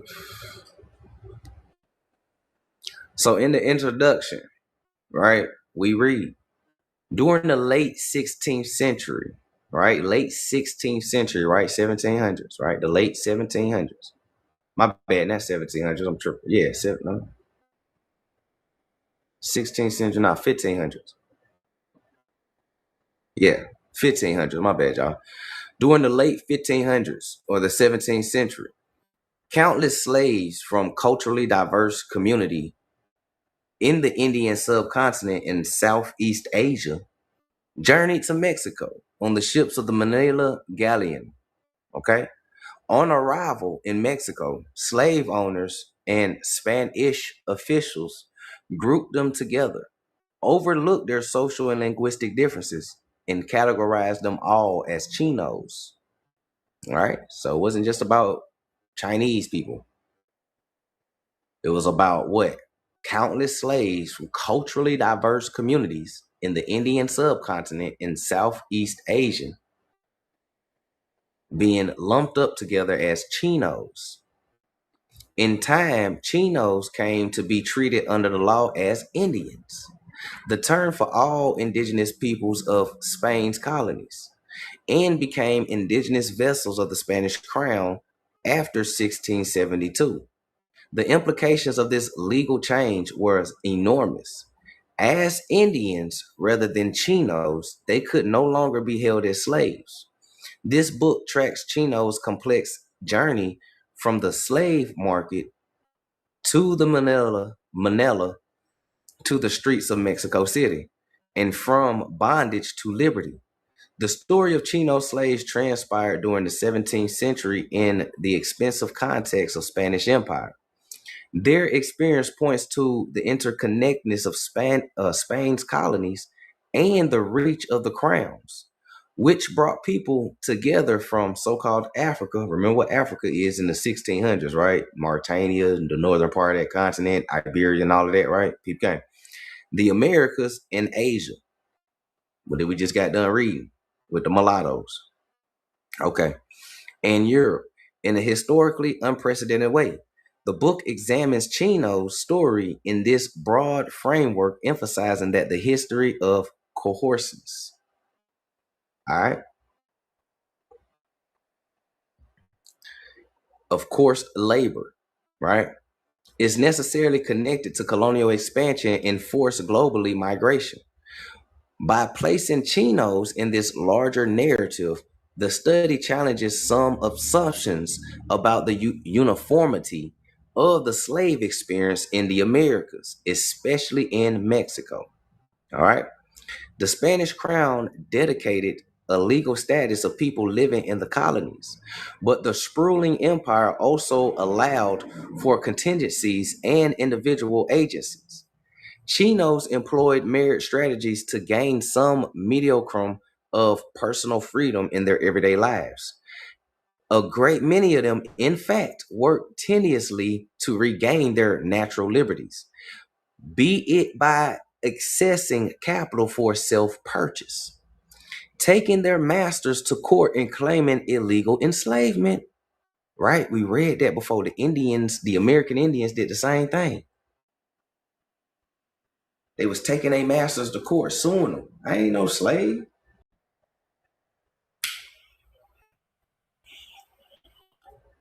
I ain't no slob, nigga. Suing them, right? Okay. For illegal enslavement, or simply by running away and joining indigenous communities. Running away, right? Runaways, right? Runaway slaves. It's a broad term. Don't always mean what you think it means. A lot of motherfuckers were running away, right? Runaway slaves, right? They ran away and joined indigenous communities. All right. Now let me play devil's advocate real quick, y'all. For those who's looking at the screen. Right? So if I grab these Asians, right, these so-called Chinos, because this is what they said. They said what? They said the Indian subcontinent, right, and Southeast Asia, right. So if I grab these Chinos right here on the screen, because these are your Chinos, right, that they're talking about, right. If I grab these Chinos and I mix these Chinos inside Indian communities of Mexico, what would the baby look like? Anybody? Can anybody tell me what the baby look like?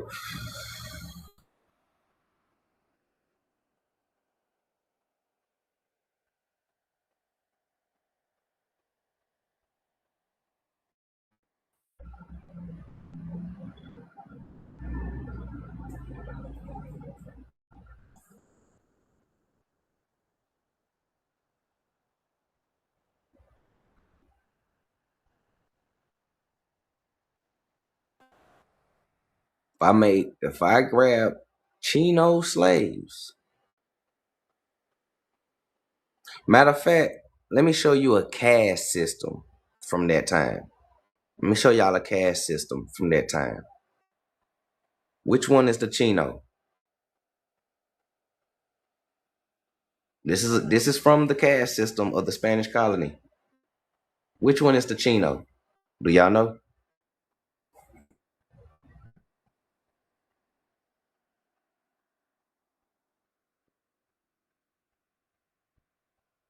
Red line says suit and coat. Blessing and peace said the woman. Brittany said the little dude. Jen said the left side, the lady. Hard to tell, but the one on the right is the woman. The woman. If you pick the woman, you are right. De Lobo is the dude with the suit to the left. Negra China or Chino. Negra Chino is the woman. Negra is feminine, female. Negra means woman. Right? So she was a black Chino woman, a so-called black Chino woman.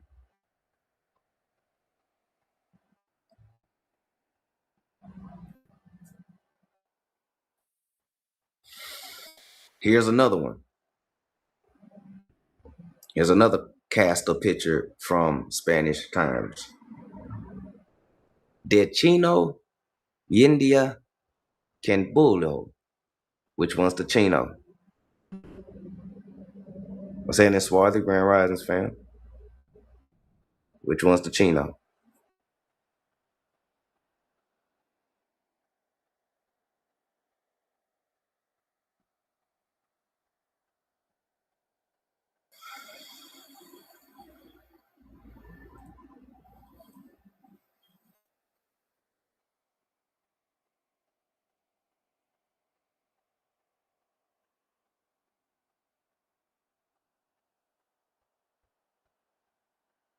Okay.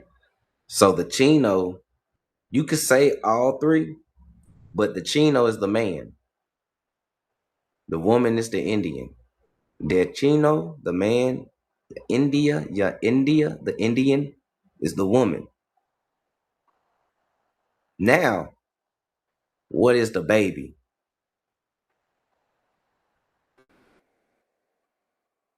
The man is the Chino, the woman is the Indian. What is the baby? We in the 1600s. What is the baby?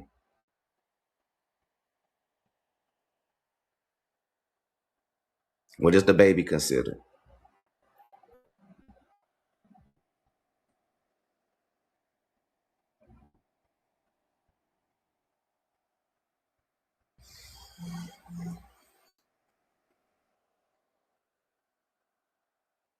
By 1600 definition, the baby was a mulatto.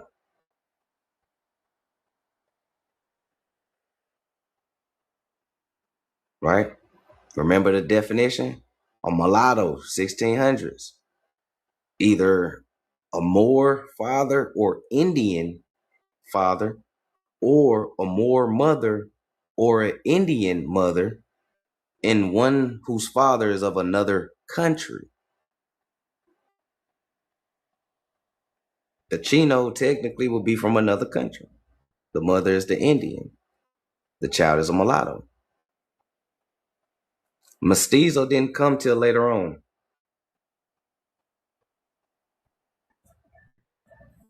The word mestizo didn't come until later on. Musty is around though at this time, which technically is the same thing as a mulatto.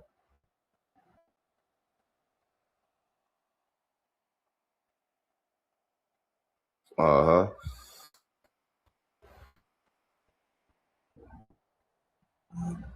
So by definition and by colonial records, the child will be considered a mulatto. The mother is an Indian, the father is of another country, a Chino. The baby would be a mulatto on documentations. Okay?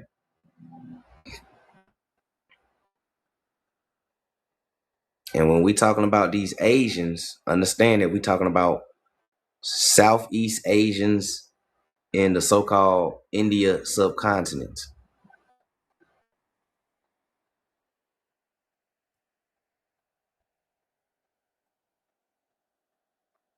Okay?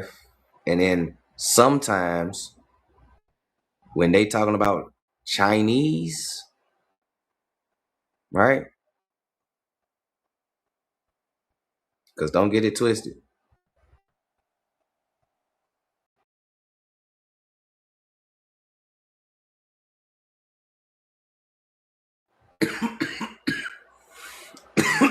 understand there's Chinese that came over here looking just like you.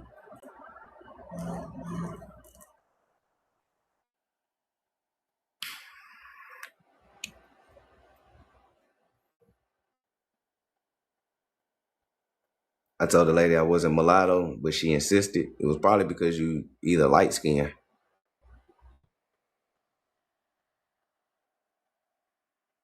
A lot of people use mulatto as a descriptive of light skin as well too.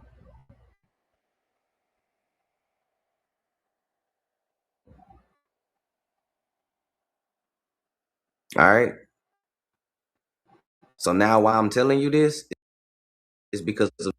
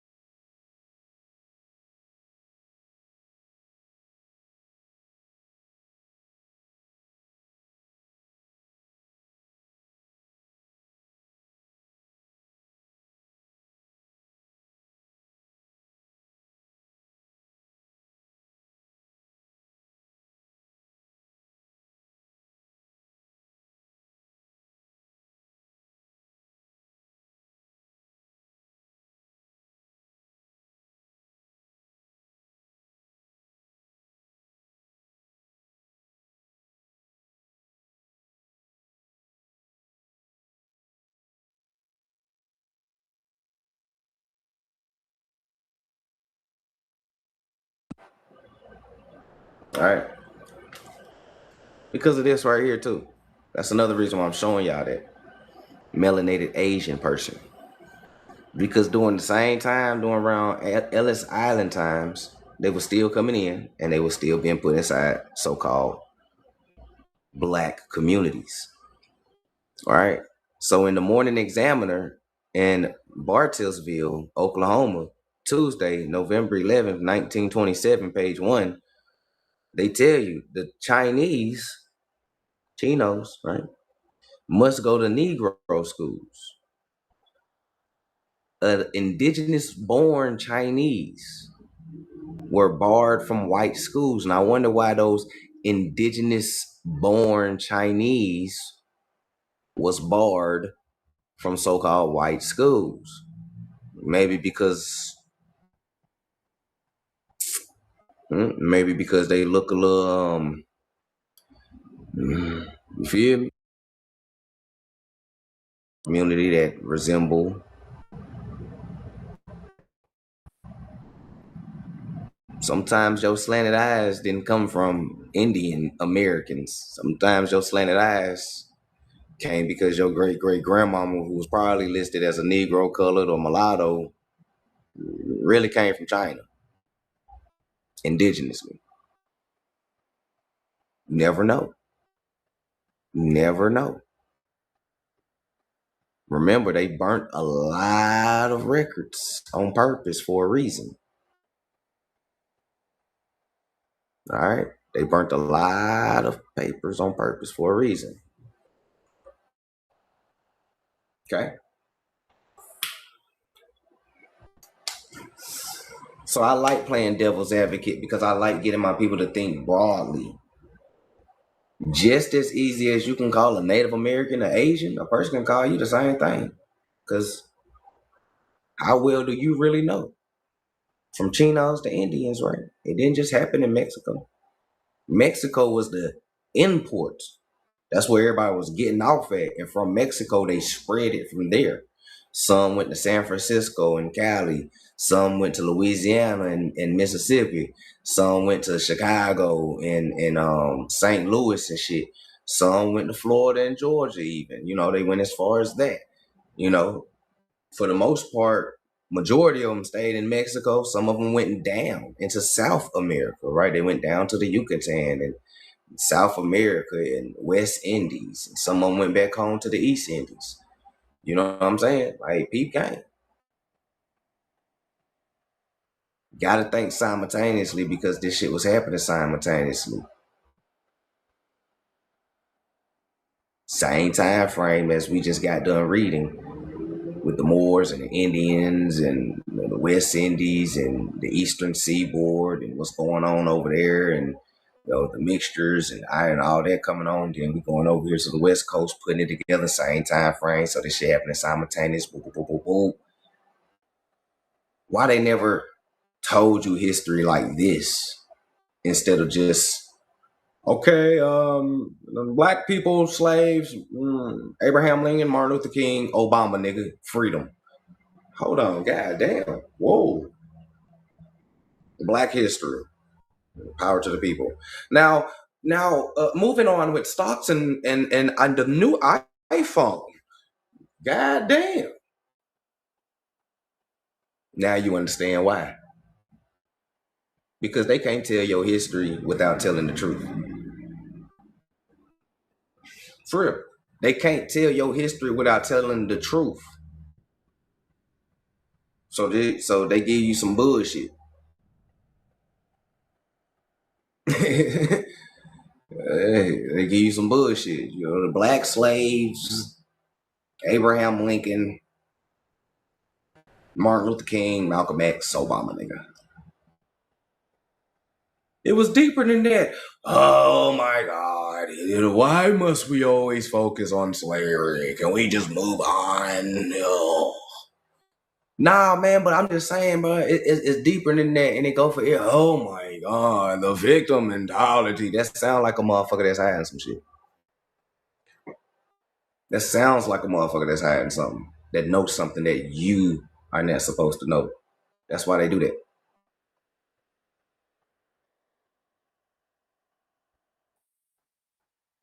That's why they do that. And I say they as in all of them. It ain't just white people that do this shit. It's all motherfuckers of walks of life that do that because they all know this shit. They know what happened to a lot of the indigenous people for real.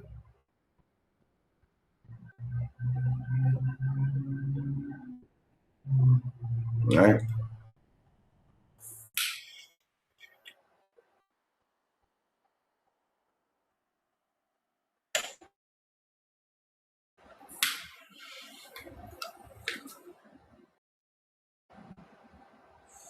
It's a confederacy of nations going against the children of the sun. And then here's the real gem dropper. Everybody that I'm showing you come from a culture that deals with serpents and sun, just like you deal with serpents and sun. When you dig into the indigenous people of Thailand, they have Naga history, children of the sun. When you go into Fiji's, same shit. When you go to China, come on, Shi Dynasty and all that type of shit. When you go to Japan, which is a Mexican god, Japan, Ayapan, you know what I'm saying? Sun, Nagas. Peep this. I don't believe in coincidence, but all of these indigenous people that came over here that look like us in this, they was all Nagas. Or come from a culture of Naga. And ironically, they threw all of us in one big ass label as black people or coloreds. People of color wasn't just for American Indians. These are people of colors too. And everybody asks, well, what water fountain they drink from? Come on, bro. Look at these people. Do you think you will really be able to tell the difference if a nigga is drinking from the water fountain? Oh yeah, that nigga's a fucking Southeast Thailand nigga. Think about him. Suit, tie, haircut, nigga. Think about it. Suit, tie, haircut, 1920s, shit done passed on a little bit, drinking from colored water fountains, looking just like you, standing in front of colored movie entrances, looking just like you. Some is you. You feel me? By then, everybody done blended in by then. Everybody wasn't a American Indian sipping from the colored water fountains. There was a lot of our brothers and sisters on my background who was too. And then a lot of times it was a mixture of the two. Even though technically it's all the same people coming from the same landmass that left a long time ago. But over 5,000 years, I guarantee you pick up some shit. Right?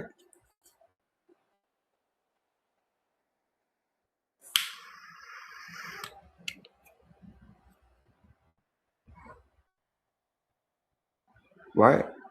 That's why I showed folks my cousins. Let me show y'all my cousin real quick. And I'm American Indian. I'm Shada, Irish, and Moor from Mauritania.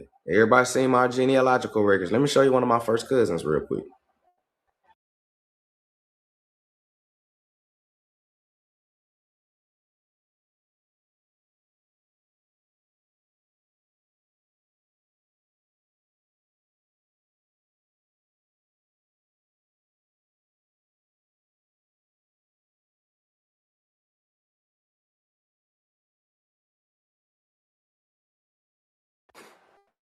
All right. And I promise this one of my first cousins. This my daddy's younger brother, son. This is my first cousin. Look at him.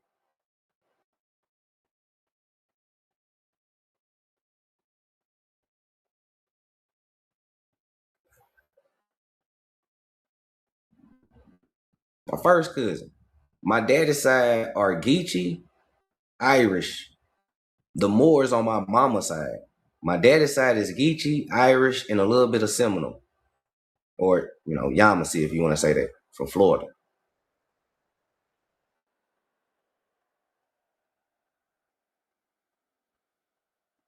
But there's books that stated that, for one, Thomas Jefferson said that the American Aborigines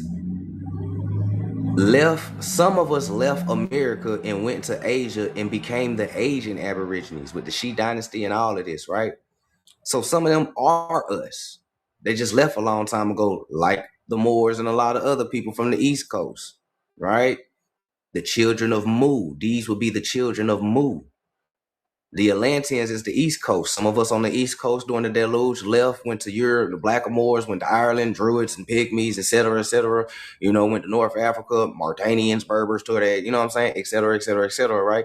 Some of us, the children of Mu, on the other side, they left the Pacifics for a minute because the water was raising, and they went into the India subcontinent. They went to South Asia, Southeast Asia, the Shi Dynasty and all that, and Nagasaki, all that, a new tribe, all that type of shit. When the water levels start dying down a little bit, and then the Pacific Islands is what was left, some of them went back home, some of them stayed. Just same thing. Some of them came back home from Europe and everything. Some of them stayed. So some of these people are our people just from a long ass time ago. Right?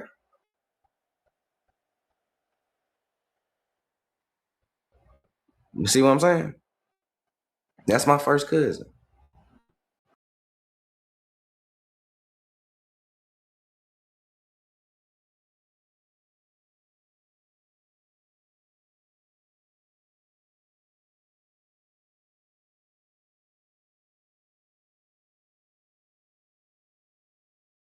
Right? You go to my mama's side, right? My Mississippi and Shada side. You go to my mama's side, LaFleur, Mississippi, Greenwood. This is my great grandma. Who knows? Maybe they was Chinos to Indians. They did go to Mississippi like we just read. Who knows? A lot of those records have been destroyed by now. But one thing I do know is that I am indigenous. And I'm not questioning what my grandmama said. Like, they know that they shot us. You know what I'm saying? They know this. So I ain't questioning shit they saying, but I'm saying how easy it is to blend in with the Indian. Run away, living amongst Indians. The stories of the Chino slaves always hiding amongst Indians, the real Indians, right? The same thing with the Sephardics and Moors. When they ran away, they hid amongst the Indians. In order to hide amongst the Indians, what do the Indians look like? Is what I'm saying.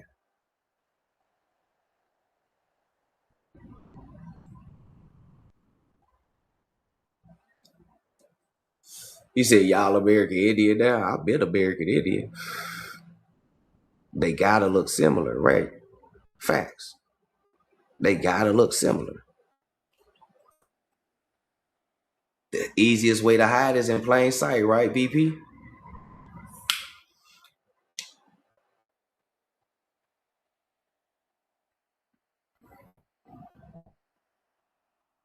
All right. Just like when Jesus went to hide in Egypt. Exactly. The story of Yahshua, so-called Jesus, hide amongst Egypt. Moses hid amongst Egypt. Right? The Arabs hid amongst the Berbers. Pete gang. Right now in 2026, the Black British are hiding amongst the American Indians. The Black British look like you too.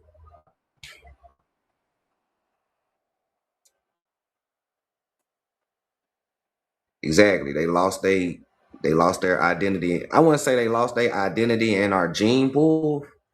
I would say that a lot of cultural fusion happened that preserved everybody's culture. And today we do a little bit of both.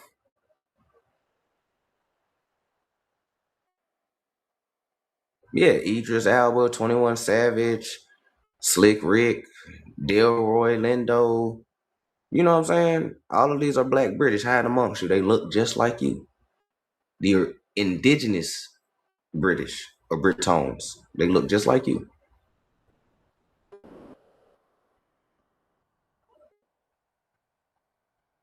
The only people that don't look like you is folks that be like, I'm gonna be real, Nigerians. Unless those Nigerians are mixed with Arab blood, then they might start looking like you. But motherfuckers that be like full, like you know what I'm talking about, like full-fledged Africans from the continent that you be seeing and shit, you can spot 10 miles away. Oh yeah, that's African. I bet that nigga Nigerian. Hey, where you from? Nigeria. I knew it. Hey, where you from? Oh, I'm from Ghana. Okay. I bet you probably like Igbo or some shit. How did you know? Lucky guess.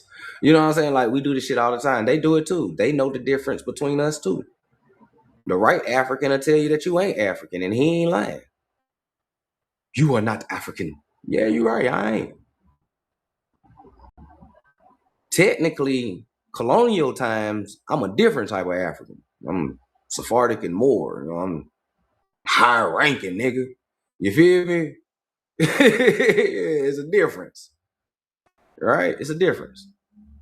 So we're not even talking about the same type of Africans. When people read colonial stories and they try to debunk people or debate people and about history, they're still coming from a modern time set. If you're reading 1600 shit, you have to use 1600 definitions and contexts. You can't read a 1600 book with a 2026 vocabulary mind because you're going to confuse yourself all the time. This is why when I read colonial books, I don't say African. I say Mauritanian, I say Berber, I say Moor, I say Sephardic. I say Negro here and there just to show you that a Negro could be anybody. It could be a Black Irish, it could be a Black European, Black Irish, Black Scot, Black German, Black Britain, Black London. It could be a fucking Blackamoor, Huguenot, Indian. It can even be Asians. A lot of Asians and Chinos was classified as Negroes when they got here as well too. So Negroes are a broad term. It just means people with dark skin, colored people, or indigenous people. That's all that shit mean at its root definition. All that black means African. That's some 1800 Reconstruction bullshit after they didn't rewrite history. That's why I also read how the word mulatto changed over time. At the root of it, mulatto meant a Moor or an Indian as a base.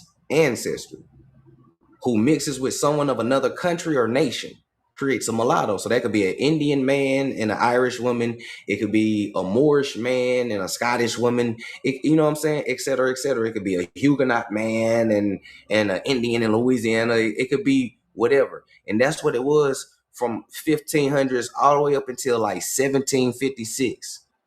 Going into the 1800s, then they start trying to say, okay, well, mulatto, European American mixed blood. And then later on, 1780s and 90s and 1800s, well, mulatto to black and white. The fuck is black and white? That's broad terms in itself.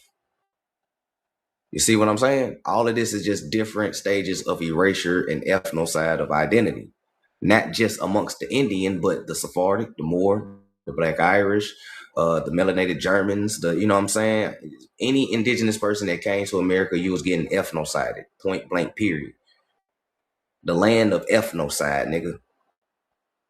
Governmental wise. You came here, you was getting ethnocided, nigga. You went from being a fucking, you went from being Moro Filipino to a colored to a Negro, and now you got to go to school with the Negroes that you look like. And then you're going to mix and have babies. See what I'm saying? History is very complex, but once you understand definition, it can kind of help you weed around that shit, if any of that makes sense. Appreciate the gifts, y'all. I know it'd be a lot that I be explaining, but I just be trying to make sure folks really get it. All right.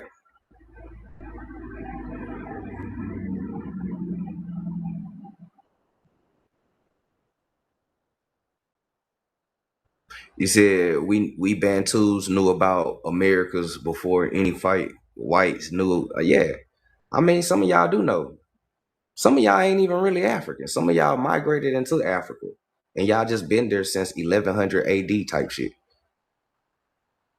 Some of the people we calling Africans ain't even African. Some of them are the original indigenous Arabs. Dark-skinned Negroid looking people. Right? I got a whole segment on my playlist called Africans Aren't Really African. And I'm reading from African books written by African University of Nigeria, the Yoruba people, and I'm reading their books, right? This ain't written by no white. This is coming from them, oral stories and all of that. And there are stories about the Yoruba, for an example. The Yoruba comes from Saudi Arabia, South Mecca, right? They come from the Yarub tribe, the Yarub Arab tribe. They left because they was going to war with another known nation that we talking about, King Bulan and all of them niggas, right? And they was pushed into Africa. And as they was cutting through Eastern Africa, and when they got to East Africa, they split up into different tribes, not different tribes, so-called, but different mini tribes. And some went through North Africa, some went through the Central, some went through South. And a lot of them made their way to West Africa, what you call Nigeria and all this area today. And they went from Yarubs to Yoruba. Even when you say the name Yoruba, it sounds Arabic itself. It don't even sound what you would think, African, whatever that sound like, but it has an Arab tone to it. I'm from the Yoruba tribe. I bet you Muslim too. How do you know? Mm-hmm. Most of them is Muslims. Most of them Islamic, for real. Because most of them are the original Arabs. Peep game. A lot of them know this too. Some of the Africans be coming on TikTok playing with y'all. A lot of them know this shit. You got the Igbo tribe. You got the Hausa tribe. The Hausa tribe is from Mecca or Baghdad, what you call Baghdad today. The Hausa tribe is from Baghdad. They still wear their Baghdad attire. They come from Baghdad. Who else? Let's see. The Hausa tribe, the Yoruba tribe. Bantu is made up of a confederation of a lot of different tribes. Some of them come from Saudi Arabia as well. Some of them are the indigenous African or Bushmen. The Khoisan look Asian because they ass come from Asia, the Southeast Asian continent. That's why they look Asian. Not because the Asian phenotype came from Africa. No, there's a book and a story that I have that I'm gonna bring out later on that the Khoisan migrated into Africa. They actually come from the Southeast Asians. That's why they resemble Filipinos so goddamn much. Their hair texture just changed when they entered Africa because the climate changed, so the hair changed. But their hair wasn't always like that as well. You know what I'm saying? A lot of tribes from the Madagascar, the furthest eastern Africa, a lot of them come from the Pacific Islands and Southeast Asia as well too. You know what I'm saying? The Shona tribe, they come from the Middle East as well too. So there's a lot of tribes in Africa that ain't even Africans. For real, there's a lot of them that ain't even African. Remember, the word Africa ain't what you think it is. You know what I'm saying? For real.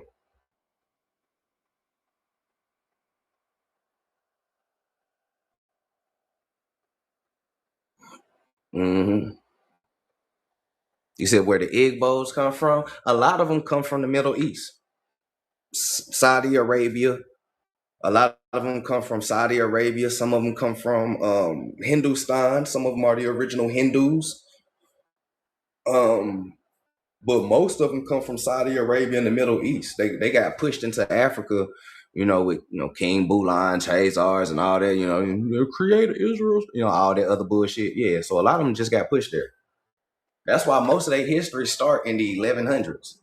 And this is why a lot of them can't really tell you about African history, and they have to Google that shit. And come on, man, I done debated plenty on them, and it's always the same thing. Well, tell me something about Africa then, since you know a lot about us. What did you mean? What's the name of Africa before they called it Africa? Hold on, let me Google. You don't know? You ain't got an original name in your tongue? What do your people call it? They don't be knowing shit. And then some of that language that they do be saying to you, that should be Arabic as hell. But since most Black Americans aren't really accustomed to foreign languages like that, I'm gonna keep it real. We're not really we hear it, but we're not accustomed to it. Like hearing that shit every fucking day. We don't really know the difference between African language and Arabic or all these other different languages. Most of our people hear Yiddish and think that that's Hebrew and shit because they're not accustomed to hearing that type of shit. Only thing we're accustomed to is Spanish and shit, not even French, but they teach that shit. And you ain't met a French person yet in America. I'm just keeping it real. So, just peep game on that one though. But most of them be speaking Arabic and shit to you. Real talk. That's why they try to hide our history and culture. Man, look. They try to hide our history and culture for a lot of reasons. But yeah. Hopefully they do their research on that instead of trying to stop us from uncovering our identity. It ain't really too many books over there in Africa that talk about that type of stuff. Africa just got a census records, and they census records only go back to 1940s. And I ain't gonna try to generalize it, but a lot of them don't know who they third grandparents are, they fourth, fifth, or sixth grandparents.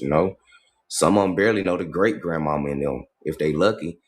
But they census records only started in 1940. Yeah, they ain't really got a lot of documentation. That's a place that people were being exiled to.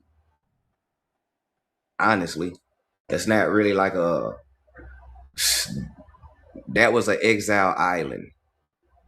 Put it like that. You know what I'm saying? People got exiled and got sent to Africa, aka Skull Island, right? Sent them amongst the beasts, the wilder beasts, the tigers, and well, not the tigers, but the lions and giraffes and rhinos and cheetahs, and yeah, nature will get them. See what I'm saying?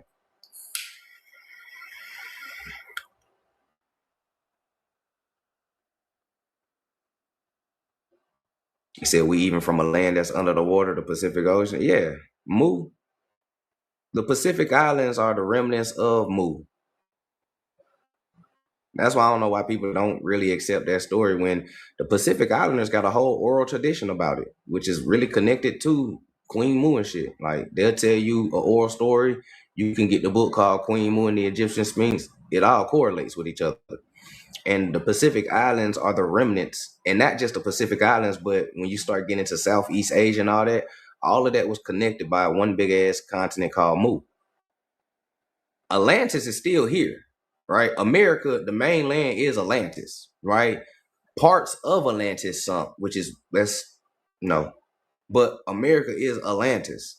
When you start getting into the West Coast, then you start getting to the island of Mu, right? You know, California, all the way to the Pacific and Southeast, that's considered Mu, or what they call Mu, Lemuria, whatever, or whatever the case may be, America, Mu.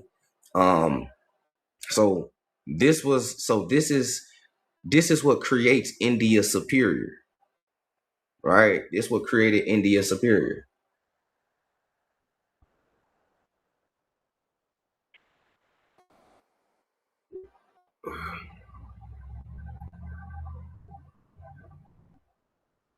Mm-hmm.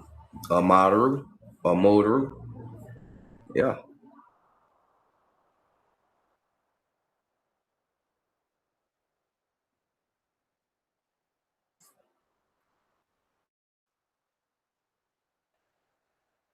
The real Asiatic black man and woman. What's happening, Shine? Peace, peace. So this is who they talking about inside this book, though, y'all. Right? This is who they talking about inside this book. Right? Southeast Asians and shit, right? Fighting for their liberties in Mexico. Chinos to Indians. Right? Catarina's explanatory story set the stage for the history of the Manila slave market. The Spanish Philippines, right? Philippines had a diverse slave population for local labor and export, including Filipino Indians, Muslim war captives, right? Morderos, right? Negrito, Morderos, Muslim war captives, Morderos, Filipino Indians, and foreign slaves from as far away as Portuguese India, right? Or that subcontinent of Hindustan. This is another reason why Christopher Columbus and them niggas wasn't lost, and they didn't think he thought he landed in India. He didn't think he knew he landed in India superior, because the Portuguese was already on Hindustan, or what you call India today. That's why they said Portuguese India. That's Hindustan. Okay? That's Hindustan. Okay? Big game. So, Philippines.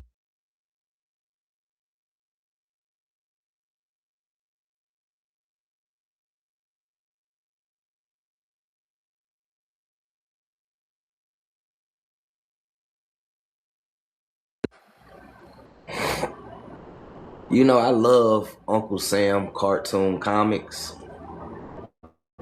because it shows a lot of the truth in there from that time frame.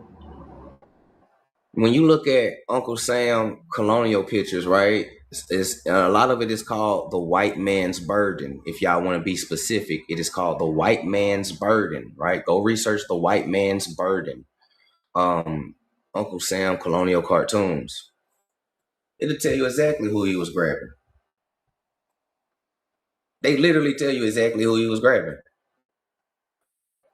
You see the tag on that baby ear? Philippines, Morderos, indigenous Filipinos, Chinos to Indians.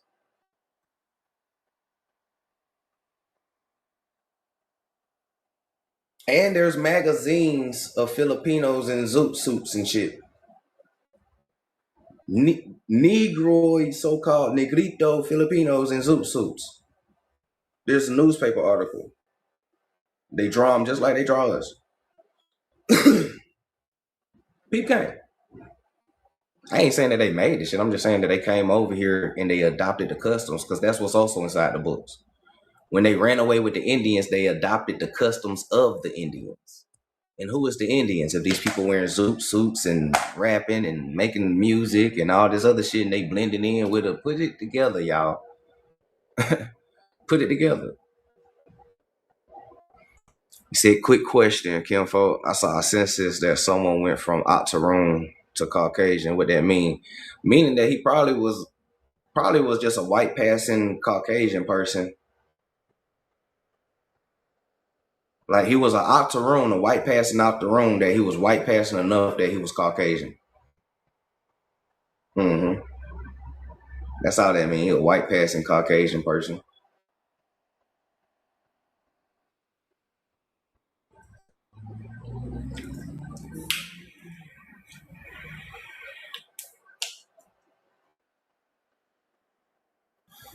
They also label him as black. He was from Japan. Yeah. It happens. It happens. A lot of Japanese people went over to the Caucasus range regions during slavery, and kids born over there. So if his birthplace was Caucasia or Japan and it says he's Caucasian but he's listed as black, he was probably more likely a indigenous servant or soldier, and he was bouncing around from place to place in servitude.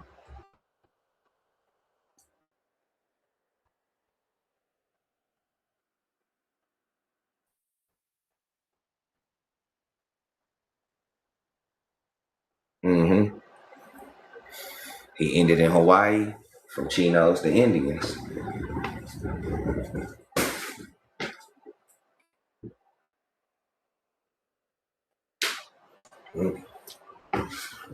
From Chinos to Indians, right?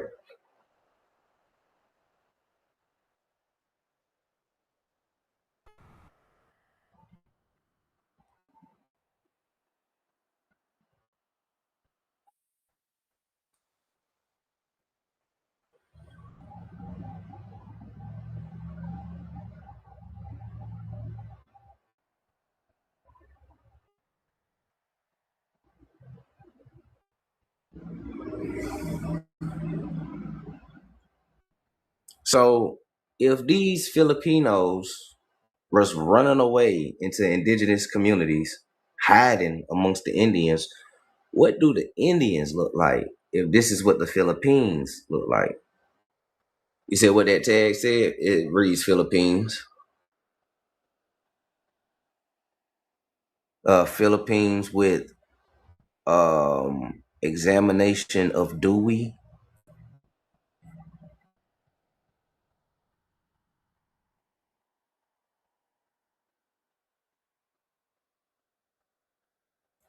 This was a information wanted, Uncle Sam.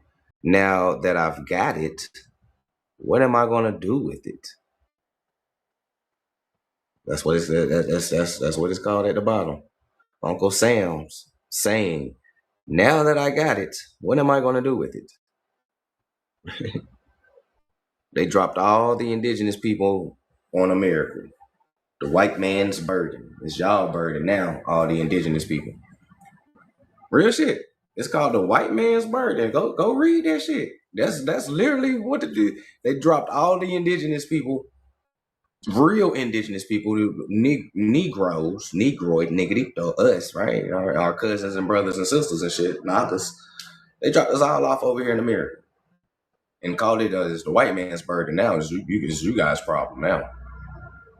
They ethnic cleanse their countries.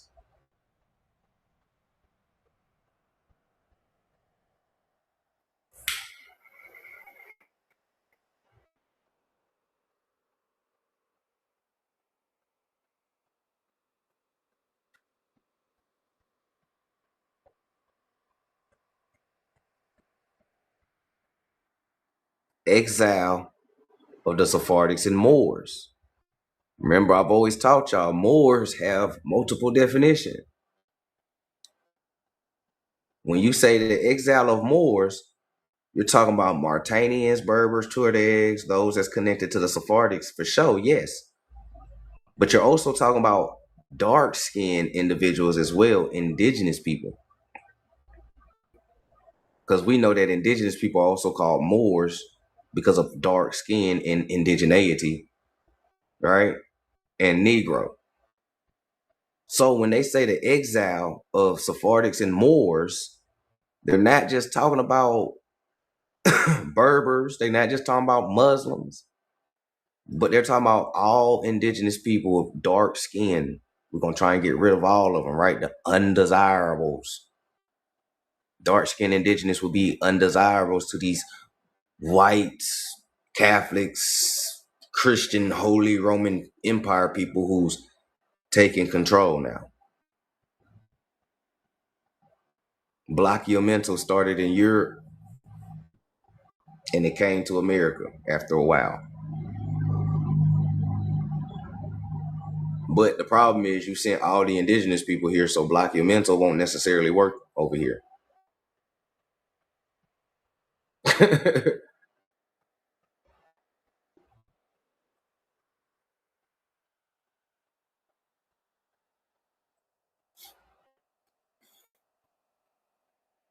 Right?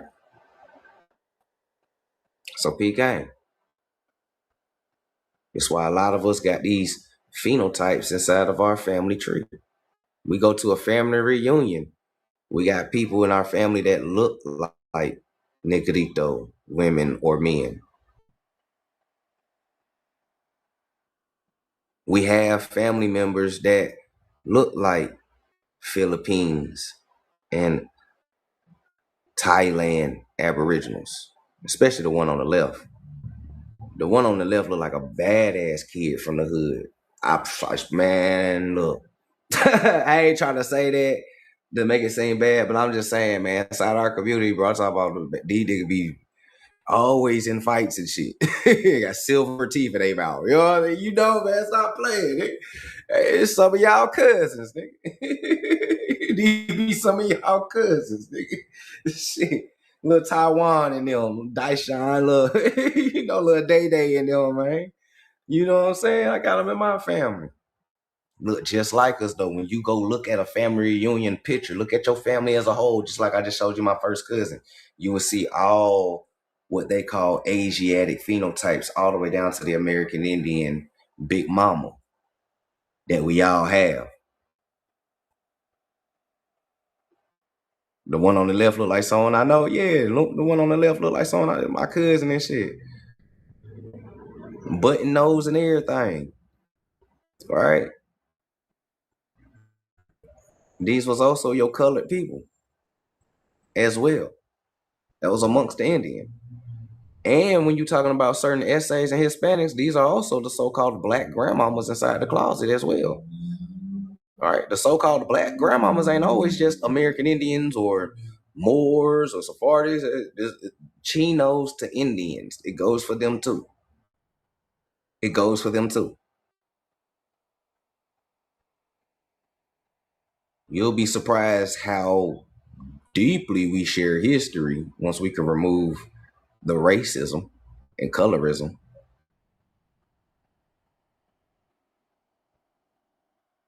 All right. So,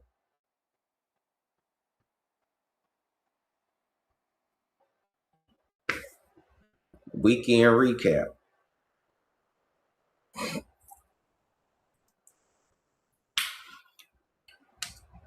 The history of America that you're not going to catch on the History Channel at all. You'll catch this shit on the History Channel. All right.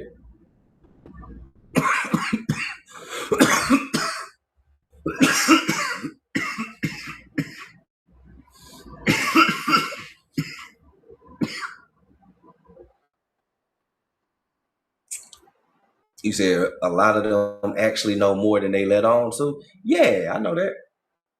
I know that they be gaslighting us. Honestly, the only people who don't know this is us.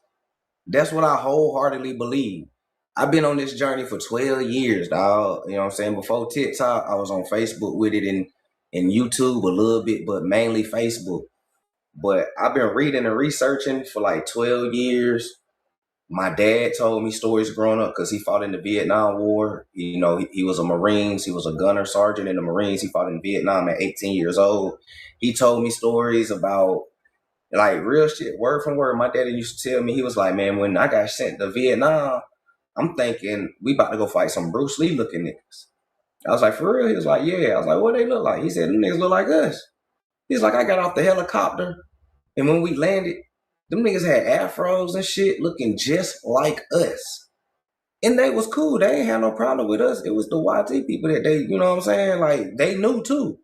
Like, my dad said that our people was welcome into their clubs, they bars, niggas was chilling, weed, it was cool, and they, nigga ain't had no beef with us. It was the YT people. He was like, you know, it was cool, shit.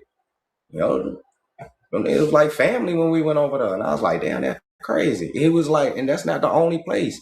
You know, when I said I got stationed in the Philippines, he got stationed in China for a little bit. But the places that they were stationing them, ironically, was these places that had indigenous people that looked like us. You know what I'm saying? And that's when my dad caught on. Like by the time my dad was in that bitch for like about 6-7 years now, that's when he started catching on, and he started getting more intel because his rank started going up and stuff like that. That's when he started learning that this was an ethnic cleansing. Like, we were sent here to ethnic cleanse. And ever since then, he been trying to get out the Marines, and then eventually he got out and everything like that. You know, they let him retire, you know, with honors and shit like that. And ever since then, he always told me to never sign up. He said, never join a war that ain't got nothing to do with us. You know what I'm saying? When we say white man, that's what we mean. It ain't got shit to do with us. Don't ever sign up. It ain't worth the little trinkets that they give you. They still be trying to bribe the Indians with trinkets. You want to join the army, or you get you a challenger, you know, the paycheck, trinkets. And Indians still fall for the trinkets. Risking your life for trinkets with a war that ain't got shit to do with you. And 9 times out of 10, you going after your own damn people. Ethnic cleansing. Ethnocide is real. Ethnocide is the cleansing of a nation and nationality. That's what happened to us. That's what happened to all the indigenous people. Ethnocide. Ethnos means nation and nationality. Side means to unalive. You unalive a person's nationality. You go from being Indian, you go from being indigenous and Moros and all that, and now you just black, colored, African American, Negro. You know, you ethnocided. And then once you start fighting for a nationality, they call you an extremist, a black nationalist extremist. A black nationalist is just melanated people fighting for a nationality and to be recognized. But they call that being extreme. Why? Because the goal was to take away your nationality in the first place, nigga. Because of what's tied to it, the history, what's really tied to it. These people ain't supposed to be occupying none of these lands that they own.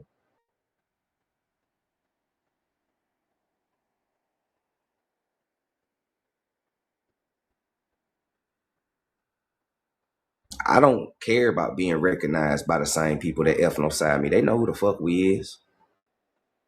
I don't care about the paperwork. I don't care about the false and pseudo history that they brainwash our people with. I don't give a fuck about the BIA, fuck the tribal cards, the memberships, fuck the casino, fuck all of that. I don't care about it. That's trinkets, nigga. I don't care about none of that shit. I care about is the youth understanding the truth, because they are the future. And if our future keep being psyop with the lie, then we ain't got no future as indigenous people, man. It ain't about what the books and what the government say. We got the influence. We are the most influential people in the world. Our influence chumps they man-made laws any goddamn day. And that's what they don't want you to wake up to. Everybody waiting on a superpower. Oh, December 24th, superpowers. Yeah. Your superpower is the influence. That is the greatest superpower that you have. The art of suggestion. That's your superpower, fam. You are the most influential person in the world. It don't matter what the books say. Enough of our people get on the bandwagon, and it starts becoming the style. Since everybody like to do styles and trends, I'm gonna show you how this psyop can work for our benefit. We turn this shit into a trend. People start doing the trend. People start doing what is hot. Make truth in reading hot and a trend. Make niggas wake up by accident. Real shit. Your influence is what got you into this shit. Your influence is what's gonna get you out of this shit. People only started accepting you being black and African American because they made it hot. You made it hot. Say it loud. I'm black and I'm proud. Jesse Jackson, African American, and we walking around fists in the air. Yeah, black power. Yeah, Africa. Yeah, nigga doing all that shit. Your influence is what got you reclassified. They made the suggestion, you bit on it, and you made it influential, so people start calling you. So then it went down on paper. That's how it goes. Your influence got us into it. Our influence is gonna get us out of this shit. I guarantee you. This is why they created the COINTELPRO. They neutralize those who can electrify the public, meaning influence. They know it. Your influence is even in the COINTELPRO documents. We must neutralize potential people who can electrify and wake up the people and unify them. That is a person with influence. They know how strong your shit is. You don't know how strong your shit is. And if you do, you misusing your power. We too busy making it a trend to wear shiesties and sign fucked up deals and rap and sip lean and do this and do that and just very low vibration. You misusing your power. You once used your power for good. High vibrational music.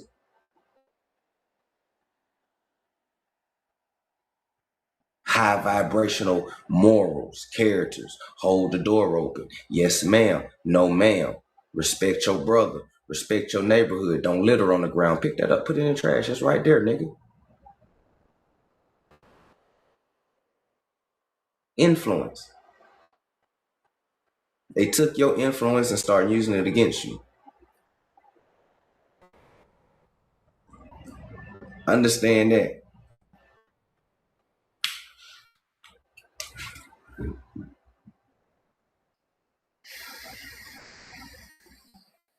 Right?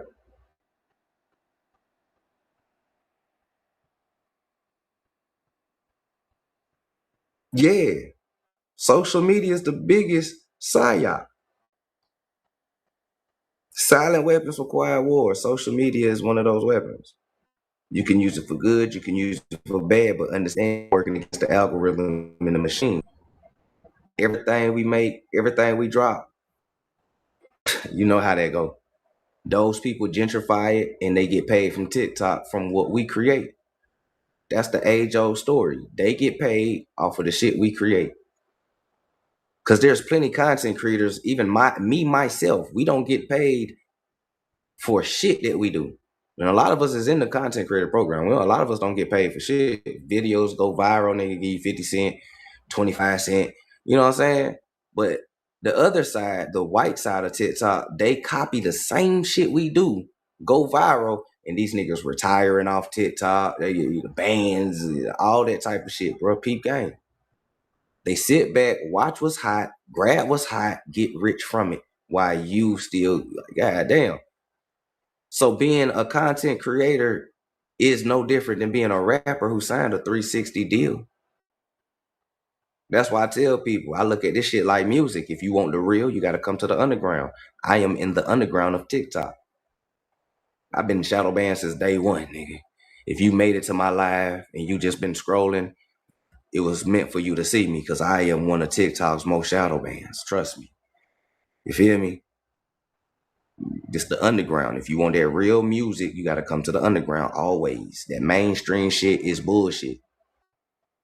There's content creators who so-called giving you so-called truth and they ain't even putting that shit together. They just regurgitating what the next nigga off YouTube said.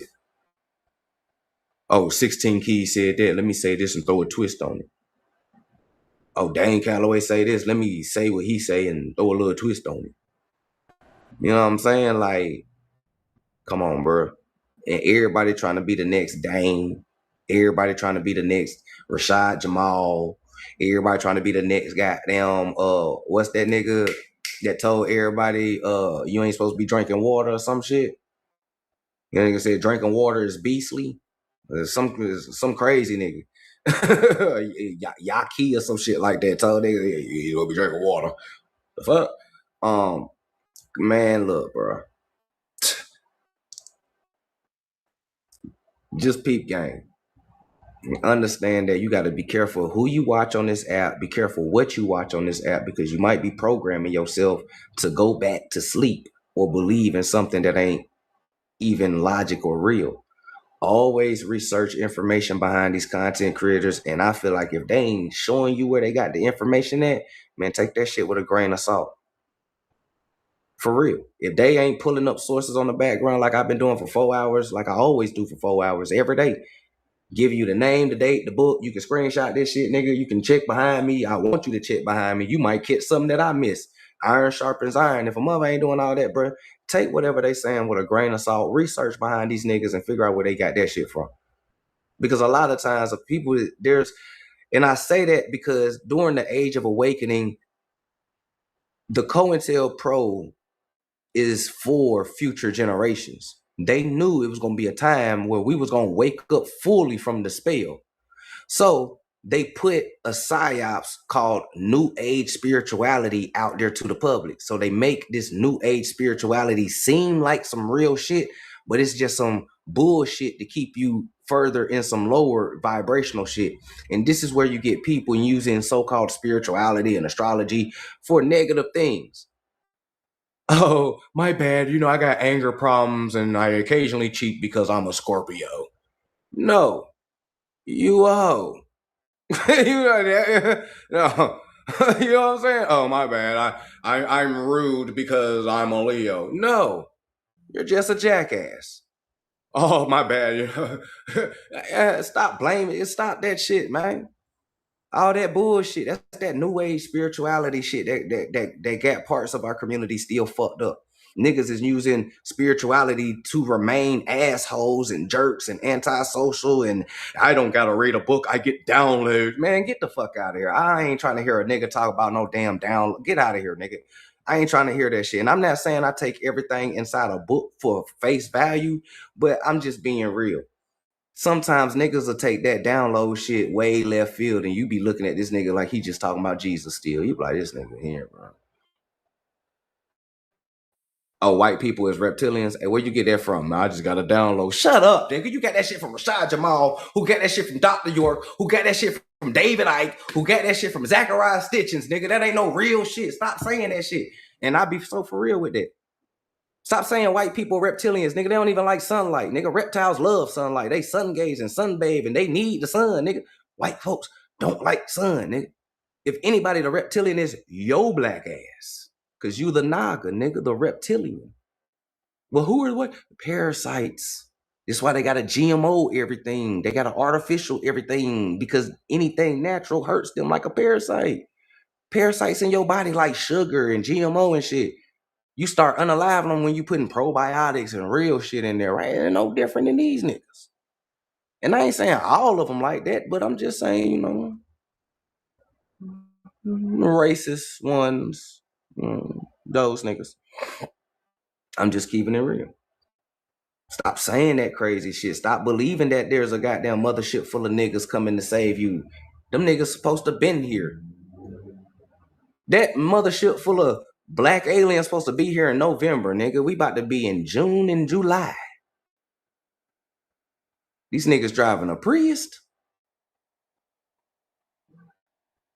Niggas, the fuck, nigga stopped and got some Rellos real quick. Nigga stopped by Saturn, got some Rellos real quick that we don't know about. Nigga heard that there was a party on Jupiter. Nigga been partying. You know how niggas be. You know, hey, where you at, fam? Oh, nigga, my bad. I forgot, bro. I knew it was something I was supposed to be doing. Hey, man, these niggas throwing a party on Jupiter, man. Hey, we on the way, man. Yeah, my bad. Hey, man, we gotta go get these niggas, right? Like, come on. What are we talking about out here? And people be blindly believing that shit. You might as well still believe in Jesus if you think somebody gonna come from the sky to save you, other than yourself, your soul, your spirit, your consciousness, your awakening, your unity, collective consciousness amongst your soul tribes. That's the Christ consciousness and Messiah. The stop of the Messiah wasn't about nothing coming from the sky. It was about a community uniting and having a real revolution for their nationality. Christ consciousness, the liberation of our people finally here. This is why they spend so much money keeping you divided. Just call them black. Yeah, throw colorism inside their community. Them niggas will fight over that. Like, unleash the feminists and turn the men against the women and women against the man real quick. You know, them niggas will argue about gender roles for 10 years. Hey, turn the kids against the adults too and create some shit called the YNs. Yeah, that's a good idea. Yeah, let's do that. What else can we do out here to keep these Negroes divided? Hey, start beef between them and the Latino community on the low ski, nigga. Hey, that's good. Yeah. It's turn. Matter of fact, let's call it black and brown. Yeah. Let's turn blacks and browns against each other. Even though they the same goddamn people. Just turn them against each other. Yeah. I think we just about got it. Them niggas will be arguing for generations off that shit. And that's what the fuck they do. That's what they do. They created fake doctrines, put it out there, fake beliefs. They created the out of Africa theory. They created that you came from a monkey. They created the Anunnakis thing. They created a lot of this shit.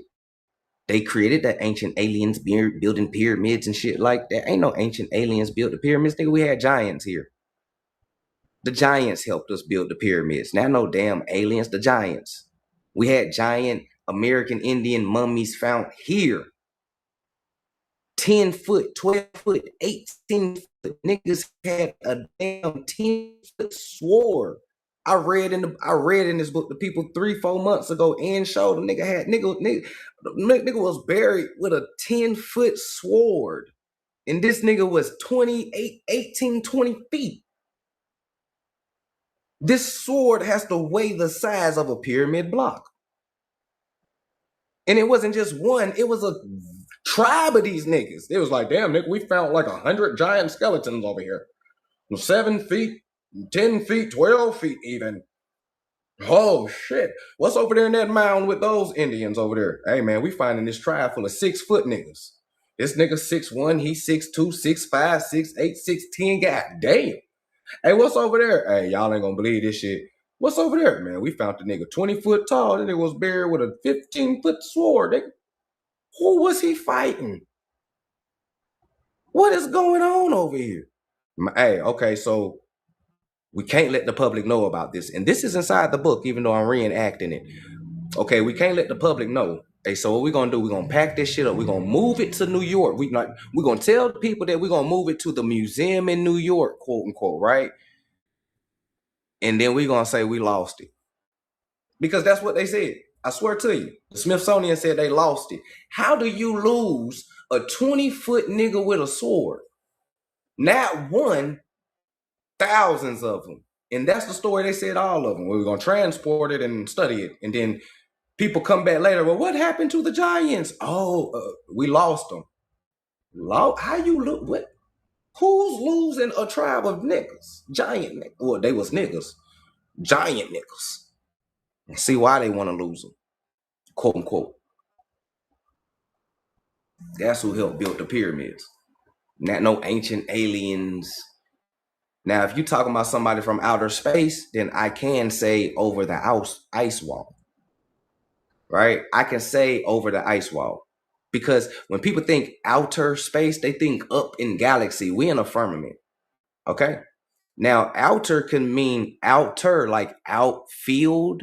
Like you at the baseball bat and you hit a ball outfield and it goes outward. Not up, but outward. Ice wall melting. There's a lot of colonial maps that show you the ice wall is not ice. Green grass, trees, inhabitants, and everything. So outer space will mean something completely different. When you break down the word extraterrestrial, it doesn't mean a nigga from a galaxy beyond.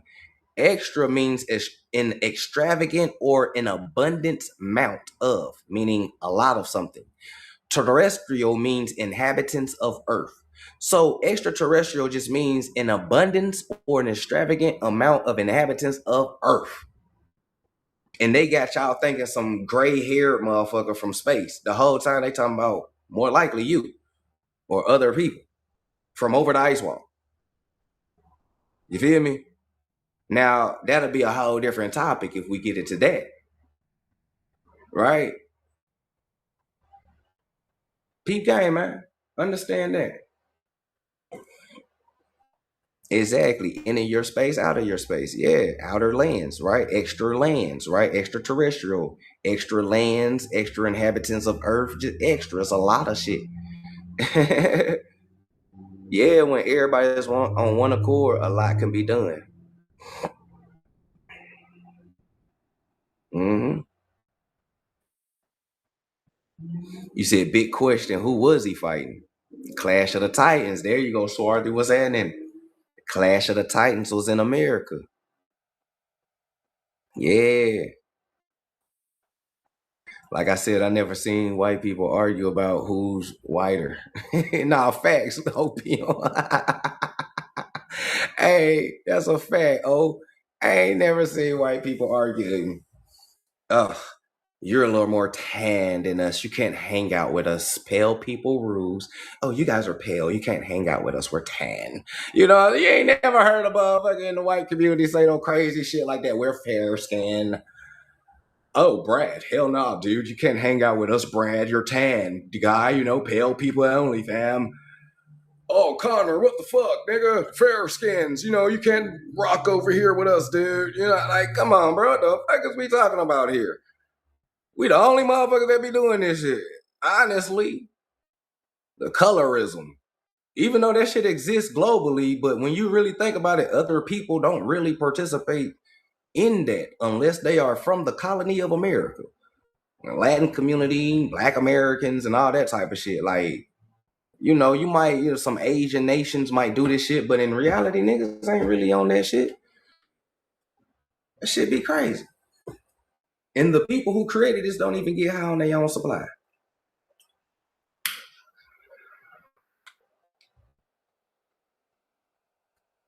But, you know, small world to a giant. You said, what was that book? I changed that book with the Giants. Shit. Matter of fact, who is that? Samurai Gypsy. My bad, I ain't mean to send that invite.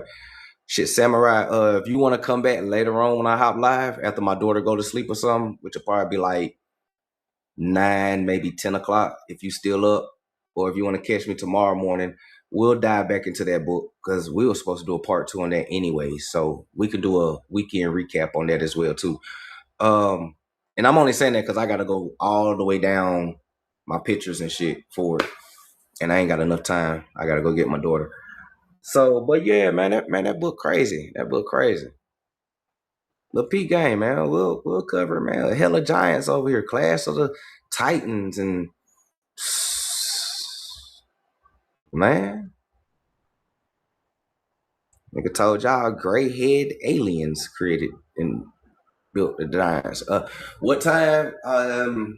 My daughter normally go to bed about 9, 10 o'clock. So we'll probably hop on 9, 10 o'clock East Coast times. If you don't catch me tonight, and if I don't, and we end up staying up late, eating popcorn, watching Disney movies, because sometimes we'll do that, I would definitely be live Sunday morning, about 9 and 10 East Coast time, a.m. So, yeah, Eastern time. I'm Eastern. Yeah, I just looked at the clock. I didn't even know it was 3:13. I'm 10 minutes late from going to get her. So, with that being said, we're going to have to end this right here. If y'all haven't followed the page, make sure y'all follow the page right now. I appreciate y'all for tuning in with me, rocking out with me for these 4 hours. We really got a lot done. I hope y'all understand colonial definitions of mulatto versus modern definitions and how that equate to your census records when you come across it. I hope y'all understand that when you talk about from Chinos to Indians and Asian slavery, it's not always Bruce Lee and Jackie Chan. It's actually other Asians that look like you, right? With the Southeast Asians, Negritos, the Mortals, etc., etc., etc. All of this was happening simultaneously in the 1600s. You dig? One was happening on the West Coast, the other was happening on the East Coast. You dig? They merged in the middle. So I hope y'all understand that as well too, right? So this book is not only just for so-called Native Americans, but some of y'all black asses too. Excuse my lingo, but I'm comfortable with my people. Some of y'all black asses descend from a Filipino too. Some of y'all descend from goddamn a nigga from Thailand. You know what I'm saying? Who bump sheets with an Indian. But I'm just saying, you never know how that shit can go. You don't really know what the mulatto was. A lot of records got destroyed, right? But one thing we do know is that East India, West India, America, it's all India superior. So we all Indians at the end of the day, right? One bit Naga.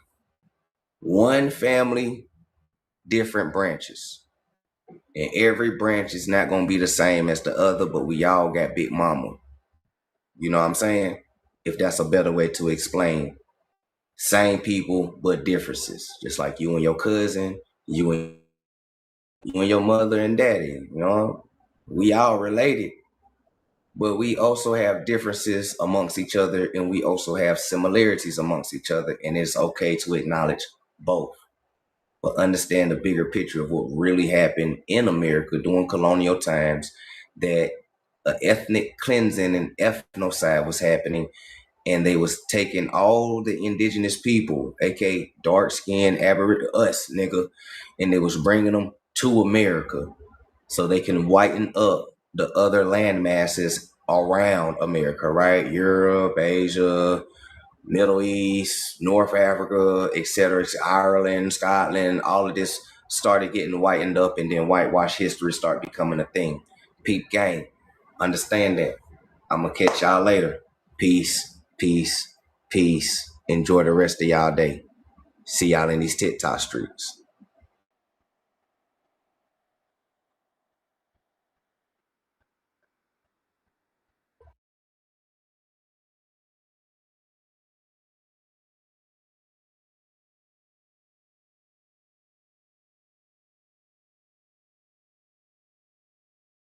I know y'all not busy. Thank you, T86. I know y'all not busy. That way T8 y'all need ain't that. 3X up for no T8 reason. need that. Y'all ain't 3X up for no reason. Size All right, small though. here we go. Size small though. Size small. We can do 5 on this. Come size on, small bless right him. here. Size small. T86 finally. Size small right here. Size small right here. Size small. Size small. Boss man, this TikTok over here. This not, other program. Oh, this the cell right here. Size small. This the real team. Size small right here. Size small right here. Look. Great pickup, Chris. Great pickup, Chris. Let's go. I need 6'5". Let's go. Size large. Size large. Size large banger. Size large right here, chat. Size large right here.